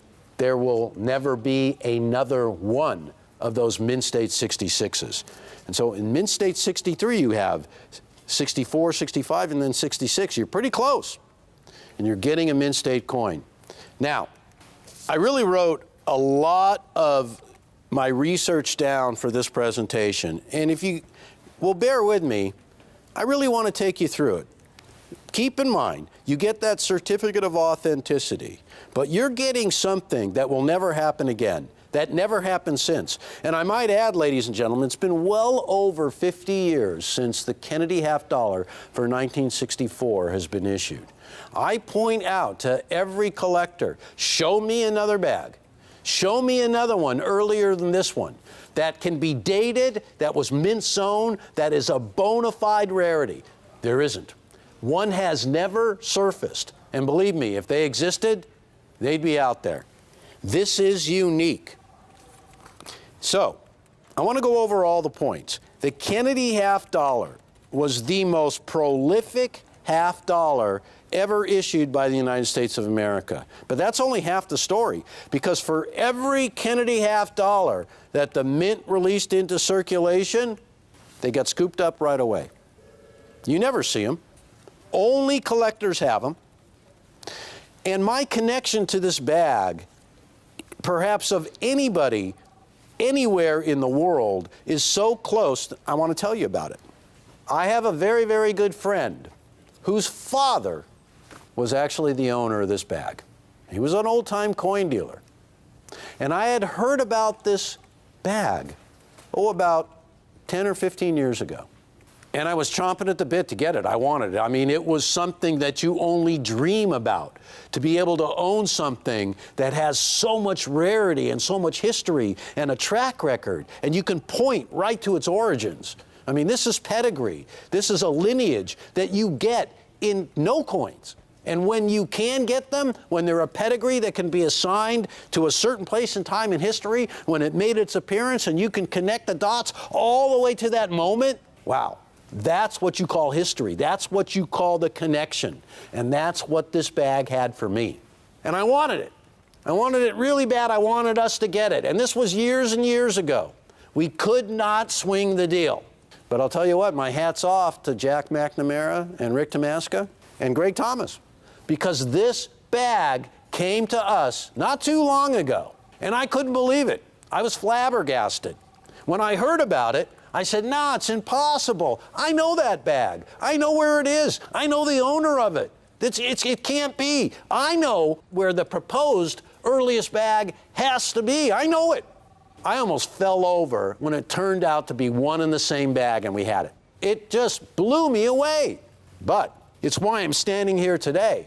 Imagine being a collector and being able to own something that has been put aside, put away for over half a century, never disturbed. And as it turns out, its rarity would be assured if it was just any old 1964 mint sewn and mint sealed bag of original 1964 Kennedy half dollars. But this is a very, very special bag.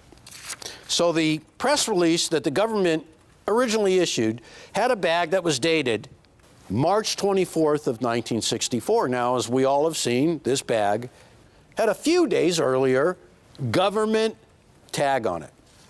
The history of the Kennedy half dollar's collectability comes from the tragic morning of November 22nd, 1963, when Kennedy was assassinated while riding in a motorcade in Dallas, Texas. I'm sure you all are most certainly aware of this. But almost immediately, a coin was proposed to memorialize the fallen president. And on the day in April of 1964, when the coins first went on sale at the Treasury in Washington, D.C., demand was unprecedented. There were 70,000 coins that were to be released that day by the Treasury. There was a limit of 2 rolls per person, 40 coins. Thousands of people lined up to get these coins, ladies and gentlemen, and within hours, they were sold out, and thousands of people had to be turned away. But not even half the story. They were gone in a flash, and still the lines of thousands of collectors remained. And more coins were struck, and more people lined up to get them. And by the time everything was said and done, the mint could not keep up with the demand for this coin.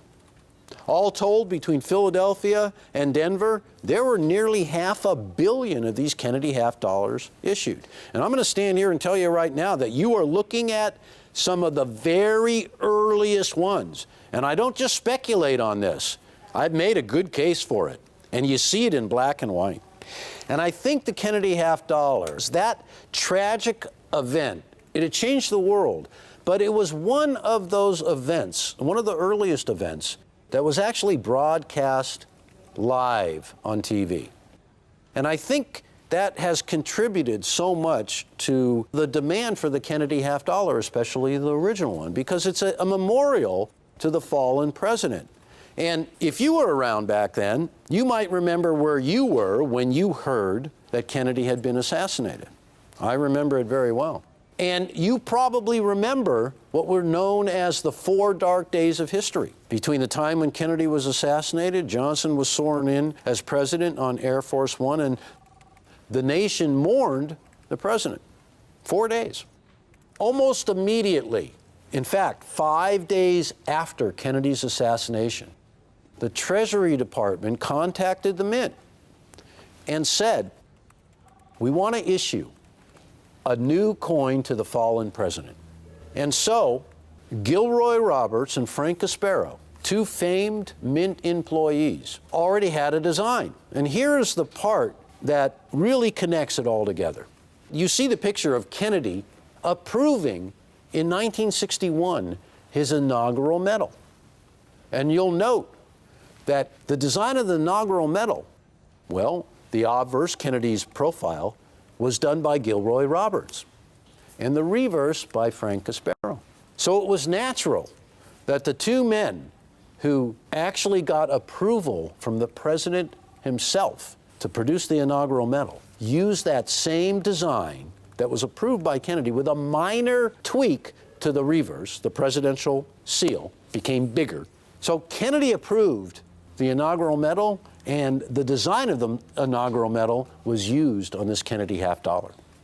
Jacqueline Kennedy, the former First Lady, was instrumental in selecting the half dollar as the recipient for the new Kennedy design, because she laid it out perfectly coherently to the Mint.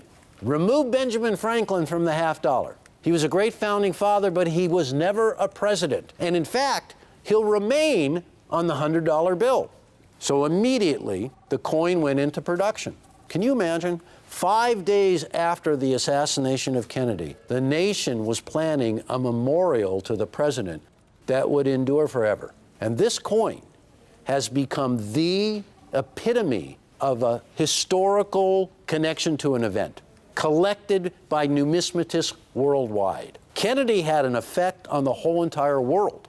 It was Kennedy who in 1961 proposed to Congress, extolled Congress to authorize the billions of dollars that it was going to take to land a man on the moon. Kennedy's legacy, not just this coin, but the landing on the moon by the United States of America on July 20th of 1969.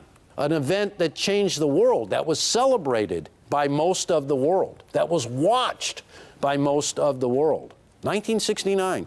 So the connection that Kennedy has is so vast.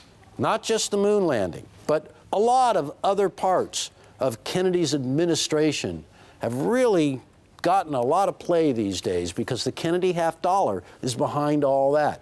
We're numismatists, which means that we appreciate the connection of history and rare coins. You're not going to get a rarer coin of a Kennedy half dollar than this one, folks. Now, that might just be my opinion, but let's look at all the facts. Imagine, it's the early days of 1964, and the Mint has announced that they will be releasing the first of the Kennedy half dollars. And it's March 24th, 1964. And the world is lining up to try to get some of these great coins. Nobody in the world would have anticipated over 50 years later that a bag would surface that was mint sewn, and that's a big deal, sewn by the United States Mint at Denver before the bag left the mint, sewn on a sewing machine, and then banded up with that tag from the U.S. government that described what was in that bag. So Kennedy obviously became the father of the space race, the man who actually was responsible for the United States of America beating the USSR to the moon. Because don't forget, originally they beat us into space. It shook up the world, and Kennedy would not have it. And it was his speech extolling Congress that we should land a man on the moon and return him safely before the end of the decade. This was accomplished by a huge amount of dedicated Americans, over 400,000 people working on this project, the most dangerous space flight ever attempted, and one of the earliest. There was so much writing on this. There's so much history here. I stole this book from Jack, this magazine, and it was a retrospective of the 50-year anniversary of the landing on the moon. And I think what was so great about it was all the interesting photographs of the astronauts returning home and how they were greeted like heroes. But that same reception was given to John F. Kennedy everywhere he went in the United States of America, everywhere he went in the world. We look at everything that came from that, the technology we have today. And in the end, the story, which is so vast and so historic, always comes back around to one man, the man who sat at the top, the President of the United States, who could make it happen. And he did. And of course, it's easy to say the rest is history. One of the things that we have discovered at Rare Collectibles TV is an amazing trove of archival information that your government, the government of the United States of America, has for anybody to go and find historical articles and artifacts and correspondence. And I want to show you a couple of letters that we found. Is a letter from the superintendent of the U.S. Mint to the director of the Mint, Eva Adams. And it says, in response to your telephone request of April 27, 1964, enclosed are Mr. Roberts, Gilroy Roberts, and Mr. Gasparo's recollections on the production of the President Kennedy half dollar. And it goes on to describe their involvement. And the one from Gilroy Roberts, who was responsible for the obverse of the Kennedy half dollar, says here, shortly after the tragedy of President Kennedy's death, November 22nd, 1963, Miss Eva Adams, director of the Mint, telephoned me here at the Philadelphia Mint and explained that serious consideration was being given to placing President Kennedy's portrait on a new coin. Frank Gasparo, responsible for the reverse of the Kennedy half dollar, penned a letter that said very much the same thing. Shortly after President Kennedy's death, plans were being made to create a lasting and significant memorial to his memory. Those words are epic because that's exactly what happened. It was the ultimate in design, it was the ultimate in history, and for this coin, this Kennedy half dollar, this is the ultimate in rarity.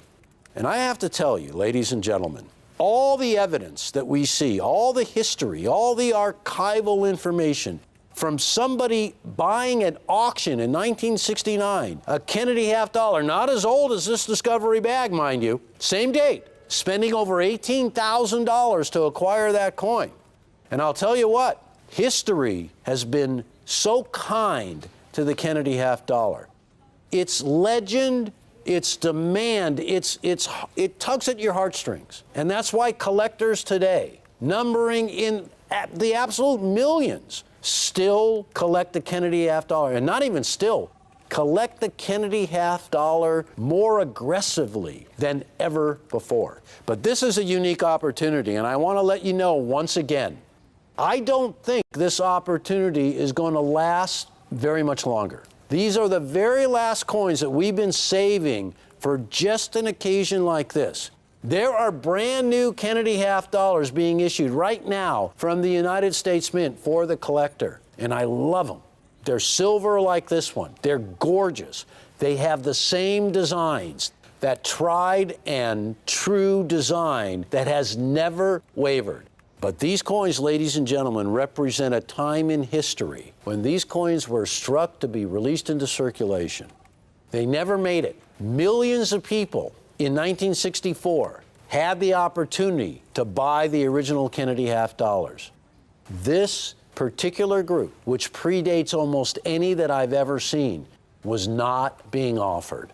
Nobody had a chance to get it. Believe me, it would have been scooped up in 1 second had they known about it.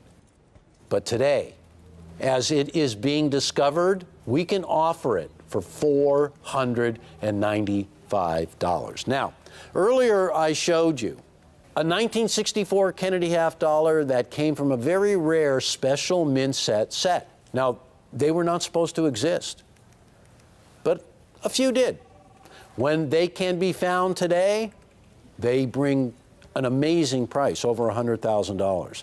But I want to ask you, with all the history and all the connection and that path that leads us straight to this coin, how do you describe one of the earliest versions, one of the earliest issues? Well, I'll tell you how you describe it. Value, rarity, history, and the ultimate numismatic version of a Kennedy half dollar. $495, certified, complete.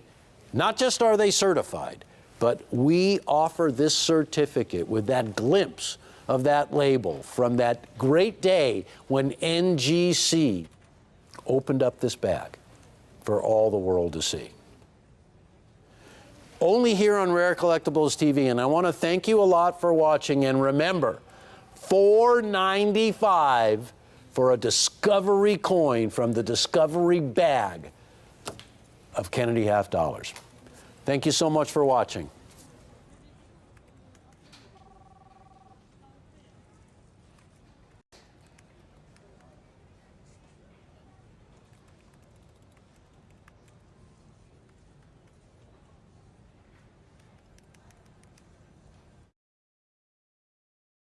Coin.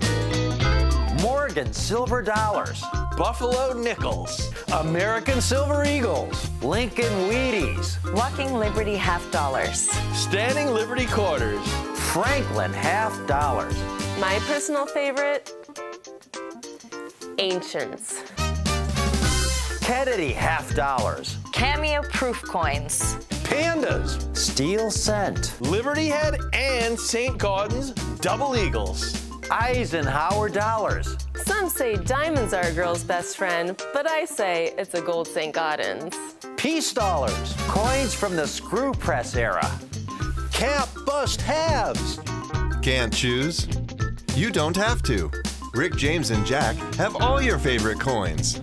And at great collector-friendly prices. For the best in coin collecting, watch Rick's U.S. Coin Show. This is an incredible treat for me, folks. As a collector, speaking to all you fellow collectors out there, to be able to offer a rare key date in an incredibly popular series in the condition I have it in, just highest grades, is not something I get to do very often. And this is my passion. I mean, I've put together so many top quality sets and collections for collectors over the years. I mean, you've seen some of the awards some of my clients have received, whether they're Morgan dollars, Barber half dollars, Seated half dollars, Franklin half dollars, Kennedy half dollars, Walking Liberty half dollars, Washington quarters. You know, that's my passion. This is what I love to do for my clients, to build the sets of your dreams, to build collections you didn't think were possible, and to do it at the lowest possible cost to you, to give you the greatest possible future potential with your collection. That's what I do. That's what I've been doing since the mid-1980s. And to have this coin, a coin that I've written about in many of my books, in this condition, and the last time I was able to offer this coin, it's literally been years. I don't have many of them. I'm guessing in the condition I have these in, I might have 25 to 30 examples. It's taken me that long to put these together. It's a Kennedy half dollar. It is the second rarest Kennedy half dollar in terms of the mintage. Sasha's got a population charts to show you of all the Kennedy half dollars struck. These are, folks, in order of their total mintage.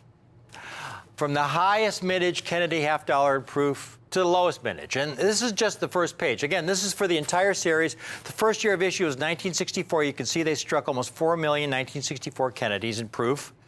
By the time you get to the bottom of the page, you've got mintages down to 2.7 million. We get to the second page, we start at 2.6 million. We go on down, we finally get down to below 1 million. By the bottom of the page, we're at 889,000. And then we're going to get to the last page. The last page, we start with 1998 as silver issue, 878,000. We get down to the bottom, we have a couple issues with a couple 100,000. That 2018 S silver reverse proof, only 200,000. We've sold thousands of those to you folks out there. Low mintage coin. And then we have these three major varieties. All the key dates, the toughest coins to get in any condition. The accented hair Kennedy, the first Kennedy half dollar ever struck in January of 1964. They only struck it for about an estimated 1 to 2 weeks. They struck about 100,000 examples. They had Mrs. Kennedy check out the design of the coin. She didn't like it. She didn't like the accents in her husband's hair there, so they redesigned the coin, completely redesigned it, and they then started striking what we now call the Type 2. So the accented hair was only struck for a couple weeks in January, maybe 100,000 coins. And then we have these two incredibly rare varieties for the proof Kennedy set. The 1966 special mint set double die obverse Kennedy, estimated total struck 10 to 20,000 coins, and the no FG, estimated total 2,000 to 4,000. I think both those numbers are high, folks. I recently gave a presentation on the no FG. I would say the true total mintage is probably in the range of 2,000 coins. What I have for you today is the double die obverse. Okay, now that's the total number struck, 10,000 to 20,000. That's not the total number graded. When you look at all the major varieties from that era, the 1950s, the 1960s, the other major variety, well, there's one in the Franklin series, a couple in the Franklin series, actually, the 1956 Type 1 and the 1961 double die reverse in the Franklin series. But another major variety from that era is the 1955 double die obverse Lincoln Cent. This is a particularly nice example. It's probably an MS65. It's, you know, if it went up for sale, it would probably be sell for $30,000 to $50,000. Now, the rarity of this coin, nobody knows exactly how many were struck, but we do know how many were graded. And that's a good indicator of the rarity of the coin. How many actually were graded, were certified? And to this date, when you combine all the PCGS and NGC population totals, you're at around 8,500, 8,600 coins, graded actually. Now, most of those double die Avars are either in AU condition or uncirculated condition, because when collectors discovered this coin in 1955, they immediately put it away. It didn't stay in circulation for long. So a large percentage are uncirculated or AU condition, almost uncirculated. Now, to get one in uncirculated condition, you saw the number of graded there, certified, over 8,500 certified. Here's one in MS64 condition, and you can see it's kind of red. It's not that good a grade of coin. It's still $16,000. That's a PNG dealer. Here's one. This is AU condition, AU58, and it's brown. AU, okay, this is the condition of most of the 55 double die Avars Lincolns. It's over $2,000. Here's another one, AU55, still over $2,000. Here's about the lowest grade I've seen for the double die Avars Lincoln, an XF45. That's about the lowest grade I've seen. It's still almost $2,000. Now again, I have today for you the 1966 double die Avars. And I have this coin in the finest possible grades. Only 2,000 coins, folks. That's about 4 times rarer than the 1955 Lincoln. Much rarer than the accented hair Kennedy, about 10 times rarer. And that's why when I say the total estimated mintage is 10 to 20,000 coins, that's probably pretty close. It's probably somewhere 10,000 coins, maybe even less. That's the total mintage. Now, when you compare it to the accented hair, which is a coin I offer more frequently, you can see in 6-7 condition, the accented hair, around 6,300 coins graded in 6-7, 2,100 in 6-8, 343 in 6-9. Now, the special mint set Kennedy did not receive the kind of treatment the accented hair proof Kennedy received. In other words, the proof Kennedy was a proof coin. They were individually handled. They were not allowed to abrade with any other coins. The special mint set Kennedy was struck. They were dumped into bins. Most of them are lower quality. So they usually don't grade that high. So it's much harder to find in really high grade. So you only see 870 graded in 6-7 and 142 in 6-8 and only 1 6-9. So when you see the double die Avars for sale, here's an MS65, specimen 65, condition $425. Higher grade examples, here's a 6-7, $750. Here's another 6-7, $799. Here's another 6-7, $880. Take a look, folks. I don't have many of these. Fewer than 30. I have some MS67s and MS68s. Now, briefly, if you don't know what the double die Avars is, this is kind of important. We've got some blow-up pictures that'll explain exactly what this major variety is, and it's a major variety. What qualifies it as a major variety is that you can easily see it with the naked eye. There's the normal Kennedy Avars that you see on the left. And there is the double die, and you can see the doubling around Kennedy's neck and chin, up his mouth, around his nose. Well, how did that happen? Well, back in those earlier days, when they were creating working dies, what they would do is use these cone-shaped steel rods.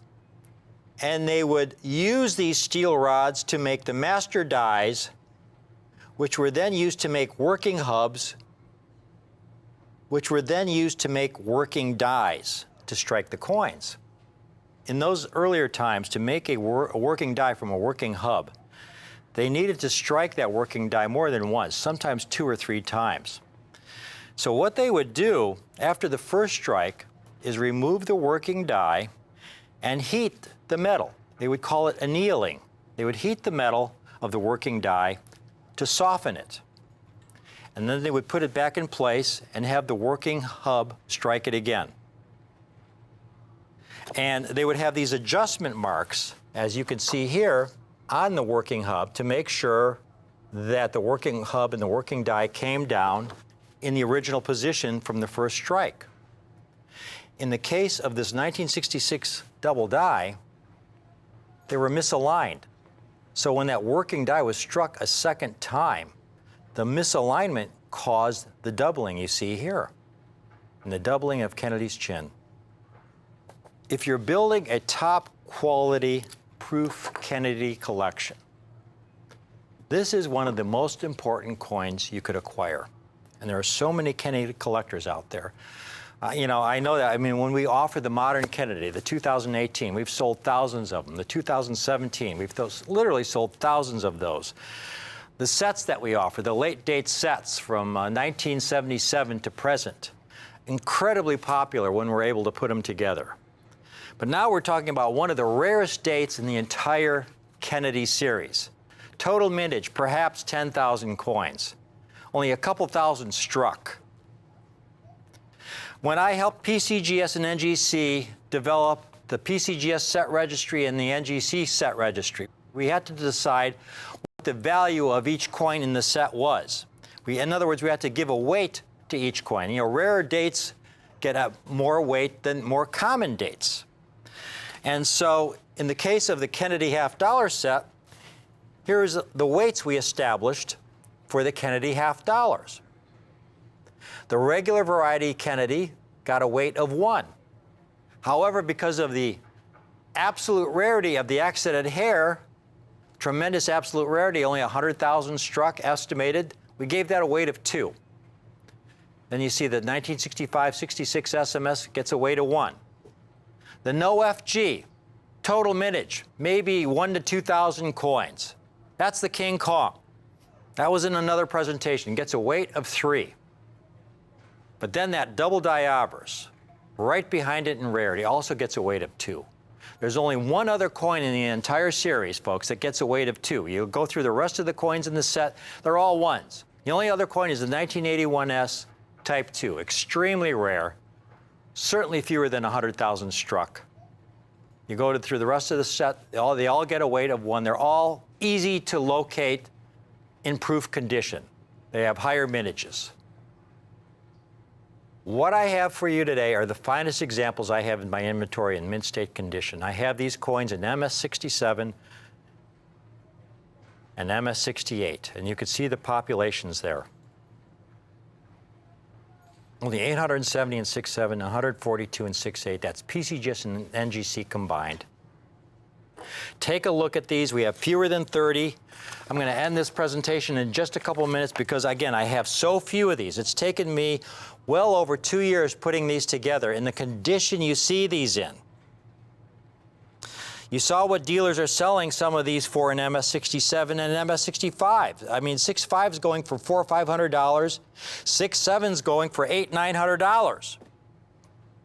If you want a 1967 special mint set double die obverse MS67, the handful I have in my current inventory, I have gotten these priced so close, folks, to give you the greatest possible future potential.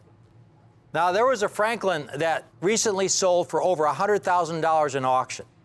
I had predicted that a couple years ago. I told my viewers, you folks out there, that there will come a time, a couple years back, when you'll see a Franklin selling for over $100,000. Just recently, sure enough, a 1958 sold in auction for over $129,000. And there'll be more to come. Folks, I'm saying the same thing about the Kennedy half-dollar series, especially when we're talking about some of these tougher dates. These have so much potential. Here's an MS67, folks. And again, this is a coin I could price at $700 or $800, and you'd be getting a good deal with tremendous long-term potential. In all my offerings, it's not based on what the market will bear. It's based on my cost. And I am able to offer these coins, while I have them, $295 a coin for one. $295 a coin. And if you want to get two, it comes down to $279.50. You can own two for only $559. The phones are starting to light up. Again, I have fewer than 30 in both 6.7 and 6.8 grades. Most of them are 6.7s. $295 a coin. Now, the finest I've ever handled, MS-68s. Look at one of these MS-68s, folks. This is perfection. There's only one example graded in 6.9. These MS-68s are phenomenal. They are extremely rare. Accented hair Kennedys in Proof 68 I've seen offered for $1,500. And there's over 2,000 accented hair Kennedys graded in 6.8. There are only 142 double die obverses in 6.8. And I have these coins not for $4,000 or $3,000 or $2,500 or $1,900. $895. $895 for a 1966 double die obverse MS-68. Spectacular. Among the finest known, and if you want to own two of these, you can own two for only $1,695. Here's one dealer I see on eBay offering one example, just one example, for $1,695. You can own two. These are among the finest I've handled. I've never handled an MS-69. There's only one in existence. I've never seen it. You know, these are just absolutely ultimate. I hope you can take advantage of it, folks. This is about your future. It's really important to get a great deal on a coin you buy today.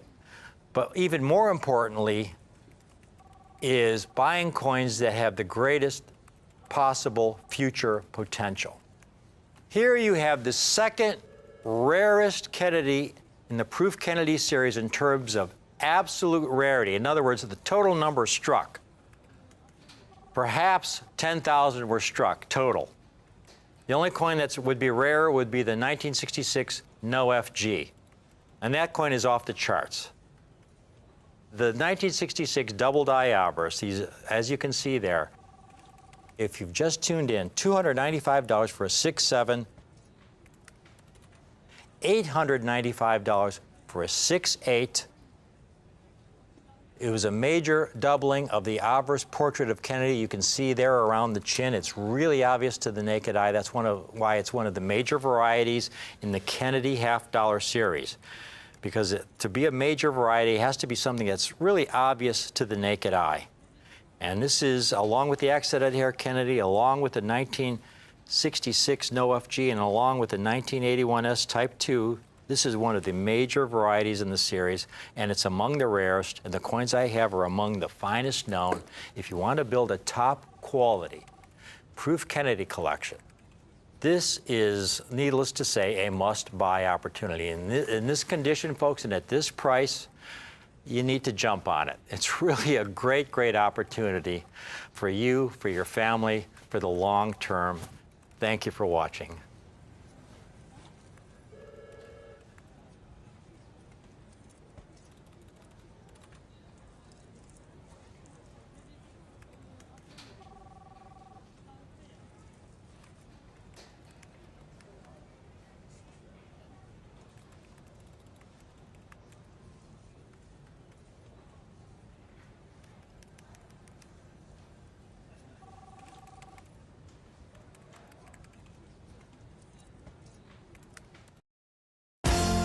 Rick's U.S. Coin Show. Informational, educational, and innovative. High-quality coins at super prices. True numismatic excellence right here on Rare Collectibles TV. What we are doing right now, this is a pre-sale, and this is one of the most exciting pedigree labels that has ever been issued. This is the first ever of the Kennedy half-dollar of its type. And for this year, 2021, is the first time that these exclusive advance releases labels have been issued. This is the biggest news right now in the entire world of coin collecting and of certified coins. And this is what it's all about. I want you to take a look at the picture that we have. Now we're waiting, but we are in a little bit of a different position than everybody else who's waiting for these coins to come. Because we, in a way, got a backstage pass on these coins. There are just a handful of companies in this world who have literally been handpicked by the United States Mint and in collaboration with Numismatic Guarantee Corporation, you know them, they are the grading service that has granted us exclusive rights to the Reagan Mercanti label that we have on all of our Silver Eagle coins of perfect grade. Well, what's happened is, dare I say it, even more exciting than that. This has never been done before. We're talking about 2021. And every one of these half dollars of the Kennedy half dollar are solid silver. And they're also pure silver. And of course, before 2019, there had never been a pure silver Kennedy half dollar before.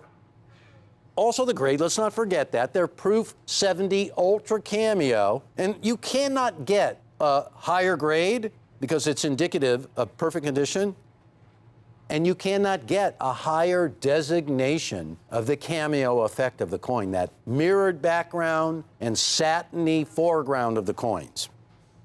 The ultimate designation for any proof coin in the history of striking coins has been Ultra Cameo. Nobody does Ultra Cameo better than the United States Mint. So what I'm hoping I'm getting across to you is the quality of these coins are unsurpassed, the grade is the highest ever, and the label of advanced releases that just a handful of companies around this world have access to. I started to tell you that really what this is a backstage pass. It's a quick route to the front of the line. Advanced releases is something that has never been done before, and I really want to read you the exact definition of this so I don't get anything wrong, because this is brand spanking new.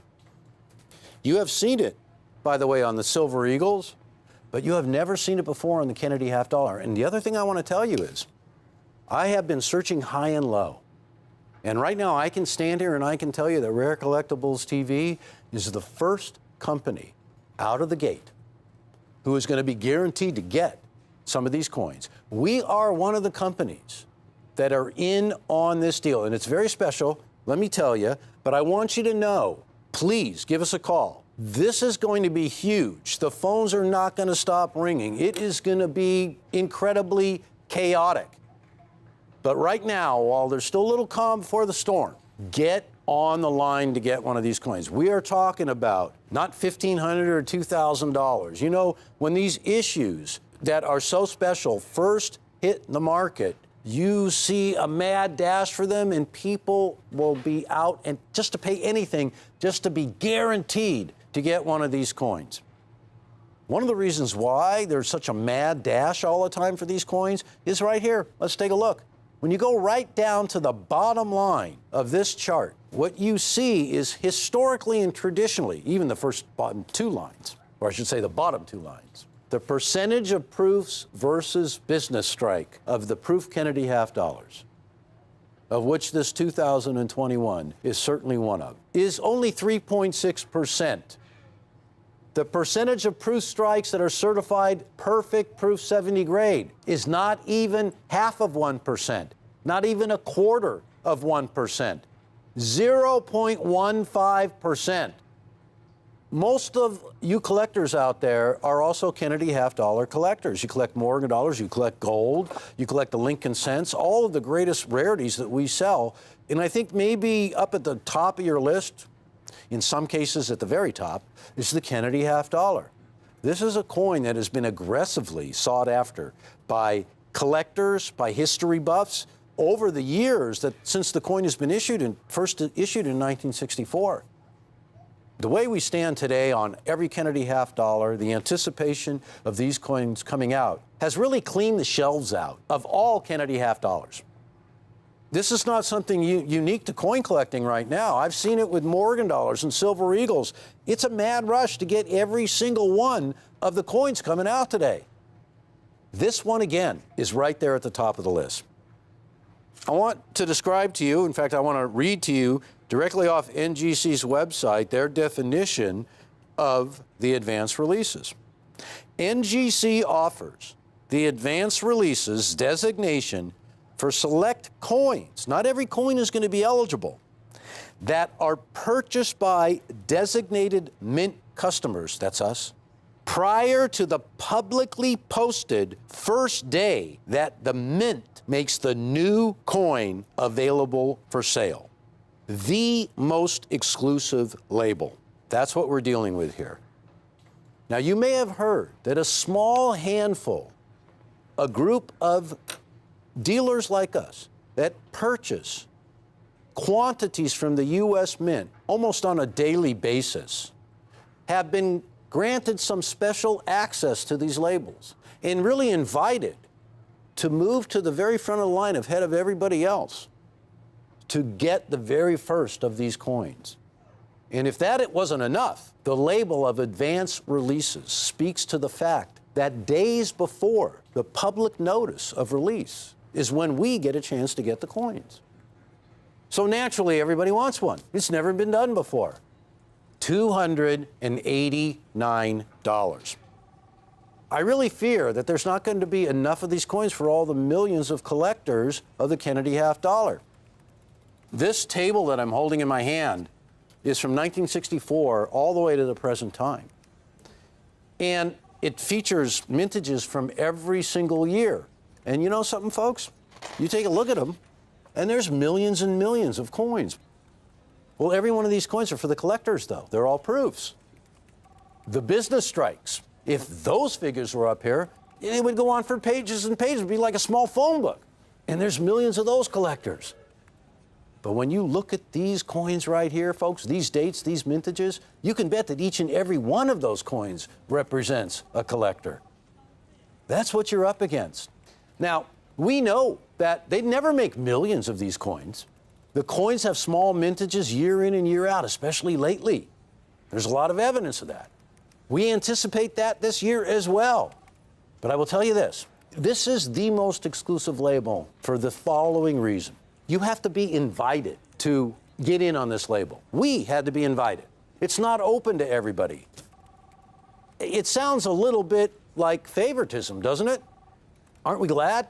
Aren't we glad that Rare Collectibles is in a position where we get so much product from the U.S. Mint because it's because of you collectors, because there's the demand for it, that we were invited to partake in this. Ladies and gentlemen, $289. And I want to also tell you that as I stand here right now, and believe me, I looked, my compatriots here, we all spent lots of time trying to find if we were the first. And we were. So I am proud to stand here and tell you, it's not easy to be first out of the gate with something so exclusive. But I have to tell you, we did it. And timing, you know, timing means a lot. Timing is everything. Well, I think that saying, that cliche, timing is everything, was made for this deal. It really was. You are right now in the right place to get a pre-sale, to get advanced on the advance. Something that nobody else in the country is telling you right now. I can guarantee you an advanced releases label. I can guarantee you the highest perfect condition graded cameo coin, ultra cameo, you're ever gonna have in your collection. I can promise you that as the market takes off, and we've seen it before, I can name countless of examples where one day it's here and the next day it's boom. I can promise you a locked-in price of $289. If you can swing it, get as many as you can, because you're not going to regret it. But you are if you don't. I'm telling you right now, again, I've seen it a million times. You look back a couple of years, man, why didn't I get that 1995 W proof when I could have gotten it in the gold set for absolutely nothing? A $25,000 coin today. Don't regret it. This is an exemplary opportunity of how Rare Collectibles has really its finger on the pulse of the market. You can see a winner coming down the track from a long way, right? Because it's got the lead. This coin, ladies and gentlemen, is it. Don't miss out on it. It's a rare opportunity. We were invited, and you are now invited. Listen, I got to wrap this up, but I want to let you know that for $289, you're going to get the finest examples, and you're going to get the most unique issue of the Kennedy half dollar.